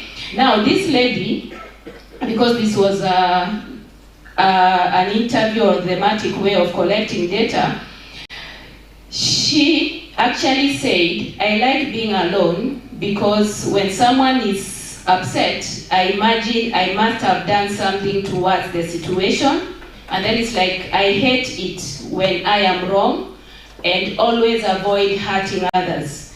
Even when alone, I'm anxious about what could go wrong. I'm mostly concerned with what others are thinking about me. I don't know whether you can relate to that. So if that is your predominant internal environment, then it means most likely you are parentified. And this comes along because when you were a child, you are more concerned about the needs of your parents, your siblings, and you wanted them to be happy. It's like you are carrying the emotional burden of the members of the family. So you tend to carry it along in life. Now there is the imposter syndrome. Now those people who are parentified, because they were always thinking of how to provide, to protect and guide others. So they become quite aggressive and proactive in life. And because of that, they really succeed in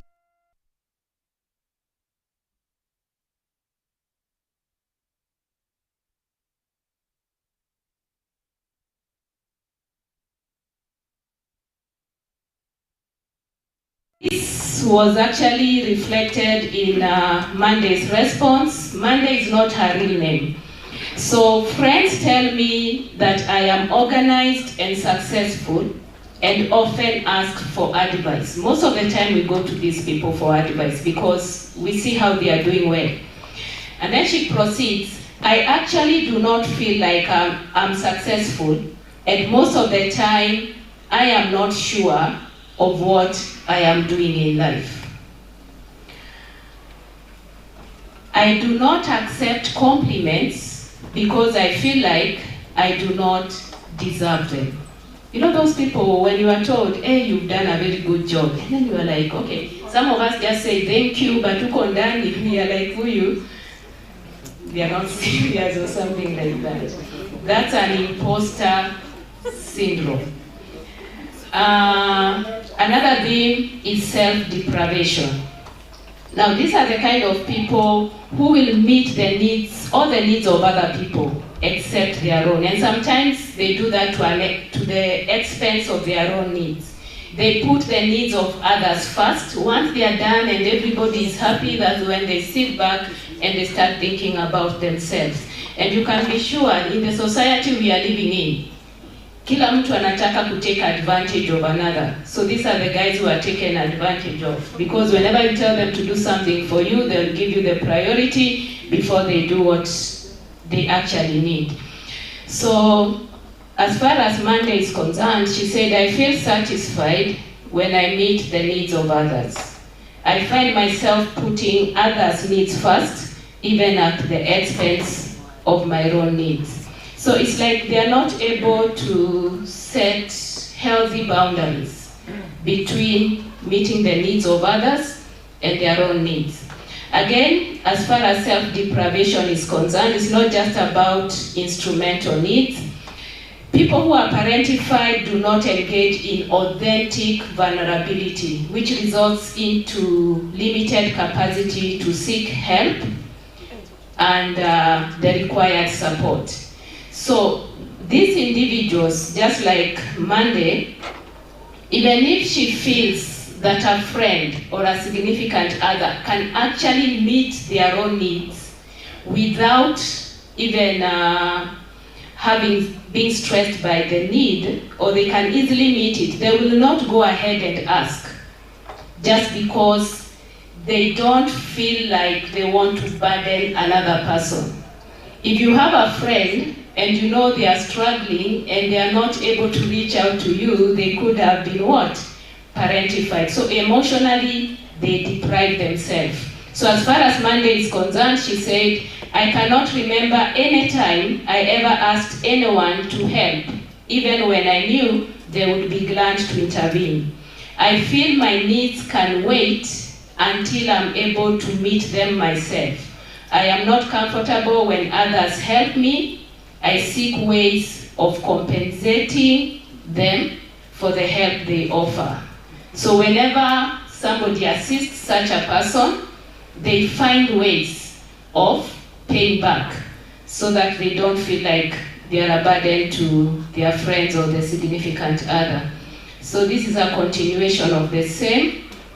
So where we are saying emotionally they are not able to open up to other people, and therefore socially and emotionally they become isolated. Finally, they normally reach a point where they experience responsibility fatigue. Imagine being an adult all your life. From when you ulikuwa mdogo, because you are meeting the needs, you are actually a parent to the people around you. When you become an adult, it reaches a point where now you don't want to take responsibility anymore. It's like now they want to become the children they were never throughout their life. So at this particular point, Monday said, who will care for them if I stop the support I'm providing? they totally depend on me. So this is where Monday felt I cannot continue supporting my siblings and my parents, I'm tired of this. But then reflecting, she's like, you know, she has made them dependent on her. So she's like, if I stop helping them, now who will? So she's compelled to continue parenting her parents and siblings just because she's used to that. So when asked whether she intended to settle down and have a family of her own, Monday was more than that 7 years, she has not settled down. So her response was a definite no. So she said, I am afraid that I wouldn't make a good spouse to my partner or a responsible mother to my children, since I have never wanted to bother anybody, including myself. So here she doesn't even want to be responsible herself. So she doesn't want any responsibility. So that is responsibility fatigue, which may have been triggered because of parentification.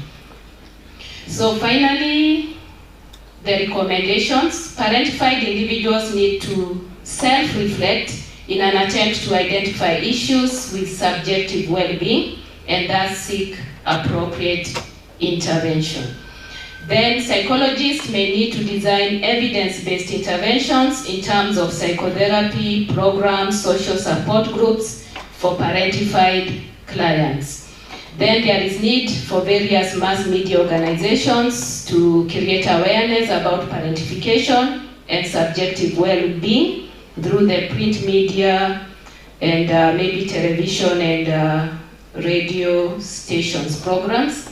So to mitigate intergenerational transmission of parentification, because mainly parentified individuals, they tend to parentify their own children unintentionally.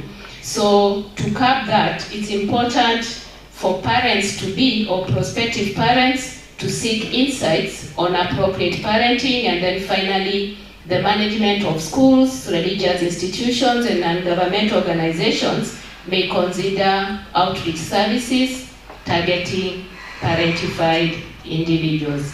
I'm hoping you are not parentified, and if you are, and you're experiencing this more subjective well-being, there is hope. God bless you.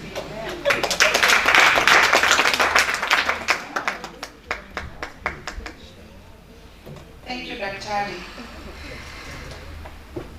We appreciate that eye-opening research, not away from us, but just where we are. I see people want to react, but you are saying reactions should come at the end. You shot your hand up far, just like that. Was it a concern? Yes, we can do it later. Let's do it later. Yeah, that's what we suggested. So thank you so much. I think there is so much to know. We are parents who have been parentified, so we are working out on ourselves and working on our children. So we are already doing a replay. I think it's an area of concern and very key matters of development, because if we have dysfunctional parents, then even the children and the community will be running on the same. Thank you, Daktari. We really appreciate it. We go to our next presenter, that is Joyce Wangare, with effect of police service culture on work-life balance among female police officers in Central Region of Kenya. Welcome.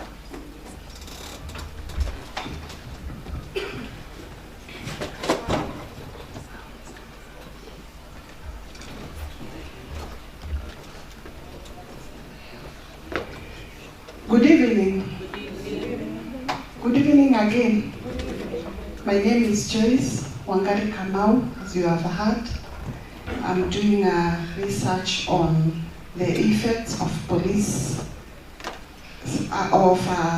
service culture on work-life balance among female police officers in Central Region, Kenya. And before they put up the slide, I just want you to imagine a police officer couple who both are police officers, a couple who both are police officers, working for scheduled same shift of 8 hours, and expected to work from 8 to 3, and possibly be in the same house at the same time. So in the evening, assuming that they don't have a house manager, they have children and other responsibilities in the house, according to you, who will do those other responsibilities in the house? Is it the man? The woman. The woman. The police woman. It is the police woman.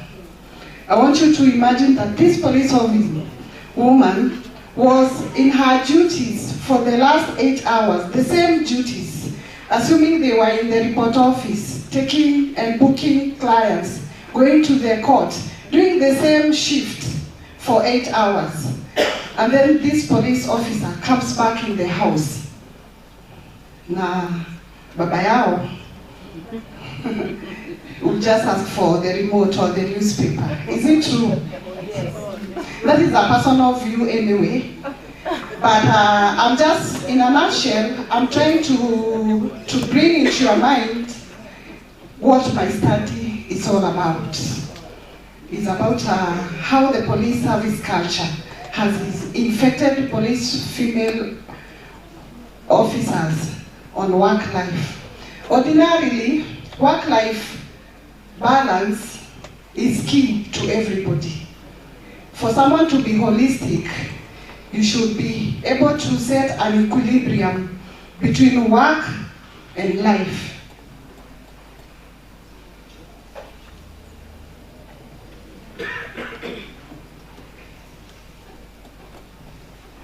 So generally, for somebody to be holistically, mentally okay, physically okay, emotionally okay, you must have be able to set an equilibrium between work and life.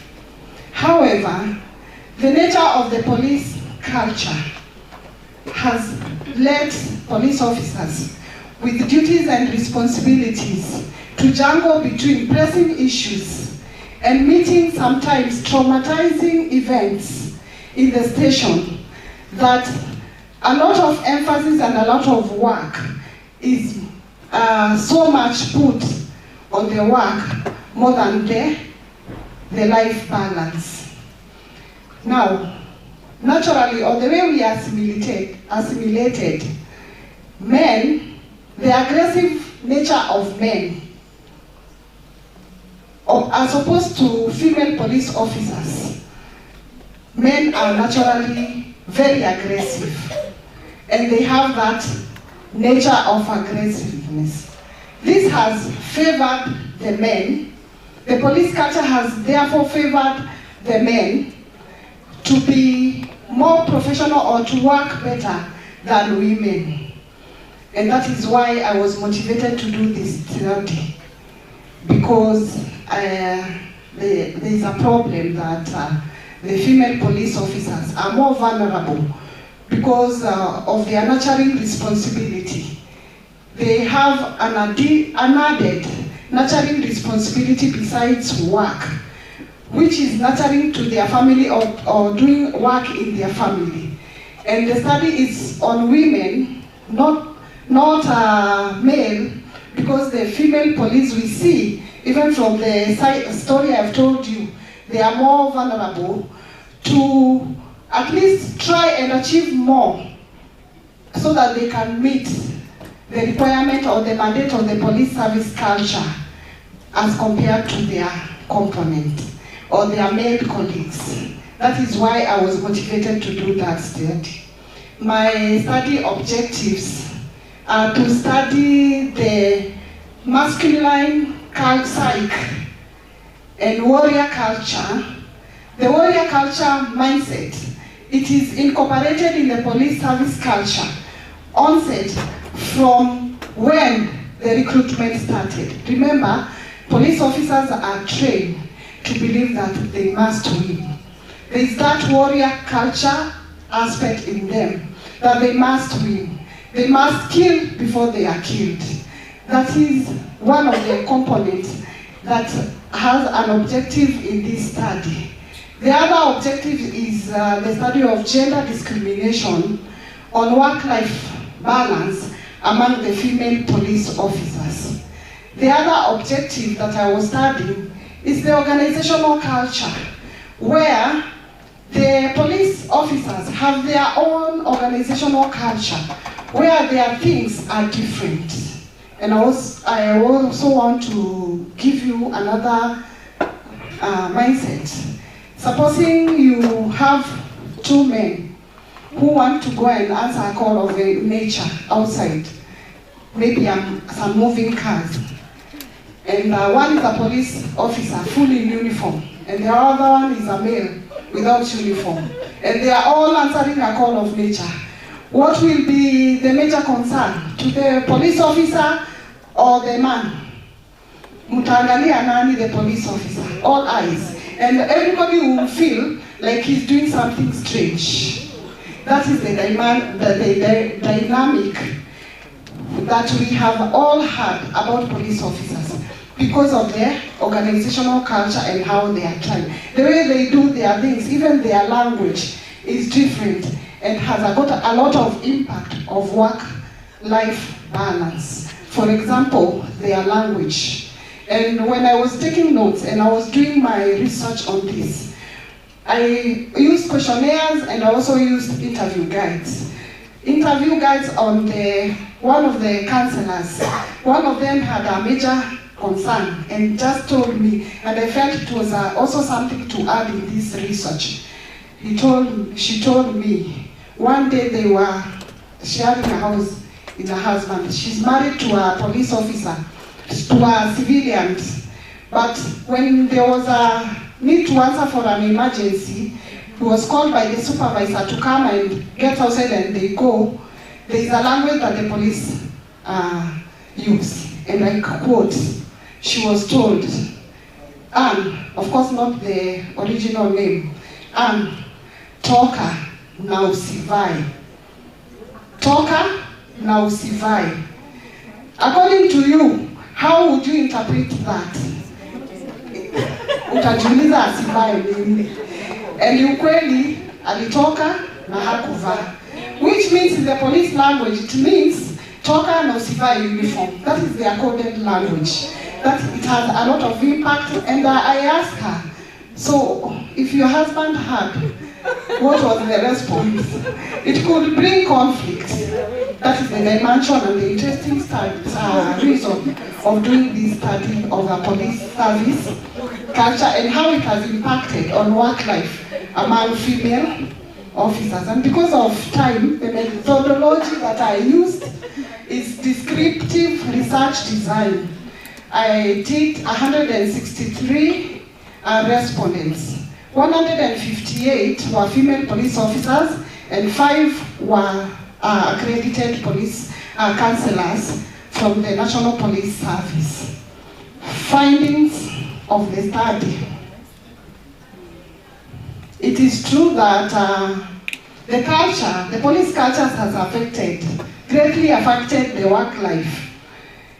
The masculine psyche that I said has got a male-dominated aspect in it, which has affected the women, because even the duties that they are given, like there's a presenter who was talking about children, how they are put in the police stations. It is true. And according to the program of the mandate of the police officers, these children are meant to be attended by the female police officers. Simply because I don't know if they just see the nurturing in them. So there's a lot of gender discrimination. And my findings have concluded that it is true. There is a relationship on police service culture and work-life balance. The recommendations are this way. There should be a flexible program in the police service to enable female police officers set an equilibrium between work and life. Also, the change in mindset, especially during recruitment, is key because some aspects like the masculinity that makes the woman become psychologically affected or feel inferior, making them to have added effort or added energy so that to meet the mandate of the police officers, it has made them to majorly concentrate on their work more than the other aspects of life which are important. For example, self-care and also social being, so that because they want to achieve what other men are doing. Even in regards to promotions and transfers, all those are the issues that should be, this study has recommended, so that the policymakers, when they are making policies, they can have a look at it. Finally, the introduction of counseling centers or a counseling department in the police service, it will help the female police officers and generally all police officers to have a mental self-care, which mental self-care is key. Asanteni sana. Thank you so much, Joyce. We wanted to stop her in the middle, but people are interested, all of us are interested. And it is interesting because matters, work-life balance are key. Hers is focusing on the police women, but I think all of us have to have a wake up. We need to balance what we do in the office, in our businesses, and our social life and our families, so that we are not leaning on one side. My other observation is we also need to collaborate amongst ourselves in these research topics that we are voicing. In the morning, we were dealing with issues of equality. And so that we do not contradict ourselves in the study, we need to deal with equality with facts, so that our presenter feels the male and female gender can all serve, but their capacities matter depending on their orientation. So I think it's good to do that also, collaboration. I pray you meet with other people that are doing gender equality, because the move that we cannot do all things. We have slogans in the country, what a man can do, a woman can do it better, so that we don't hang on slogans. That's what I mean. We shouldn't be, as people in the world of research and learners, before we say what a woman can do as a motivational statement, let us have also the facts so that we don't mislead the girl or the boy. Thank you so much for that. Now we move to our next presenter. This is Machoga. Now, sorry. The fired CS. Oh, sorry. Machogu. My apology. Machogu will be presenting. Machogu, sorry. My second apology.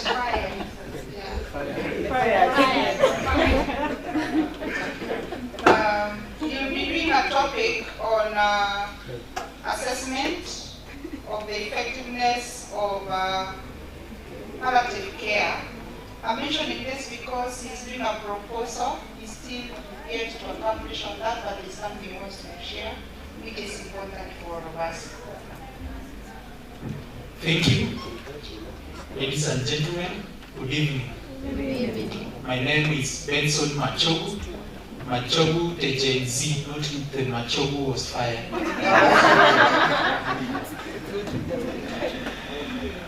I should make that clarification. So mine is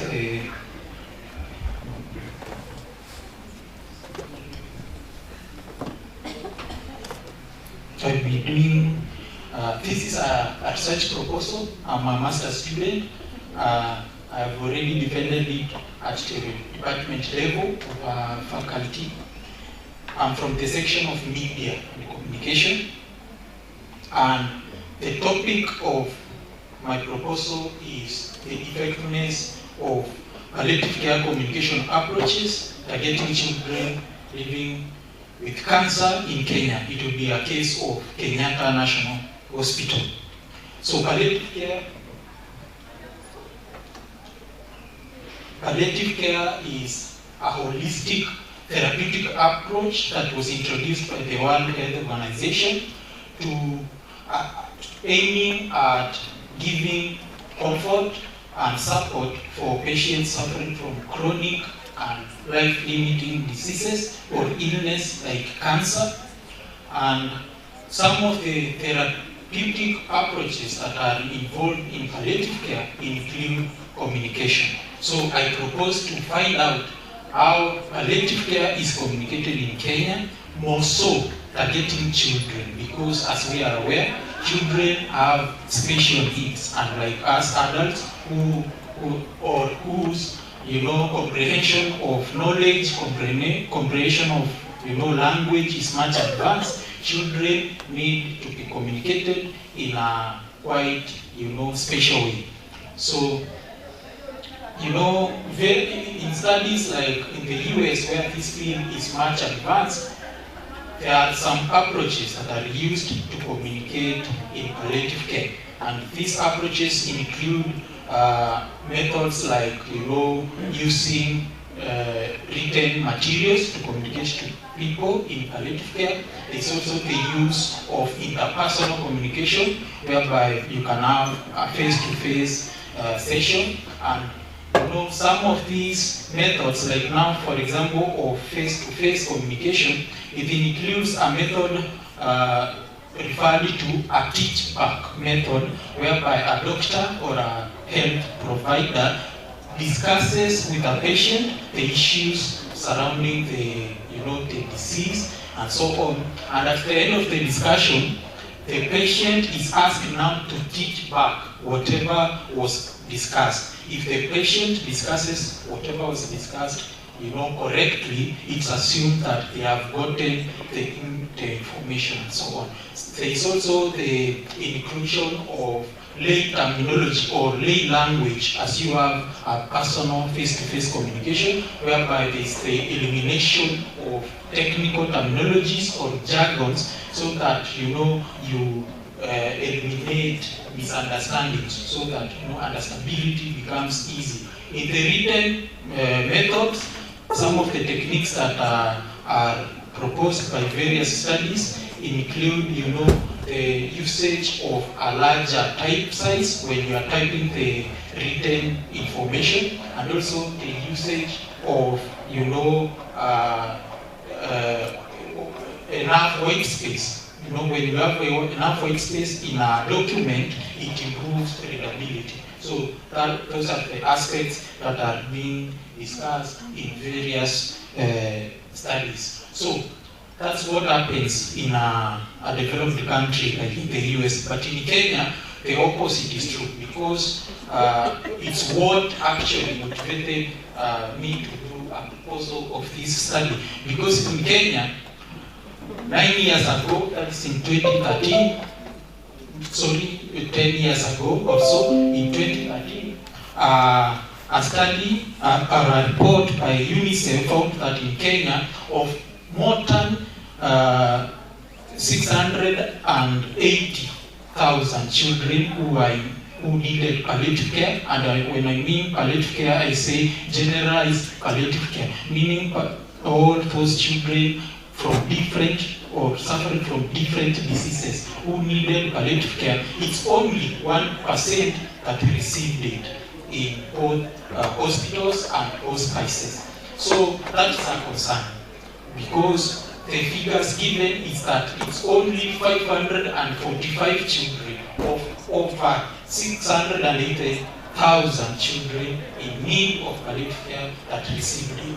Coming all the way to 2022, the government, through the Ministry of Health itself, acknowledges that in Kenya there is limited provision of information on palliative care and limited communication materials on palliative and hospice care. And all this information is found in Kenya's palliative care policy covering the year 2021 to 2030. So that's a great concern.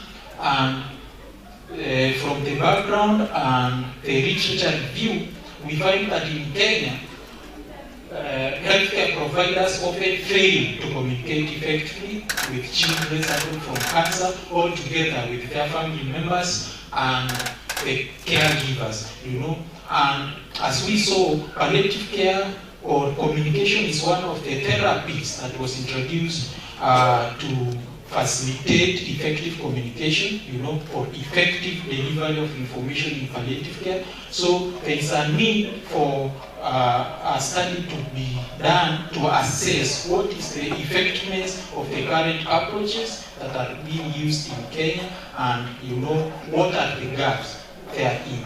So the study objectives are that number one will be to analyze the approaches used for pediatric palliative care communication in Kenya.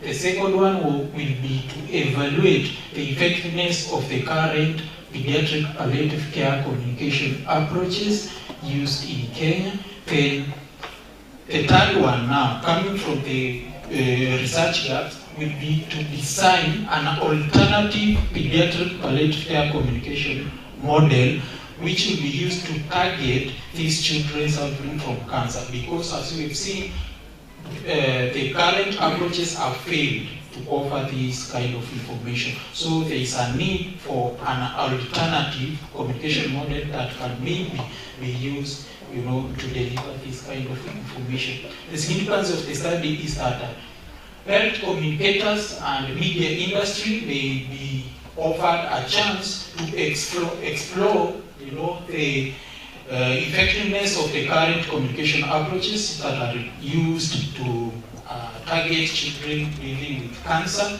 and in so doing, explore maybe a new way or a new communication techniques that can be used to target these children, which might include issues to do with the use of animations, cartoons, video games, and so on.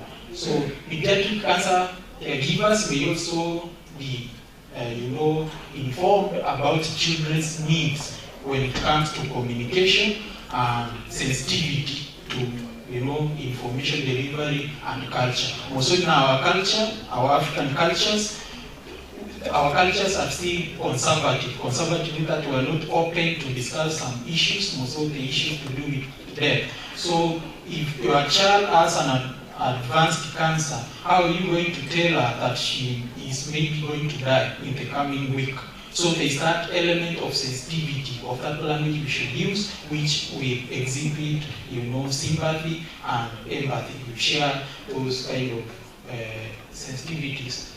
So the theoretical framework which the study will be anchored on is the health belief model presented by Rosenstock in 1960s, a theory which has been used to analyze and predict human behavior in the field of health. And some of the behaviors that are analyzed include how patients, perceive medical, or how they respond to diagnosis and medical compliance. So it has 6 components: perceived susceptibility, perceived severity, perceived benefits, perceived barriers, and all these will be used. For example, perceived susceptibility is all about the vulnerability of, the advancement of cancer, and how this, vulnerability to the advancement of cancer will lead to the patients suffering from cancer, now the children, their family members, their caregivers, lead to them following some medical compliances or the therapies that are being presented forward.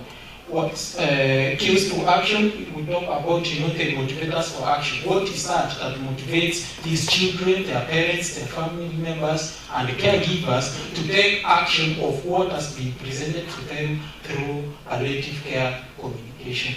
So the design and methodology, I use descriptive design to analyze and describe all those current approaches that are being used.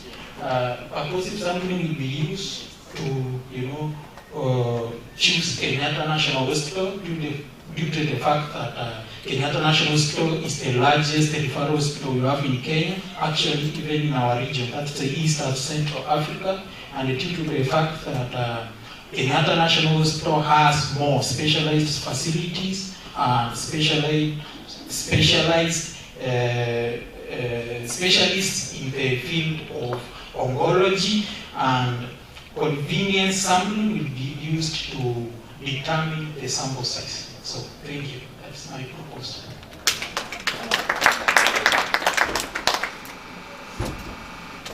Thank you. Thank you so much for highlighting to us. I think one of the research topics that is dealing with the junior that are affected with such a predicament. We'll get a question or two later. Please, if you have one, note so that we could bounce back on the same. Now let's have Wakabu, and we'll give you the 5 minutes. We are getting a little into it, but we understand because there is lots of content. In fact, had it not been because of the time constraints, we'll be exploring more. But take us through your presentation in 5 minutes. Thank you. Good afternoon. I'm Linda Mwai, counseling psychology, presenting on the psychosocial determinants of imprisonment among petty offenders in Kirinyaga County, Kenya. The reason as to why I chose petty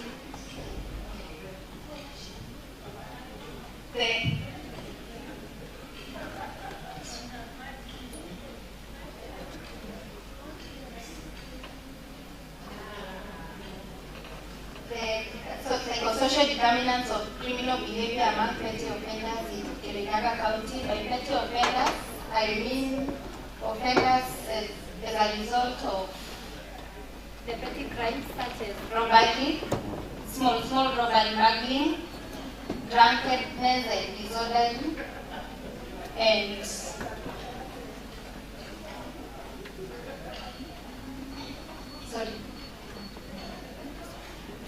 So the reason why I chose the petty offenders, Kirinyaga County has a large population of the petty offenders in the 2 prisons, which they mostly deal with the male offenses.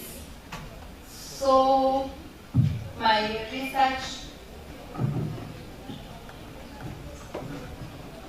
I'll go direct to the research instruments that I used. I used questionnaires to the inmates and interview schedules to the guides,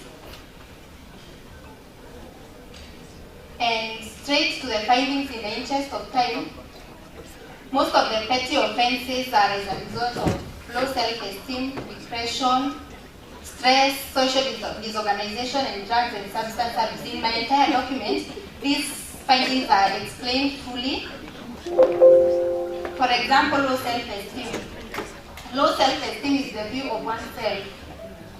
For example, when maybe someone might say something lightly to me, but since my self-esteem is low, I will take it negatively and we may engage in fights. In that fighting, we may end up in the police station where I may be sentenced for like 6 months. So, to my recommendations, I want to explain this in my recommendations. The findings. My findings, I have explained them. Most of the crimes of the petty offenders are as a result of low self-esteem, drug and substance abuse, a social disorganized society, stress, and depression. So in my recommendations, I'm done with the findings in the interest of time because they are so bulky and explaining them might take some time. The recommendation, one of my recommendations is that the correction department should incorporate a holistic approach to crime, to correcting the criminals. the offenders, such as for lower self-esteem, they are taken through counseling, where I recommended a model, namely cognitive behavioral therapy, to restructure the thinking pattern of a person. Once your thinking pattern is restructured, you will be able to boost your esteem, you will be able to handle stress, and such instances of petty offenses will reduce. My other recommendation is proper reintegration of these offenders to the society, such that most of the offenders repeat, because when they go back to the society, they are labeled. You went to crime, you stole our hens, you stole our cow. So once the society is also taken through the reintegration process, they will accept the offender, and chances of them returning back to prison will be minimal. I think I will stop.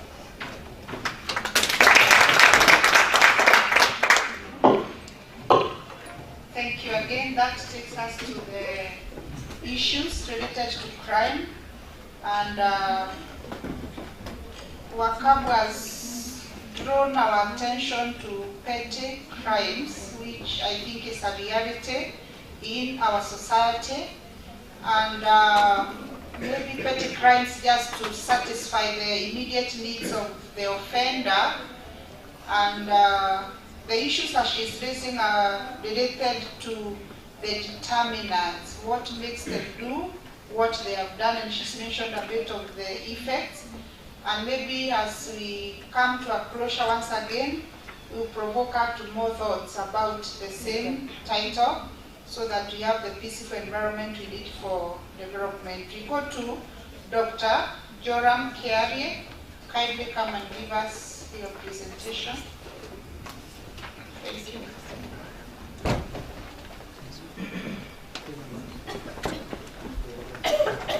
So on those that are in with us, we have one more, and then I think we have 2 or 3 online. Okay, 1 online. So we have just Daktari and 1 more online. Good afternoon. I'm Joram, and I'm going to present a paper, very briefly, 5 minutes, on these topics. Background, my motivation, design I used, analysis, theories, findings, conclusion and recommendation. I start with the background. It is on the influence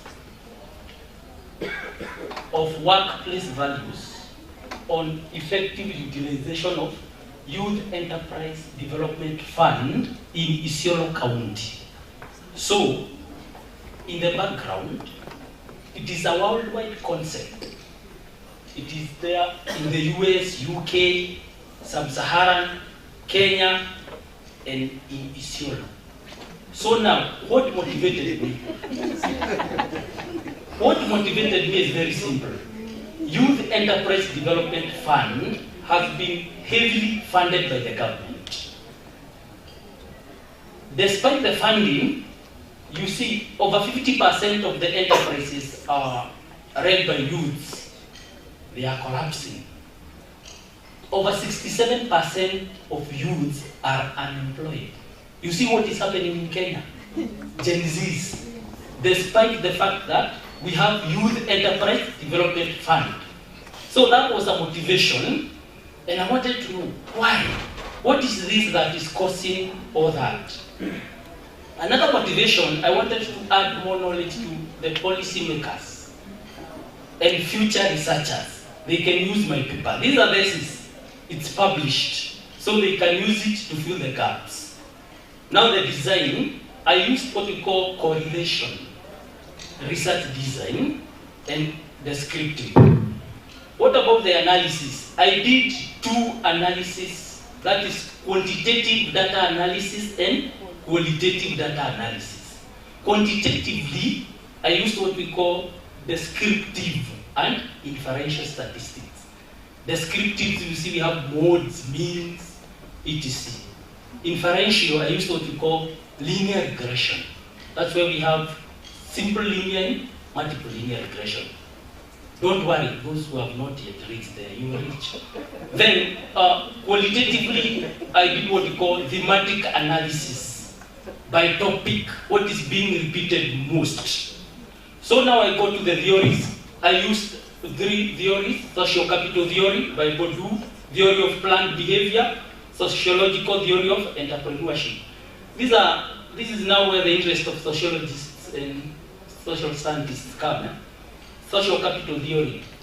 You see, we do not think most of the economic capital. We think of social capital, the networks, theory of planned behavior, how you bring up your child. Most likely, if you're a businessman, that's how you have an interest in business. I don't want to go to the psychology part, parentification. So, the other one, sociological entrepreneurship theory. If you are brought in a society that values entrepreneurship, you'll end up being an entrepreneur. Look at the Hindis and the Kikuyus. We are brought in entrepreneurial environment. That's why we are. Now, findings. My finding was very simple. Using correlation, I found out that there was a what we call statistically significant relationship between workplace values and effective utilization of youth enterprise development fund. But now the question is, which are these workplace values? I got them from the works of Ponham, Smitha, and Hofstede. That is 2014. They came up with 4. These are the tests, don't mind about them, these are statistics. So, we had individualism, that is one of the workplace value. Individualism simply means you want that individual gain. It is simply denotes what we call capitalism. Then we had power distance. Power distance is simply what we call bureaucracy, bottlenecks. Then we had what we call uncertainty avoidance. You want to avoid the risks. Then the last one was what we call masculinity, aggression. So, what was my conclusion? In my conclusion, what I did, I rejected the null hypothesis. And you know, the null hypothesis was simple, that there is no statistically significant relationship between workplace values and effective utilization of youth enterprise development fund. What were my recommendations? Number 1, to address uncertainty avoidance, that is avoiding business risks, youth should be taught how to insure their businesses. Number 2, to handle what we call power distance, that is bureaucracy, we should embrace what we call IT. Let people fill their forms at home. Use artificial intelligence, that is power distance. Masculinity, teach every gender or sex to be aggressive in business. Don't teach only the men, teach all gender. Nowadays we have other genders. We are not interested for now with them. But we are interested with the ones I can see here.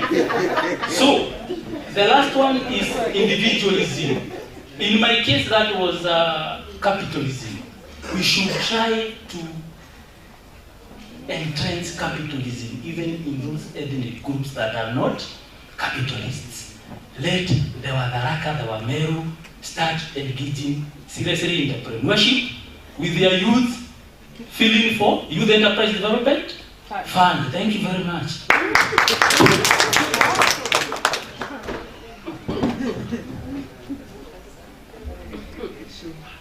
Thank you, Daktari Abel, for again we are finding interesting things that can inject some projection of what we can do, which we have not been doing.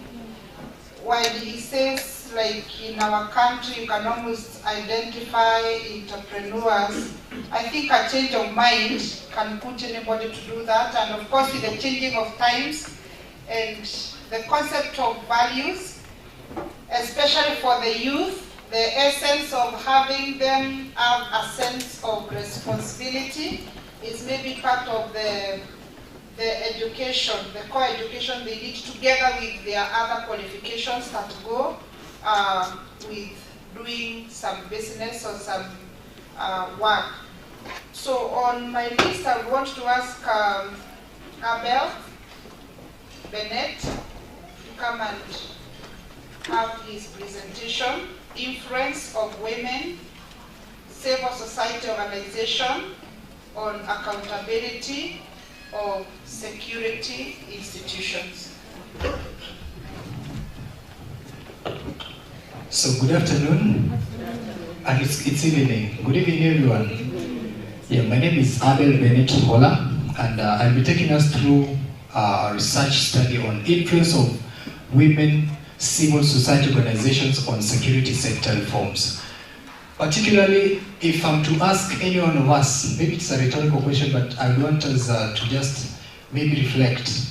How many civil society organizations that are women-led or women civil society organizations do you know of? Can anybody tell us any? Yeah, FIDA is one of them. Thank you, Dean. FIDA is one of them. Who can identify any other that is in Kenya, let alone what they do? Who can identify any other?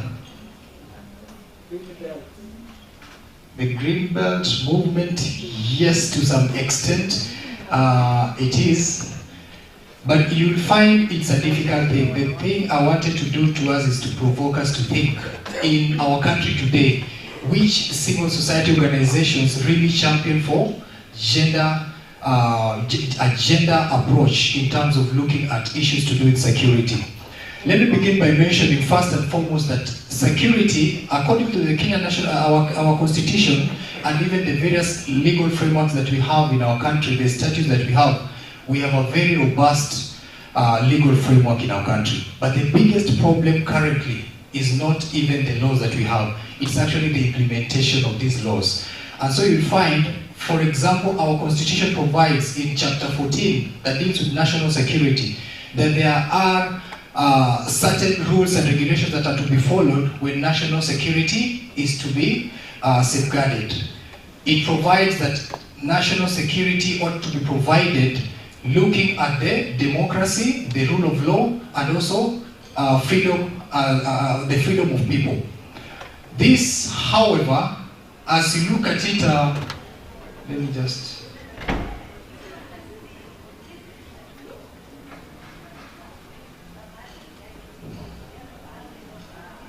just a minute.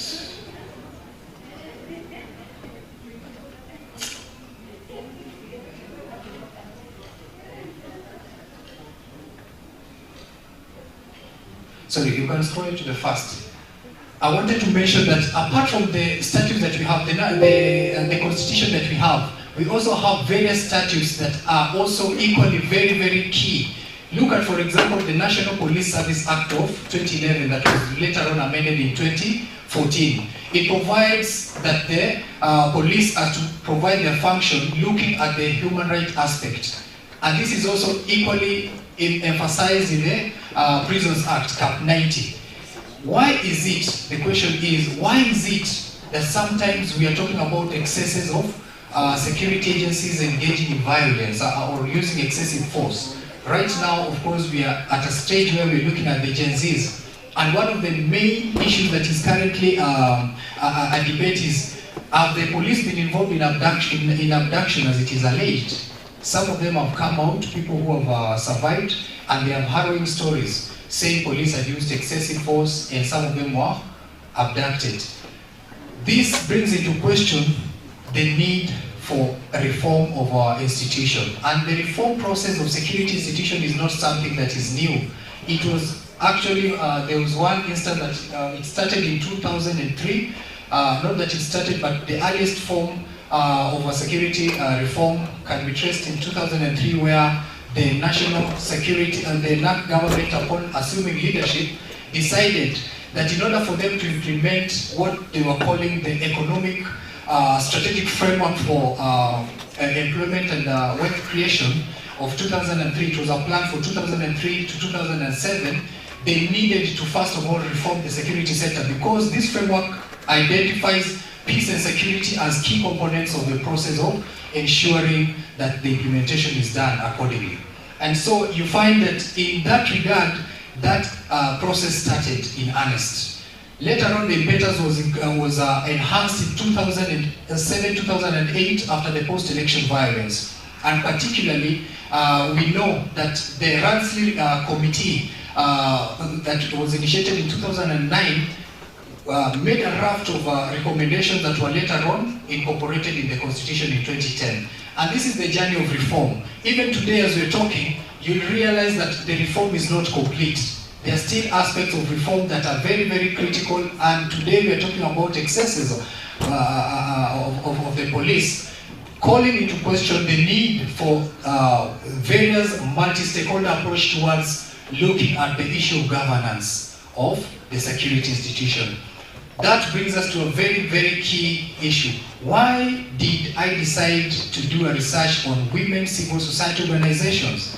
Friends and colleagues and fellow scholars, you realize one of the things that really plagues our society is the role that women have been relegated to. Of course, there are issues to do with women empowerment, but you still realize that I was just looking at the latest population census that and I found a ratio that is given that for every 98 men, there are 100 women in Kenya, implying women are very much more than the men that we have in our country. Look at it also from this perspective. The United Nations Security Resolution 1325 of 2000 states categorically that women incur the highest responsibility at the household, community, national, and even at the international level. That therefore means the responsibility usually are spread across nurturing. You find they are mostly, and I love the fact that the finding that was done yesterday was corroborating what I had. One of the studies on juvenile delinquency really showed that where men, for example, are the sole parents involved in a bringing of a child, vis-a-vis women, you find that the single mother parenting that child, there will be a lower level of recidivism or the delinquents compared to the man who is involved, when a man is involved as a single parent. And this was a study, of course, that opened us to more research to validate or see if we can refute these findings. But this is something that is, the study yesterday was confirming that it was 3 times. And that's a huge number to work with. So what I'm trying to propose, colleagues, is that one, according to this theory, or according to these findings, when women incur a lot, they are also at the receiving end in most cases. Whenever there are instances of insecurity, where countries are at war, for example, women stand to suffer more. And therefore, they have a unique perspective that needs to be incorporated if security is to be realized effectively. That is one of the reasons. And then again, these groupings that we have, what we're calling the Women's Civil Society Organization, provide a very good forum for examining the aspect of women views from a collective platform. And therefore, it is very important if we are to approach this from a multi-stakeholder perspective as proposed by the USAID 2009, that a multi-stakeholder approach towards the view of security needs to incorporate every person's view, then women's view cannot be trashed. And therefore, that is one of the motivating factor for this study. Moving ahead, let me just...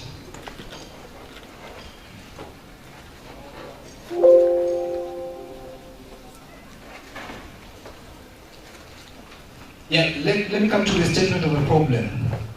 We have said, I've just analyzed that resolution 1325 of 2000, that in many respects women are at the receiving end. The fact that they also are responsible for inculcating the right values of children is very, very key in knowing that this child can be shaped with a security conscious mind, or they can also influence. There are other studies that have been done, for example, Afolabi 2019 study that examined the conflict situation in the North Rift region and found that women were playing a very key role in terms of even influencing how people were looking at security, security situation and the people who are involved in security. Probably this is one area you want to engage and see, is it partly the reason why we still have a problem in the Northern Rift, the northern part of our country.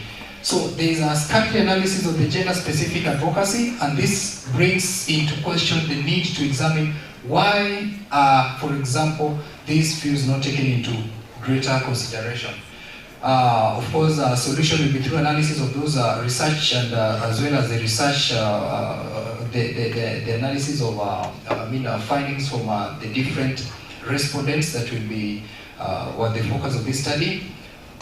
And ultimately, the solution is to enhance governance in security institutions. Let's go on. The research, of course, question, in the interest of time, I want to go through this very fast. The research question, of course, is the how women can, how do women CSO influence governance of security institutions? We use the actor network theory, of course, basically emphasizing the networking of women and other stakeholders in terms of addressing a key agenda. The chain theory will also, I think, we detail and find it in the report. And the methodology, I used the cross-sectional survey and phenomenological approach. Basically, the focus was on thematic analysis, relying on the qualitative research, the qualitative study. The main organizations that I looked at here include the Coalition for Violence Against Women. I think I've rated it here. The breakdown, the Coalition for Violence Against Women, out of that targeted sample, we picked 125, and from a targeted sample in that organization of 125, we picked 34. And then the Kenya Female Advisory Organization, which had a sample of, a population of 346, we picked 94. And so for the Education Center for Women, we had, out of the 7 police directors at the National Police Service, we picked 2, and National Prison Service directors, 9 of them in the headquarters, we picked 3. And then the Federation of Women Lawyers, 338 in that organization, I picked 93. The sampling formula that I used is the Yamen 1967. I think that one you can find in the document in the interest of time.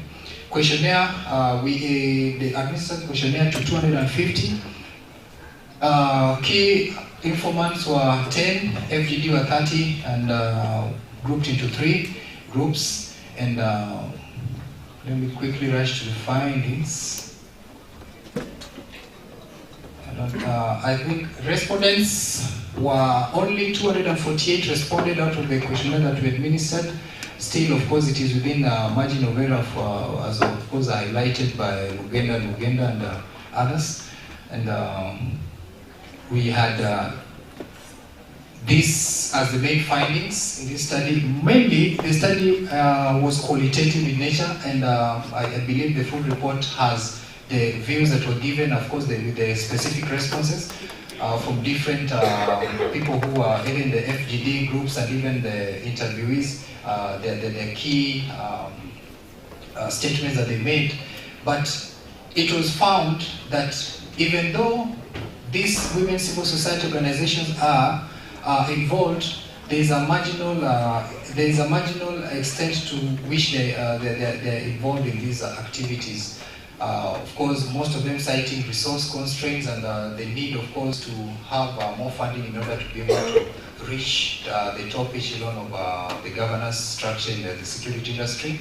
But these are some of the activities that most of them claim they were doing. Training and particularly what we normally call responsive program training, tackling the main technical issues of strategic management. We have our technical assistance networking, empowerment. Those are some of the activities that they were doing and which they believe were in support of effective governance of security sector. Some of them, of course, were also involved in just ensuring effective communication, capacity building, some of the issues that we were talking about. And lastly, just to point out,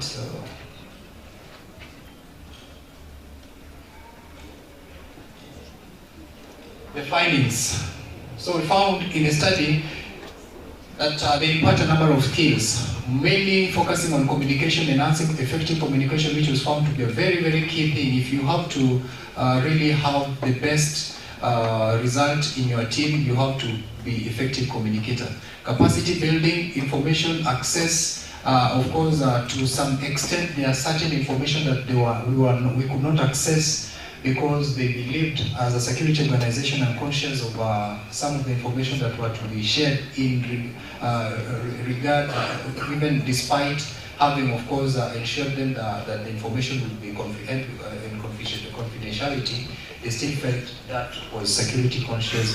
It was information that could not be let out to the public. So that is another area of challenge. And maybe as a recommendation, we have the IPOA, the Independent Police Oversight Authority, that basically looks at the infractions that are done by the police, but we do not have a standalone body for other security agencies, for example, the prisons and the military, for example. So there are excesses, like the other day we just saw when Gen Zs on the street. We are wondering, what if the army decided to shoot? Do we have a body for the same? So those are things that we'd recommend maybe future research to look at. Also, broaden the scope of involvement on matters. We realized most of the women civil society organizations were not involved in some of information management practices. They still have also challenges. Some of them, like Kifado, had a problem with management of information systems. This is an area that we still recommend. Thank you. I'll end my discussion at that point.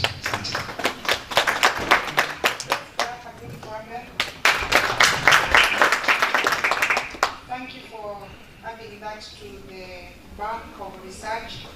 Throughout the day we have been talking about, okay, not the only thing, but one of the key things that are coming up is the empowering of the women. And we see the challenges already here. When he mentions the few number of organizations that deal with women working out for justice and security, I think we can also turn around and see how they can be empowered in that area holistically. So we get to our last presenter who is online. We'll ask our ICT desk to direct us to that. And then, I know we have questions, but I see we are gathering for the conclusion of the day. We will pick maybe just one or two, which really will be burning issues, and ask ourselves to consult those who are presented and see how well we could help them build up their ideas. So to the online presenter.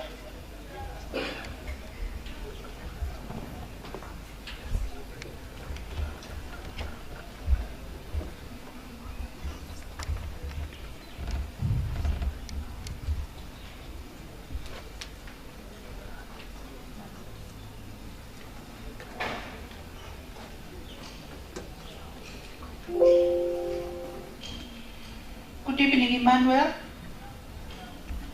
Good evening, too. Welcome to the venue of your presentation. In the interest of time, we shall give you 6 minutes to give us an overview of your work. Just tell us the motivation behind your research and the gap that is there, and then lead us to the findings and your recommendations. You're welcome. All right, thank you. My study is in the field of linguistics, and the topic is the use of mock politeness as a communicative strategy by Kenyans on Twitter or Kenyans on X. X is the new name for Twitter. The inspiration of this paper stems from the observation that Twitter offers users a unique linguistic creativity, and there has also been a belief that because of invisibility, whereby users cannot be seen face to face, because of invisibility factor on Twitter, there is that free language use that brings about impoliteness. More politeness refers to false politeness, or rather the use of politeness, the pretense politeness that is not genuine in nature, whereby they pretend to be polite, but they are not. On the introduction part, I would say that impoliteness studies were pioneered by a researcher known as Culpeper in 1996, whose aim was to challenge the existing notion by Patton and Livingston in 1987, who assumed that people generally aim to be polite in conversations to avoid the threatening aggressive space. But when you look at conversations, we realize that it is not always that someone wants to be polite. And therefore, he noted that sometimes people intentionally violate politeness norms in order to achieve communicative goals. This led to his identification of 6 impoliteness strategies in the next slide. And then they are there bold on record, negative, positive, and off record impoliteness. Those ones were taken directly from Brown and Levinson 1987. And then he added 2 more, which is withhold politeness. I can talk about that one, whereby he says it is the absence of politeness markers where they are expected. For example, if someone gives an input, even in this conference, and then we fail to recognize them, that is a case of withhold politeness because it was expected. We acknowledge their input. In the next slide, we will find now the area of this study that was on more politeness that I focused on, simply because most of the other studies are focused on the 5 politeness strategies by Culpeper 1996. More politeness is now the use of forced politeness. Politeness is used as a mask or underlie impolite linguistic act. More politeness is also known as sarcasm politeness. Sarcasm in literature refers to a form of verbal irony, where someone says something but means the opposite in order to mock. And Kenyans on Twitter are known to be vibrant because they engage in a lot of conversations compared to other Kenyans on other sites like Facebook and TikTok. That's why I chose Twitter. They frequently employ polite forms that convey contrary message. And on the next slide, we have the methodology. I think because of time, I can go to direct to the other one, the methodology, so that I can check the 2 or 3 samples that I have here. And the study that more politeness is used for several reasons. Like in that quick page displayed there, you can see it is used as a form of humor or entertainment. There we see a picture of whereby Moses Wetangula, they said Wetangula managed to meet a record in Trans Nzoia after meeting with George Natembea. In this situation, more politeness has been used as a humor entertainment because Wetangula was running away from chaos that happened when his followers and Natembea's followers met and they were fighting. So in this case, more politeness has been used as entertainment to show, also to expose his cowardice in an entertaining way. Another example is in the next slide, where I found that more politeness was used a form of mockery to mock someone or the government. When Kenyans.co.ke posted how Kenyans are staring at a state of joblessness after companies announced plans to shut down, because of the current economic problems that we are facing. So this tweet said, he quoted the famous quote by politicians, which says we have stabilized the economy and other stories. That is the use of more politeness and a polite way of being impolite, so that this government is doing the opposite. The economy is not stable, and also the use of that phrase and other stories shows how they have been lying all through. So in that case, there is a use of juxtaposition, placing two things together opposite, whereby in one case there is joblessness, then the reply is about stabilizing the economy, which is a lie. In the other slide, we have another example where this tweet said the good people of Kenyaga said that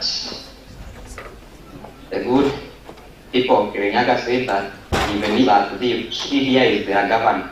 She was their thief, and we should not interfere with such profound love. In this case, more politeness has been used as a form of criticism to criticize the people of Kirinyaga for voting their thief, and now they are complaining they are not getting the services as is required. So in this case, more has been used as criticism. And also to that word, profound love, that we should not interfere with. All that is use of impolite language or sarcasm, politeness, as a form of criticism.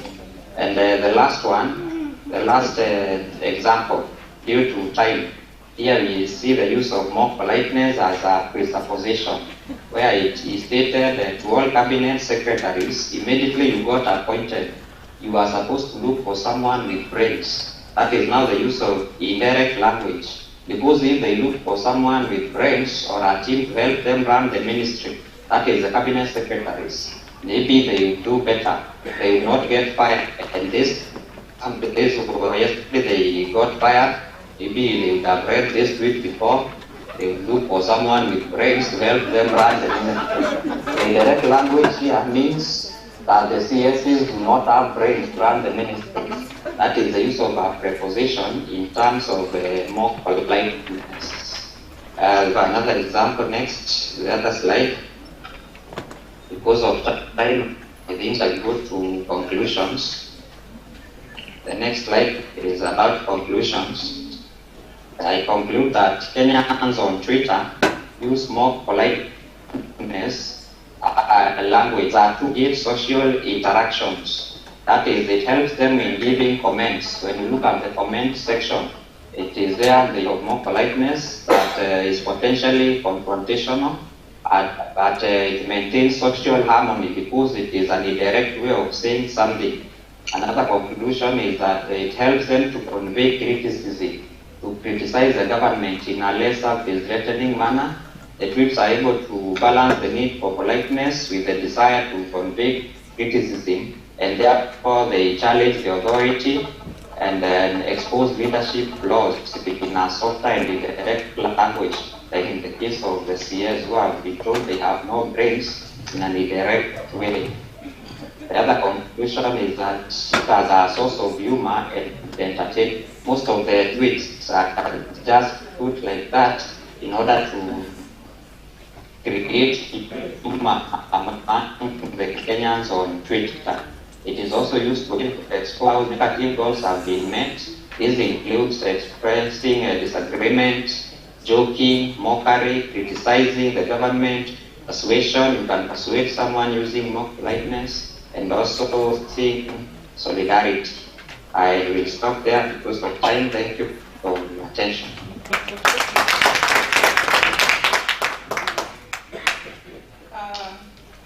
Thank you, Emmanuel. I think he has already met one of his expectations, humor. We all laughed without anyone tickling us. If she is a leaf, she is our leaf. So we have brought it light. It's interesting, and I think it covers the entirety of the concept of peace and unity, speaking the truth without bruising the emotions. So we are able to get what is true and we will know what to do with our thief next time without crushing them or without stepping on anyone's toe. Thank you, Emmanuel. Well, when we do the online presentation, we are requesting if there is anybody who have whatever input, because we may not get back to Emmanuel for any build-up. Anyone who would want to comment just briefly on this research or throw a question to Emmanuel so that you'll be able to know how to close any gap that is there. If there is somebody. There is nobody in this case. So Emmanuel, thank you so much one more time for your articulated presentation. We appreciate, and we believe that it will go a long way in building the vision of 2030 in the country. Now, I am informed from the desk of ICT that we have a recording, not a presentation, which again is part of the conference performance. So we will do that. We will have the recorded presentation, and then we shall know the way forward after that.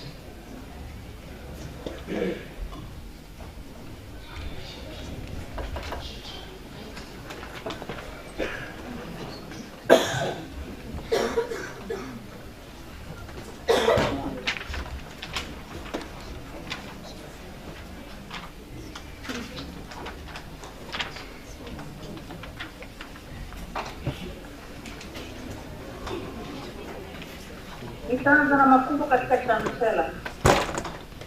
Fumbo la kwanza ni anwani kama fumbo. Anwani ya chamchela ni fumbo. Chamchela ina maana ya kivugumu au upepo wenye nguvu nyingi, na upepo unapovuma husababisha uharibifu mkubwa katika mahala pale. Kimbunga hiki kinaweza kusababisha maafa kama vile vifo katika jamii. Lakini mafumbo kuleta maana ya athari za kizungu ambazo zimeleta maafa katika jamii ya Afrika. Athari hizi ni kama kimbunga ambacho kimeingia kusababisha maafa katika jamii kwa kuvuruga utamaduni wao. Mama yake Manyaka anaposikia vituko vya mwanawe anashikwa na ugonjwa wa pressure ambao kisha baadaye unamfisha.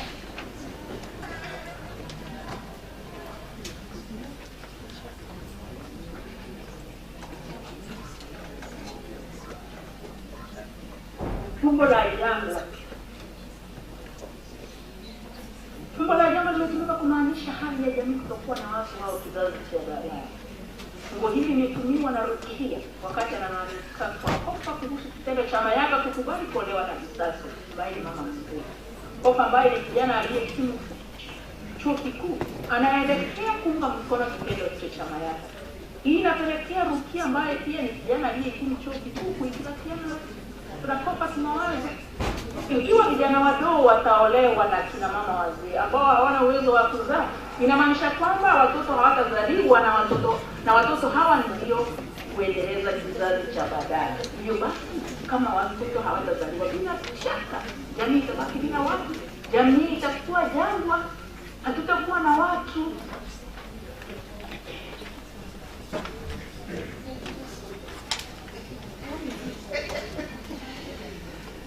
Sorry, I was meant to say this is one of the presentations done in Kiswahili, and they have not sent their details.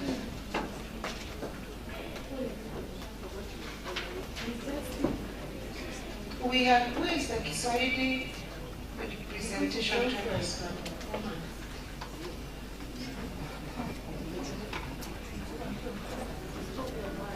The spoken word, who is in the Kiswahili department? Yes, thank you so much. We want to have her do the presentation. She had been registered for the same. Maybe you will give your comment after that. Please, thank you. Okay, kindly start from side 1. Okay. It's an audio, it's already taped.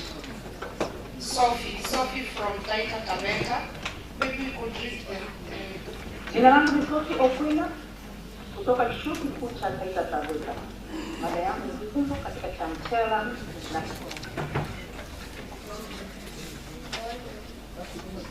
sauti haisikiki.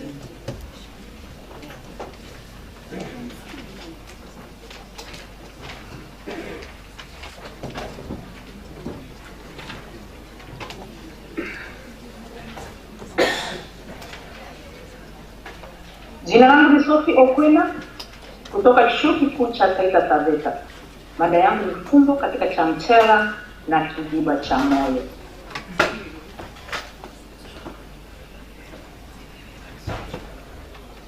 Nitaanza na utangulizi tu.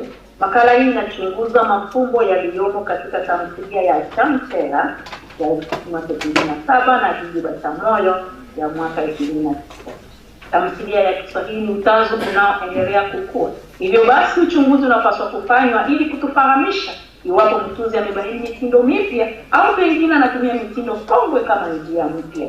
Ili fumbo liweze kustahili kuitwa fumbo la kifasihi, sharti lidhihirishe hisia za ndani au liwe na mchomo au mwinuko fulani katika kuwasilisha ujumbe kwa kutumia mawazo mazito, kinyume na jinsi lugha ya kawaida hufanya. Hivyo basi sharti uelewe ala alizonazo msanii na namna ala hizo zinavyotumika, yaani katika kuwasilisha ujumbe wake kwa wana jamii. Nitaanza na mafumbo katika chemchela. Fumbo la kwanza ni anwani kama fumbo. Anwani ya chemchela ni fumbo. Chemchela ina maana ya kimbunga au upepo wenye nguvu nyingi, na upepo huu unapovuma husababisha uharibifu mkubwa katika mahala pale. Kimbunga hiki kinaweza kusababisha maafa kama vile vifo katika jamii.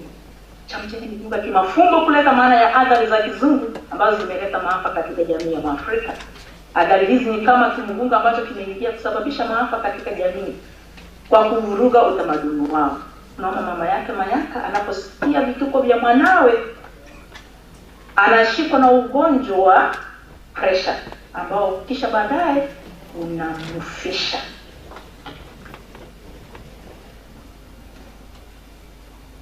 Fumbo la jangwa.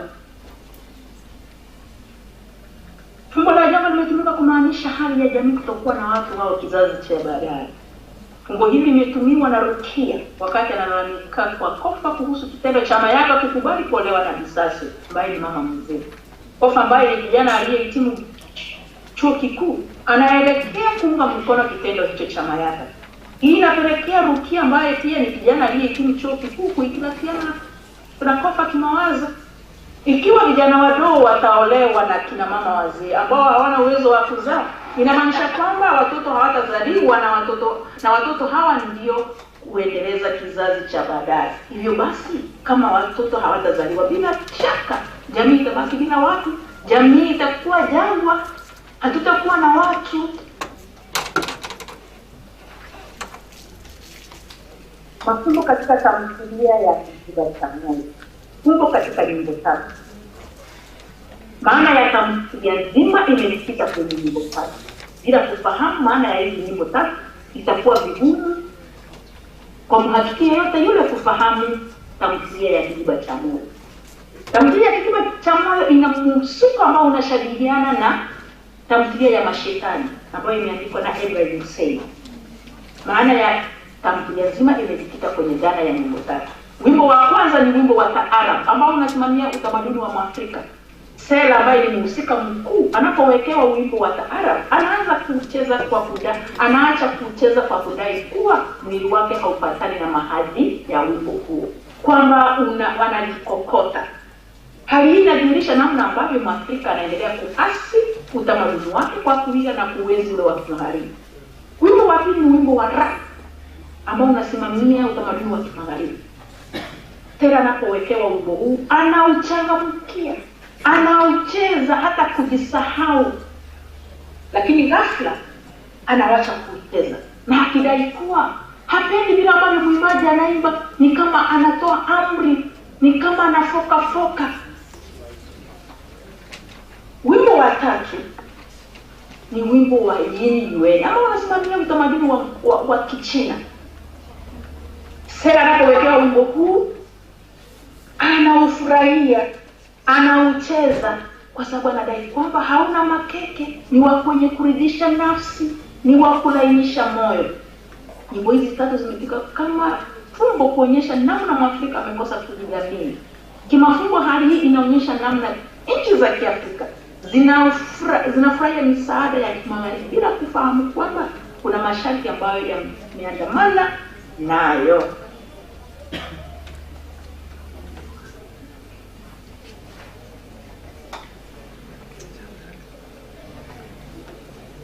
Tupo katika anwani.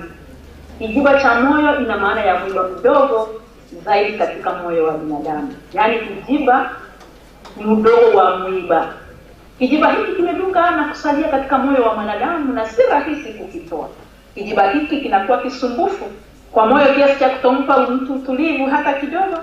Anwani kijiba cha moyo imetumika kimafumbo kurejelea tatizo na masaibu ya Mwafrika, ambapo Mwafrika amezungwa na kuadhiriwa na utamaduni wa Kimagharibi.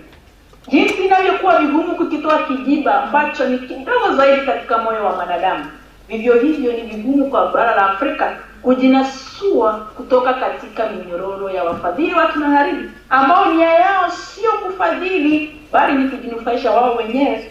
Tatizo la Mwafrika ni kwamba hana kitu cha kumtambulisha, ametiwa viraka tu, sio kwa utamaduni wake tu bali pia katika itikadi yake, mila, hata mavazi yake.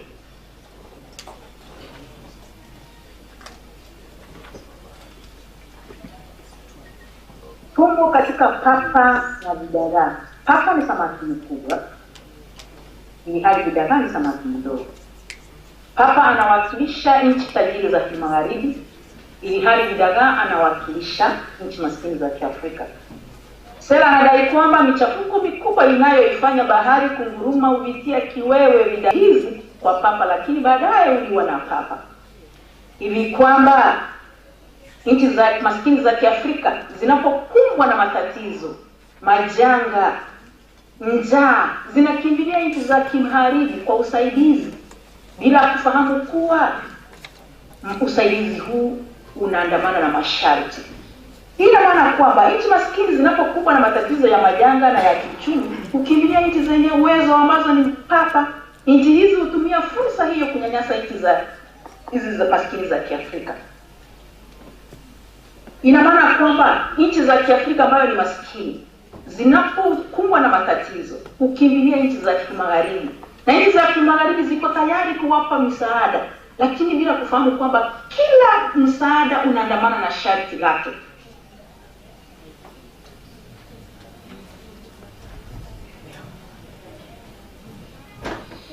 So, thanks. That was a presentation in Kiswahili. For the purpose of credibility, I'll request the authority in the language to do a comment so that we have the information as we come to a conclusion. So when she's through, I'll be handing back the microphone to the organization or the committee which organized this conference through Dr. Kihara. I was feeling, unless we have one question to the presenters that have done.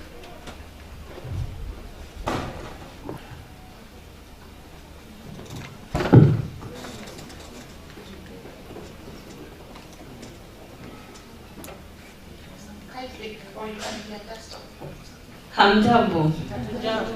Naitwa Daktari Mary Kanywa. Mimi ni mhadhiri wa Kiswahili hapa chuoni Chuka. Nitasema machache tu kuhusiana na wasilisho la Sophie. Kwa kuwa hakuja kuwa na mtiririko mzuri hasa katika utangulizi, si kupata kusikia hitimisho na mapendekezo yake. Kwa hivyo nitataja tu machache kuhusiana na yale ambayo niweza kupata. Kwa kifupi au kwa mtasari, anazungumzia jinsi ambavyo waandishi wa fasihi wanaweza kutumia fumbo kama mbinu ya kuwasilisha ujumbe, jinsi wanavyokusudia na namna wanavyokusudia, na ndiposa anatumia fumbo kwa mfano katika tamtela au ile tamthilia tamtela, naamini ya kwamba ni ya Timothy Arege, jangwa kwa mfano, ambapo anaonyesha ule ukavu, kumaanisha ya kwamba kutokuwa na mazao au hali ya utasa, kutokuwa na maendeleo. Ni fumbo la kuonyesha hali ambapo hakuna maendeleo katika jamii. Kwa hivyo anatumia fumbo la jangwa.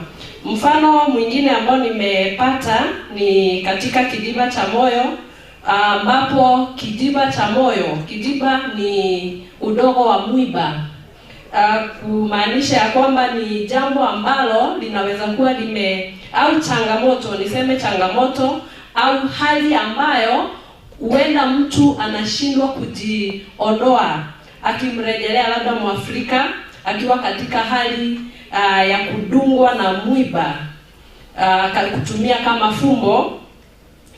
Kisha ameweza kuangazia nyimbo mbalimbali, aina za nyimbo kama mafumbo, huenda zimebeba ujumbe ambao ni mzito, ukiwa na lengo la kuzindua jamii fulani, mfano nyimbo za taarab, kusimamia utamaduni wa Mwafrika. Kisha ametumia fumbo lingine likiwa na nia ya kuzindua jamii, aina fulani ya nyimbo alizozitaja, nyimbo ambazo si za Kiafrika, ambapo alilenga kuonyesha jinsi ambavyo Mwafrika hajidhamini, anadhamini tamaduni za kigeni. Ndiposa akarejelea mfano kama utegemezi wa misaada kutoka ng'ambo au nchi za ng'ambo au gaibuni, misaada ambayo hatimaye huwa na madhara yake au kuna masharti yake ambayo yanamuadhiri baadaye. Kwa hivyo kwa mtasari, hayo ndio naweza kusema kuhusiana na wasilisho hilo, ila singeweza kumuuliza Sophie swali hata kama kunalo, kwa sababu hatujaweza kutangamana ana kwa ana. Shukrani. Thank you for helping us cross the bridge on that so that we are enlightened, so that as we deal with the issues on our side, we are able to capture the predators in quotes, so that we are able to remain safe. I see Professor. Yes, you students will ask questions again. This one was the other ones. Or the other ones. Have we finished? We are finished with this one, and I have been brought information from the desk in time one, but there's a presenter victory. I'm not just there's a presenter who had 2 presentations yesterday. He did one online on philosophy, and I'm mentioning that area so that you can also be helped to comment on it immediately. I am kindly asking that we allow him to do a second presentation because he will close him out. He may not have another opportunity. Then I was considering giving 2 chances for questions, and now that Prof has voiced the desire so to do, I'll give the opportunity of just another one person with consensus and interest of time. Then I can hand the meeting to Dr. Kihan. Is that okay? Yeah, and let's agree the other pressing issue. So we have Mr. Rusabe, yeah, online. The presentation I think is on philosophy, like it was yesterday. Rusabe, good evening. Good evening. Welcome. This is your time for presentation. We will give you 5 minutes. Just tell us the intentions of what prompted you to doing the research, and give us your findings and the recommendation. Then we will give room for one person in the team around to react, and maybe the rest of the issues you could be helped later on. You're welcome.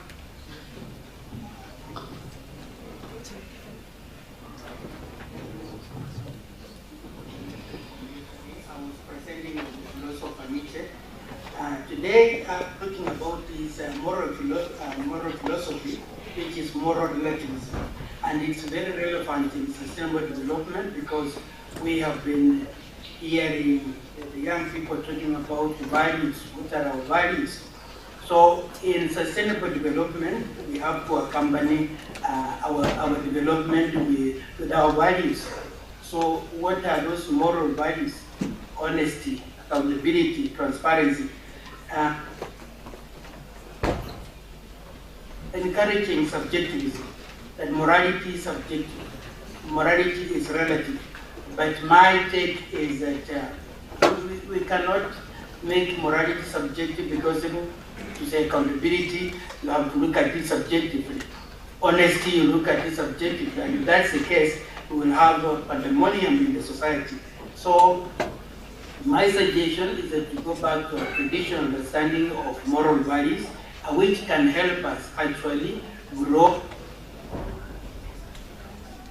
based on those values, like I've said, honesty, accountability, transparency, and which the young people have been crying for. So going ahead, we have to put this in front of us, that if we are going to develop a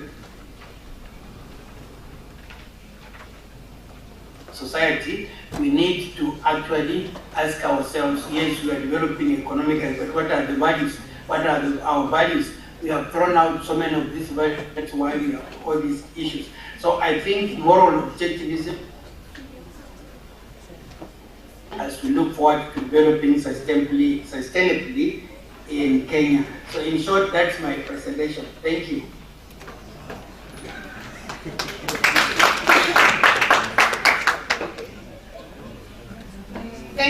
Thank you, Musabe. What are the recommendations that you have made?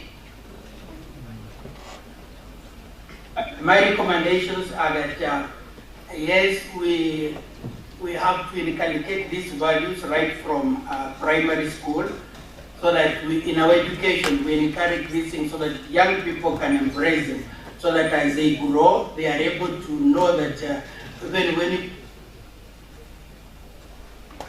putting our values in front. So the educational system is very, very important. Revamping the syllabus, we have killed CRE and other religious subjects from our syllabus. Those are some things we need to incorporate again as we move forward. Thank you. We would also maybe observe with the new system of education, CBC, that is the beginning point which is already in action. Are you suggesting of any other additional way or manner in which these virtues and values can be inculcated on the society? I know in some universities they do what we call community engagement, but we don't have to wait until we get to university and only a few of them doing community engagement. Some school, so that these young people as they grow, it's not only theoretical but practical, so that they can have even on weekends going to do some charitable work, some things pro bono, so they can be able to grow up in these values. So some schools have done that, some universities have done that, but we can't do it. We need to nationalize that. Thank you. I would want to find out if anybody else would want to react on Musabe's very brief presentation. So thank you. We appreciate your input in the information within the conference limits.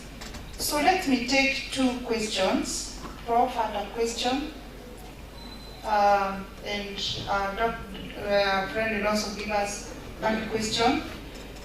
Is there anybody else who will feel they have been denied an opportunity to voice something? So let me just take those three, and then I hand back the meeting to the organizers briefly. Thank you, John. When we were students, we used to say those people who ask questions, allowed to avoid questions first. But for me in a conference, I don't believe in just presenting and going away.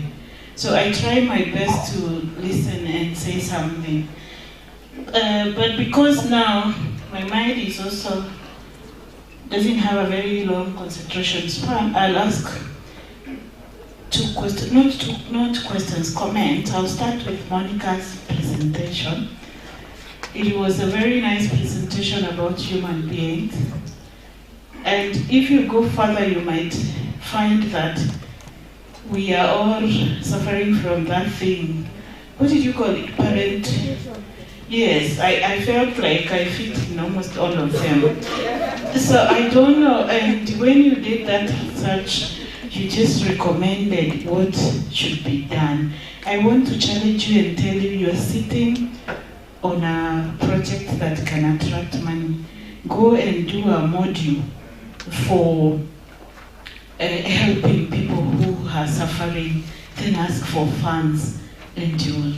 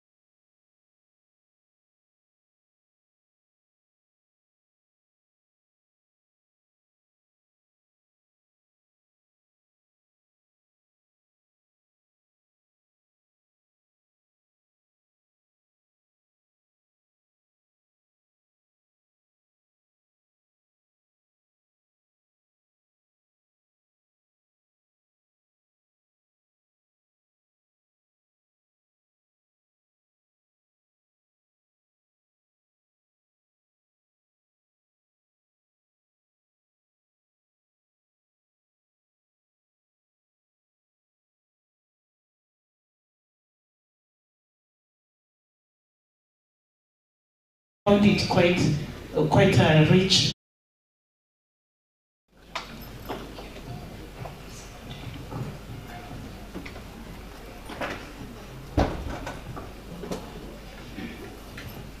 Thank you very much. Thank you, the moderator. You have really done very well.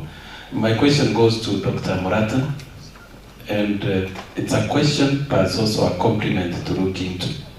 I'm very interested to find solutions in our North Rift conflict, but the information and the approach that is being used to sort out that problem still is far beyond reaching to resolution about it. So my proposal to you, Daktari, is do a triangulation over that conflict, looking into areas of interest, possessions, and aspirations of those communities.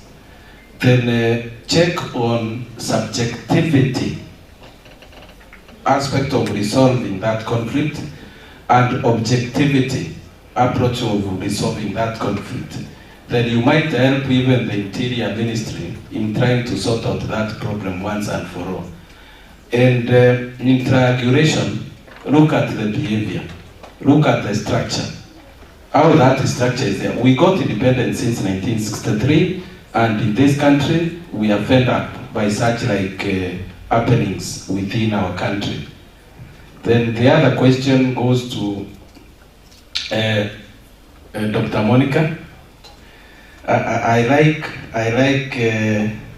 parentified, something parentified. Now my issue is can we equate introvertedness also into parentified? Thank you.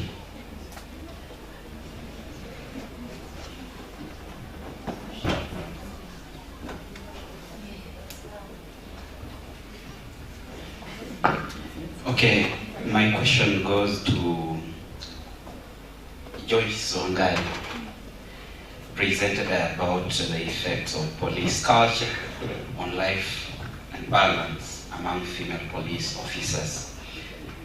I'd like to know whether you checked on the blue curtain of silence as a culture and how it is affecting female police officers, where they have to witness what happened in the field, but they have to remain silent because the blue curtain of silence amongst one another, it dictates that you need to cover up for the behavior, for the ill behaviors of your friend, which is actually accumulated on the bigger picture of police canteen culture.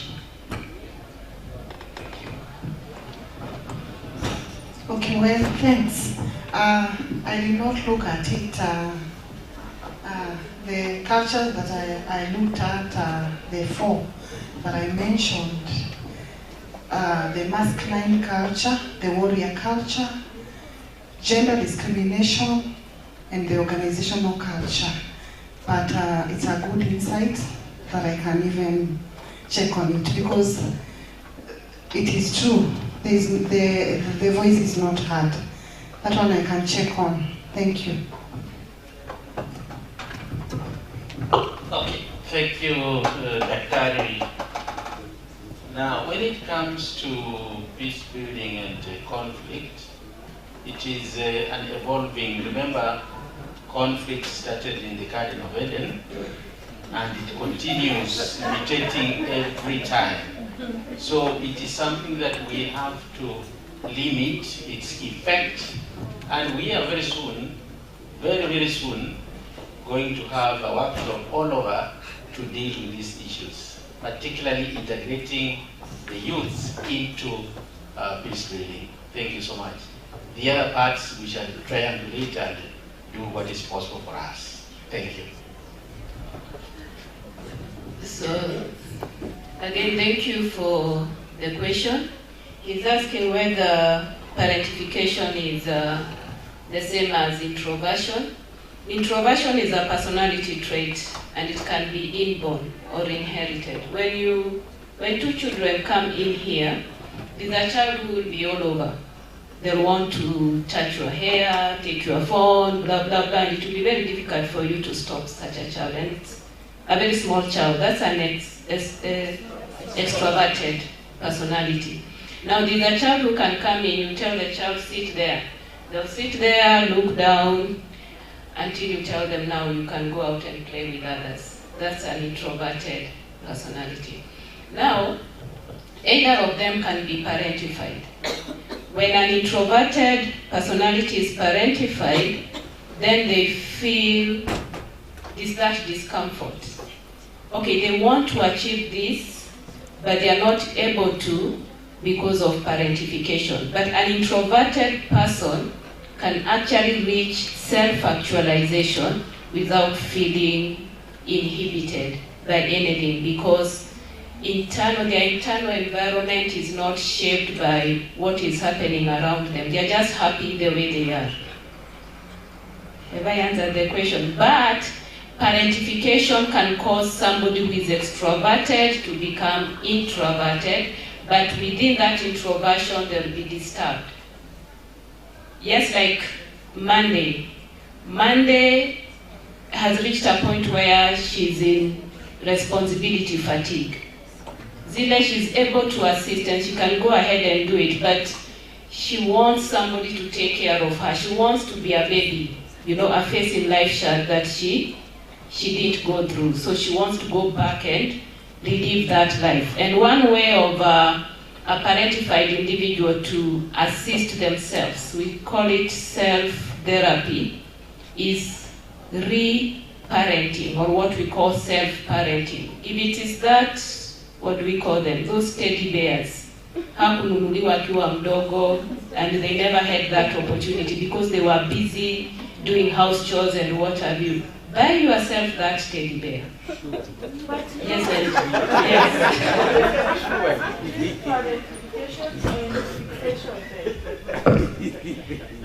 No, you see, a child.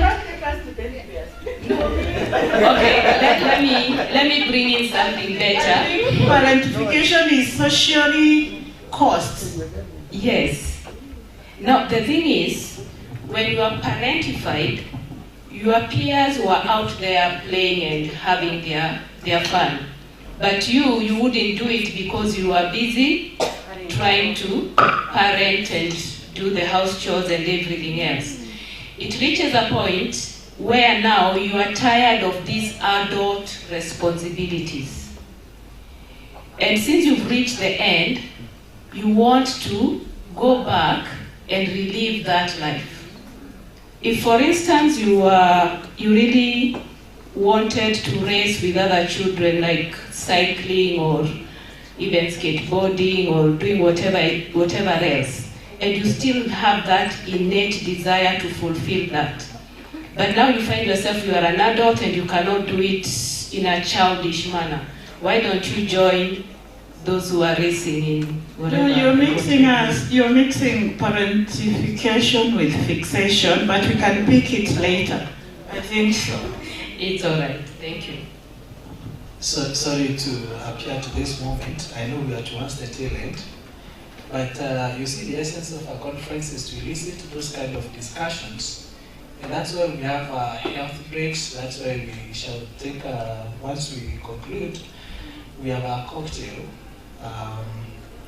at the rooftop. And now the discussion can continue even in more free manner. But really, those ideas, okay, they find their way that way. So I know there are some people who have to travel far, and I think we are running out of time. Sorry to intrude into the program, but I want to give the mic to the chair of the organizing committee so that we can quickly conclude. Yes, there is. Yeah? Yes, you can see our dancers are there, they're waiting actually. They are patiently waiting. Yeah. I'll talk about that when given the chance. Good evening, good people. I'm exuding a lot of excitement for having been part of this great event. But so that we give each one of us who has been with us since yesterday, I'm inviting Christine Gatweri, at least to talk. She's from Sodso, who have partnered with us. Please, I'm giving you 3 minutes so that we can have our dancers and get into the closing ceremony. Christine. As we wait for the music to come and the music to be played after that. Good evening. Good evening. My name is Christine Gatweri from Sodzo, Kenya. Sodzo is a Greek word inamaanisha salvation ama to make whole. We rescue street-involved children and youth. We rehabilitate them, reintegrate them, and resocialize them back to their communities and families. So we work with a model we call Flourishing Community Model. It is a socio-ecological model because we believe a child does not exist on its own. They exist in an environment. Why are we doing the research we are doing? So that we can go and make our communities a better place for people to live in. So we go to the communities where we bring parents together to identify issues affecting families and children so that they can partner with us as Sozo to look for solutions as they build their social and economic capital. We have a model, curriculum, we take them through 22 weeks curriculum to heal or to improve their mental well-being so they can be able to open up and identify areas different sectors they want to grow in or develop in as a community, where they form committees and then change or initiate the different change they want in their own community. We also work with the families affected or infected with HIV and AIDS to strengthen them so that they can take care of their families and still live healthy lives. We welcome you all to pass through our stand. Just scan the QR code there so that you can go through the Flourishing Community Model, and you're all invited to partner with us. Karibuni, asante. Thank you very much, Christine, for even being obedient and informing us of what you're doing. Now, as we wait for Dr. Mabubi, it is at this point that I would want to express my profound joy. For you are the people who have made this conference that successful. I'm really, really grateful. And I'll begin by thanking my committee. Remember, this was just an idea that the Dean came up with. He appointed me to lead the committee. I would not have managed without the help that I got from the many of you. For that reason, I am so grateful that I lack the words to express that. I'm also grateful to the Dean. He was our link person to the university management, and I kindly ask you to extend our appreciation to the VC and our DVCs. I'm grateful to the, welcome Dr. Magubi. Yeah. I'm also grateful to the FHSS staff, support staff, people like Nyamburas and the team. Please, wherever you are, note that we appreciate you. I am very grateful to Rufo. Rufo, this conference, I can tell you, without you, there are some things that would have gone wrong. I just liked the zeal. Okay? So, from the deepest of my heart, know that I have valued every bit that you have done, and I cannot leave out. This is just special mention. I'm not saying that the other members did help, but these are people I would call at odd hours. Abel, wherever you are, very mzito. Then there is Faith Karemi. Faith Karemi has been everywhere. Respect the women. Multitasking at another level. Faith, wherever you are, let my appreciation reach you. I'm also very grateful to the ICT people, Barasa, Saif, and media people. Saif, I know it's not been easy, back and forth, change this, correct that.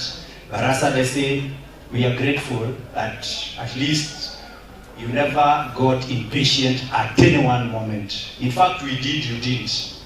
Thank you very much. At least we are thankful.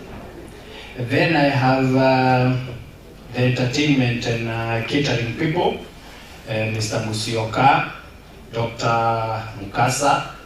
Thank you for giving us the catharsis part of the conference. Yes, we are grateful. We are grateful. Then, last but not least, I want to thank the chairs of the different sessions and the rapporteurs. For all the people that I approached, there is none who turned me down. So those who are here and those who are away, please receive our appreciation. Then the very, very last one, it's to you, the presenters and the panel speakers that we had. I lack words. For somebody to travel all the way, come share their knowledge with us for free, is that not community service to academia? Many blessings to them. You, the presenters. Ours was for the organization. What if we organized all this and you never turned up? It would not have been successful, right? So it's on a Friday, past 5 o'clock, you're here. That is something at another level. So we are very, very thankful, and we promise you that it will keep getting better. So as you leave, I wish you journey mercies. May the good Lord who has been with us since we started planning all this to this end, may He also accompany you in your journey back home and in the journeys in the journeys of your lives. So without much ado, I invite the Dean so that you rush this thing. It's a Friday and we need to cocktail. So thank you very much and many blessings. Thank you very much, Chair. we also want to, in a very special way, recognize your leadership. Now, you have left someone else also very special, who has been a part of this process. She is not a member of our faculty, but she has been with us. Where is Miriam Kadini? Miriam, where is she? She must be involved in even this other activity. Please, I would like her to be called in. Yes, there's another person who has been working. You have not seen that person, but has been quite some energy in this process. Because, you know, from here we are going back to our families. But trust me, it is that family that has brought you here. So, when I retreat home, I have someone who has to keep reminding me and asking me, are you sure you are going to deliver the conference? Has been such an inspiration, some energy, and that's my wife. My name is Nkonge, but here I'm known as Kiboro. So is Mrs. Kiboro here? Yeah, come forward. You know, we are going for a cocktail and I want to go back home with you. Yeah, there she is. Yeah. She is also part of the academia. She is a dean of a faculty at Tharaka University. Her name is Dr. Fidelis Gogi. She is in chemistry. So mine is just to say, voila. I think God has made it for us. And the Chair, you forgot to remember that this is all because of our Holy Father, who is in heaven. Right? Yeah, so I am not good at these speeches, but I want just to stop at that. But when I was recognizing our sponsors, I forgot Dr. Kamoyo. He is in education, but he supported us with 10,000. You can imagine that is spirit. Someone from the other faculty crossing over and saying, I want this thing to succeed. And this is the spirit of somebody who is in academia, right? So let's embrace that spirit, and I'm sure we are going to go far. Now, we are going to, after this, we shall have many things. We shall have, now it was a 4 o'clock tea, according to the meal plan that you have. You can change the time, and then after that, now we transition to the cocktail, all right? Our entertainers will entertain us up there. Now, then we, after the closing ceremony, am I out of order? You close and then we award the certificate, or what do you do? Yes. We award and then it closes. Then we shall have a prayer, and then the national and East African anthem we close. And the awarding of certificate will be done by, we have the Director of Quality Assurance. Okay, come forward. We are into this now. There was now, anyone who is a chairperson of a department from any university, among the participants, yes, my brother, come forward. Yes. Dean from any faculty, even if it's not Chuka University and you are here. Dr. Fidelis, I said you are a dean, so they might think I was lying. Yeah. Now I want to be formal. Okay? Any other ways here? Director from any university. So I think, if you allow me, because I want to embrace what the chief guest did, okay, collaborative approach. If you allow me, these can do the awarding, right? And I would like now to give the mic to Professor Kolomba, Director, Quality Assurance, Chuka University, to quickly do the awarding and then invite our registrar to do the closing ceremony. So you know how to, you work, the three of you. You are scholars. Right? Yes. Ali? Thank you so much. Now that he's got intimidation, he's my son. You will pay when we get home for intimidating me in public. Thank you very much, participants. Those who are not from Chuka University, I really want to thank you. And we feel honored that you all stayed up to now, including those who are from Chuka. It's not easy to be here on a Friday after 5. So in the spirit of going very fast with my colleagues here, I will take the opportunity to read the certificates and they will be giving them out. I think we agree so that we go very fast. I don't like protocols. So, ukiitwa, unakuja, wanapeana. And I think because we are all here, it will just happen like that. We recognize all of you. So, ukisikia jina yako, unakuja, and we go very fast. There is no much ceremony here. John Kongo Dongo. It sounds like a tongue twister, an African tongue twister. John Kongo Dongo. Photographers. Who? All of us. Oh yeah, so that you even feel good when you're coming for the certificate. That's nice. Yeah, you come this way, Kanini. So those who are picking the certificate will come this way. Our first one is there, and we can go like that. So maybe because you've got yours, you can sit here for some time. She gives some, then I call you again. Ladies first, we are always selfish. James Wainaina.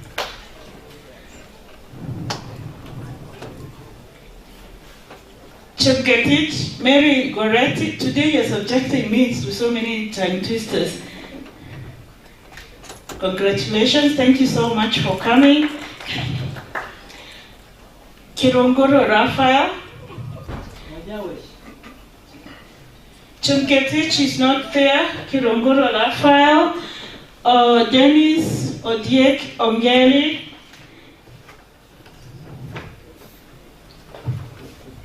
Dennis Odieki Ongeri. Dennis Mosoti. You just get there. Dennis Mosoti.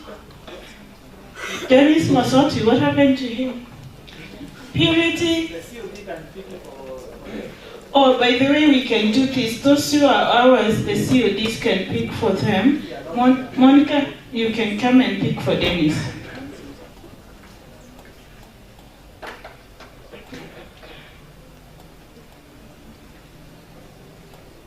Next, as Mosoti picks, Purity Karekizuku. Purity Karekizuku. Alex Kipgetich Kirui. Alex Kimgetich Kirui. Huh? Oh.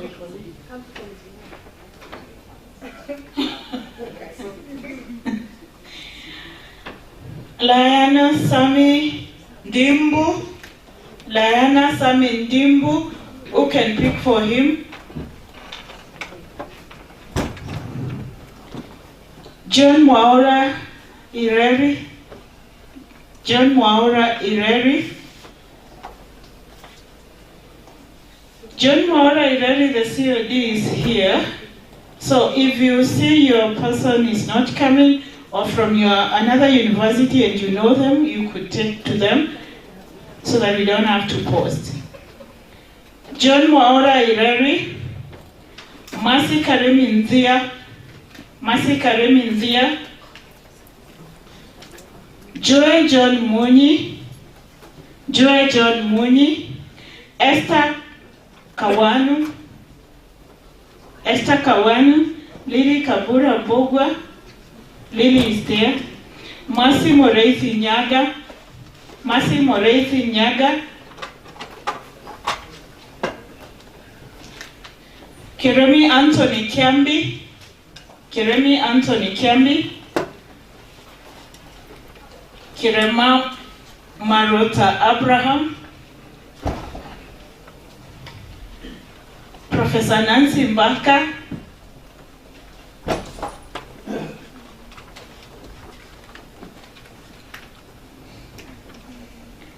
In that order, Wilberforce Paul Alwanga,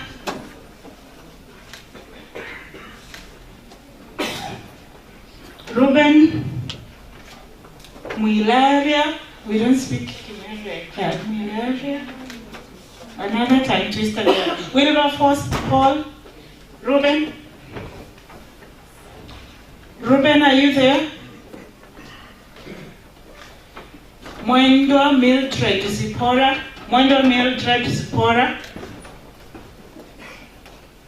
Rose Wambogo,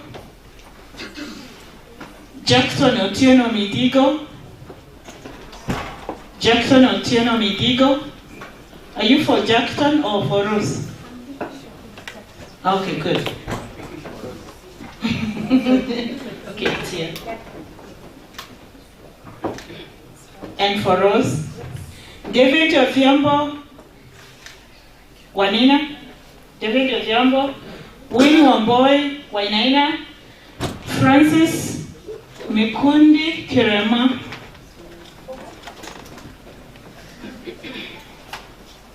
Moses Rogendo Mwatha, Sara Kagendo Gitonga,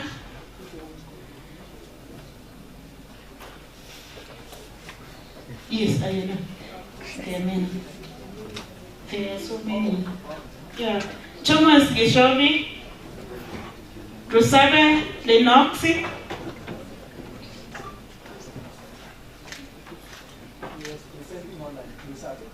Rebecca Deche, Motinda Theophilus,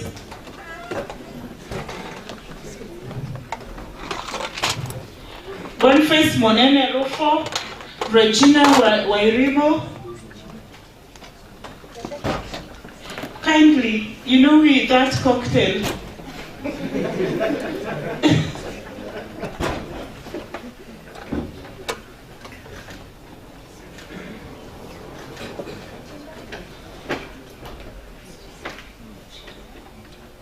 That is for Rufo. They overstayed. I think we just...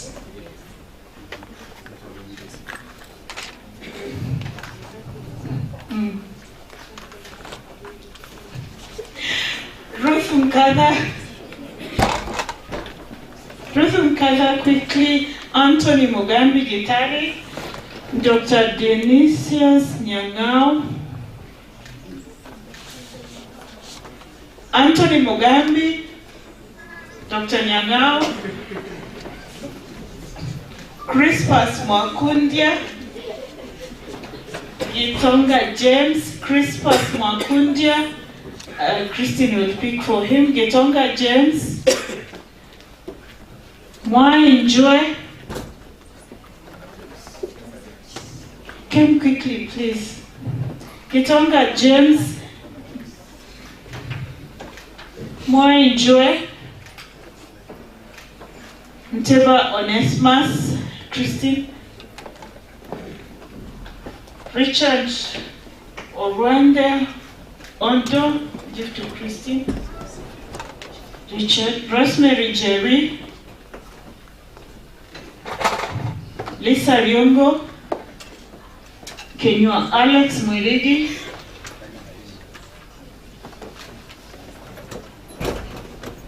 Lisa Riongo, Kenywa Alex Mwirigi. Rosemary, these are your buddies. You can pick for them. Alex Kenywa. Diana Kananu Kaburo. Give Christine. Purity Wanja.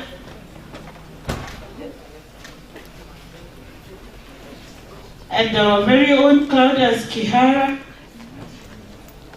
Julius Wambua. Biti.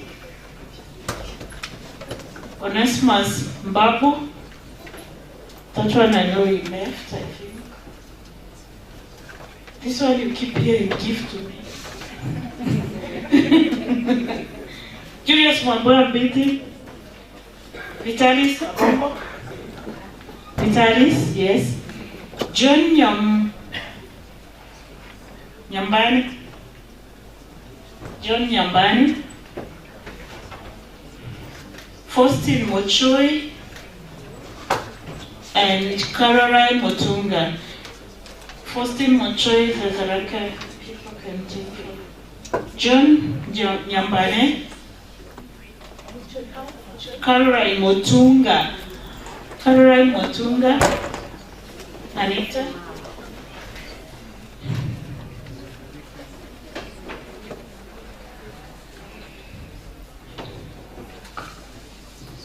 Thank you very much, Doc. So we can have our friend here now. It's your time. It's your time now. Yeah. Thank you very much, Dr. Fidelis.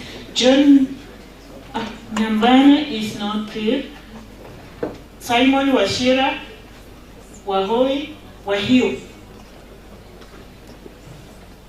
Lydia Gasheri Kaburu, Dixon Gitonga Jiro.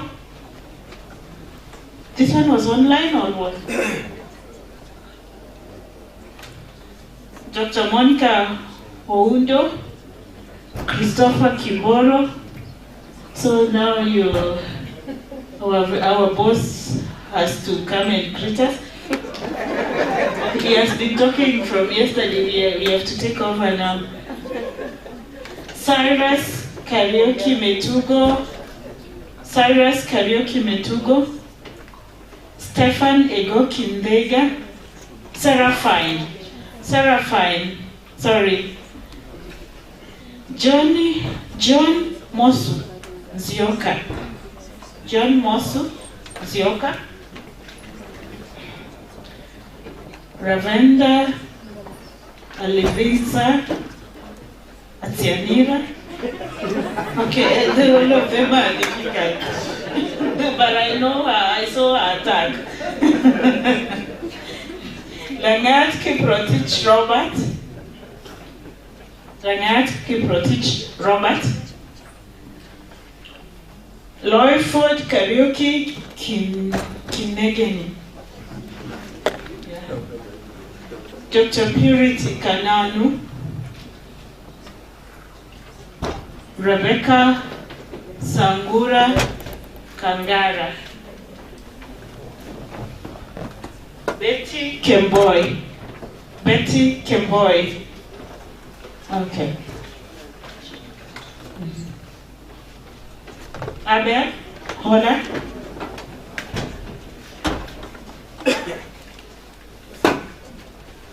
Charles Valentin Masawa. Lenity Kananu. John Kobia. Christine. Lenity Maoko, yes. She's also called Kananu. I know her. So John Kobia and Lenity Kananu. Kobia. Sorry, I was supposed to say Professor John Kobia. This is my classmate, I don't professor him. Linda Wakabo Mwai, Dr. Joram Kiagi Jogona. Sorry, please forgive me. I don't remember these titles. Dr. Joram Kiagi Jogona. John Wambura Mwendo.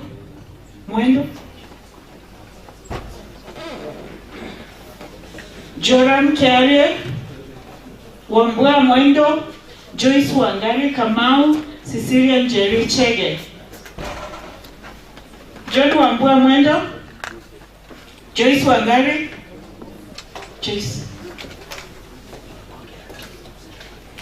Cecilia Njeri, Mashoku, Omambia Benson, Francis Gishia Kathogo, Dr. Mulati Job Chebai, Lumandende Chafe Morati.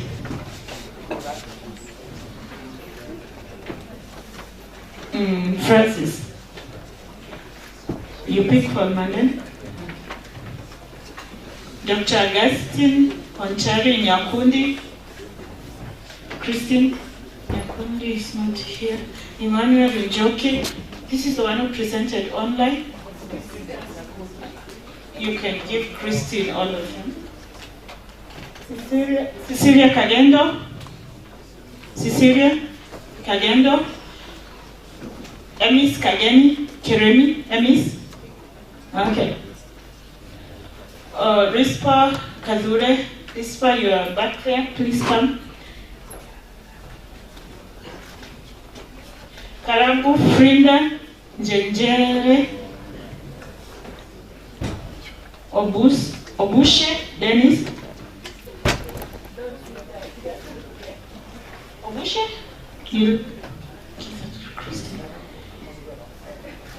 Gregory Towet. Geoffrey Towet. Geoffrey Towet. Oh, thanks. She's owning many of us. Kiboy Walter. Even this one. Oh, I think we give you a room here. Anita Mwende. Brother Chepkoril. Brenda Chepkoril. Peter Kimani. Peter Kimani. Brenda Chepkoril. Ibrahim Mulinge. Peter Kimani. Peter Kimani.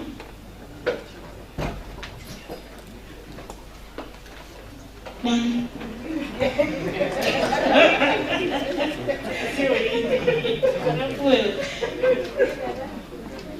Peter Kimani in Yamuringe. Thank you very much, guys. That was quick so that we can go and take the cocktail. And now I get my Professor Colomba Muriuki.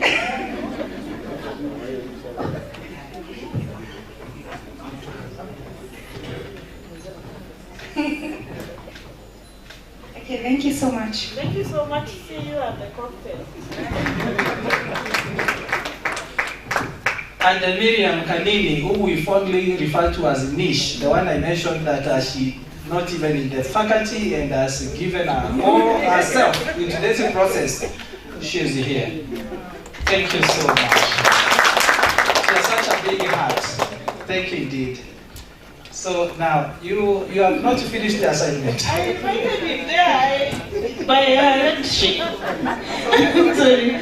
Sorry. I think I have so many buddies here, so when I'm given office protocols, I don't want them. But it's okay. Like I said, we are very grateful to all of you here. And because we have come to the end of this conference, I want to invite our personal person to close this conference. This is our personal person. He knows what he does. Welcome.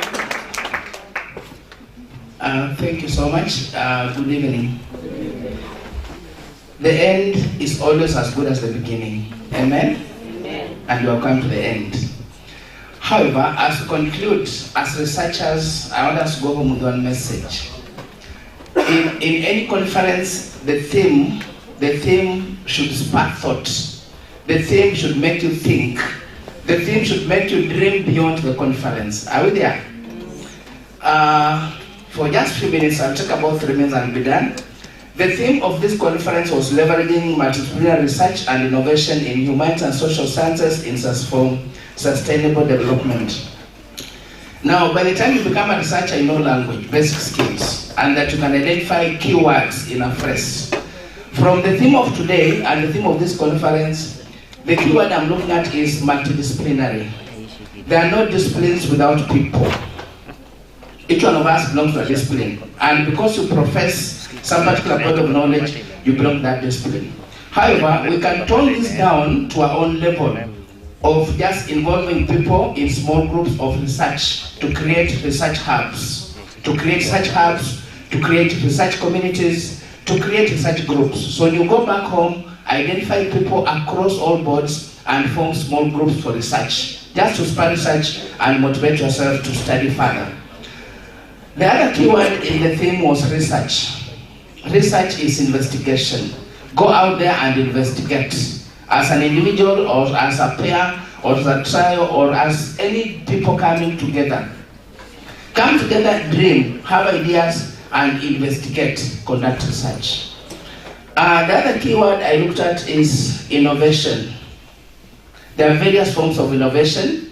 There's process innovation that looks at how we change our processes to make them better. Innovation's basic theme and basic focus is to make whatever you do better than it is. We can change our processes at individual level, at organizational level, even at family level. Like you can see the dean recognize someone. The dean Chuka, Humanities, recognize some dean from Taraka. That's changing a process. He does not do this every day. He was simply being innovative to ensure that the cocktail goes smooth and good. Let us all be innovative. The other mode of innovation is product innovation. In product innovation, you change the nature of a product by improving quality. What they normally say in public domain, value addition. What you normally say, value addition. So we are saying, how can we change the products within our lives, products around what you do, including academic programs for those of us who are in academics. How can you change this? Then the other common form of innovation is organizational innovation, where structures of the organization can be varied to meet existing needs. Structures of organizations can be modified to suit ongoing activities. Are we there? A quick example is what the head of state did recently. He sacked the entire cabinet. Organizational innovation. He's being innovative to meet particular needs of society. As I conclude, the other keyword is sustainable development. How do we develop ourselves? There are developments in various paradigms.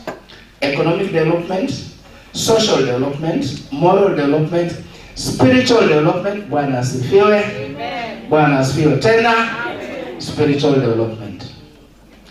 So as you leave this conference, think about the theme and apply it yourself at an individual level, at a department level, at a discipline level, so that at the end of the day, this kind of conference makes sense to you, and the outputs can be felt to ensure the sustainable development. How does development become sustainable? When the form and content is consistent. When form and content is consistent, then you talk about sustainable development. Doing things in the same way, in a particular organized format that you can allow for improvement and others can benchmark and study on what you are doing. So let's add value to ourselves and let's ensure that we live the theme of this conference because you participated and you spent a lot of time. And therefore, on behalf of the Chuka University Management Board and the University Council, I hereby declare this conference officially closed. Thank you.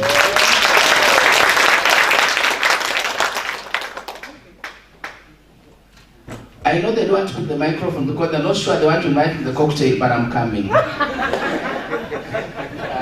Thank you very much, Daktari. At least, I don't think there could have been a better way to end this. It's a good take home. Now I'm inviting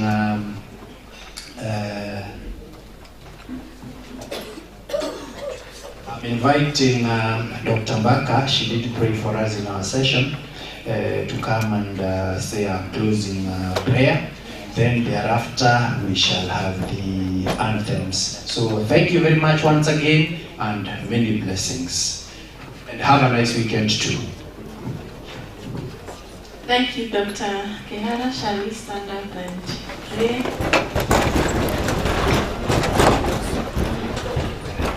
As we stand up, Lord, we honor you because your word says we are, because you are.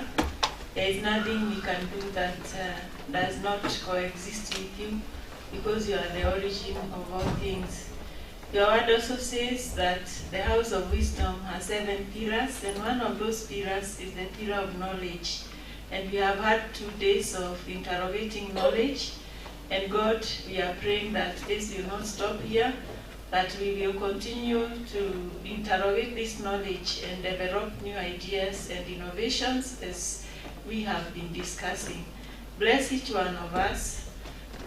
We pray for safe journey to those who are traveling. We pray that you would rejoin us with our families, and we pray for your blessing upon our families.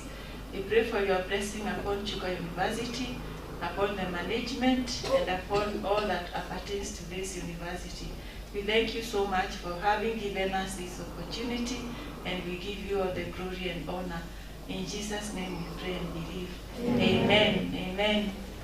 I don't know how many of you know how to say the grace. And now may the grace of our Lord Jesus Christ, and the love of God, and the fellowship of the Holy Spirit be with us now and forevermore. Amen. I now hand over to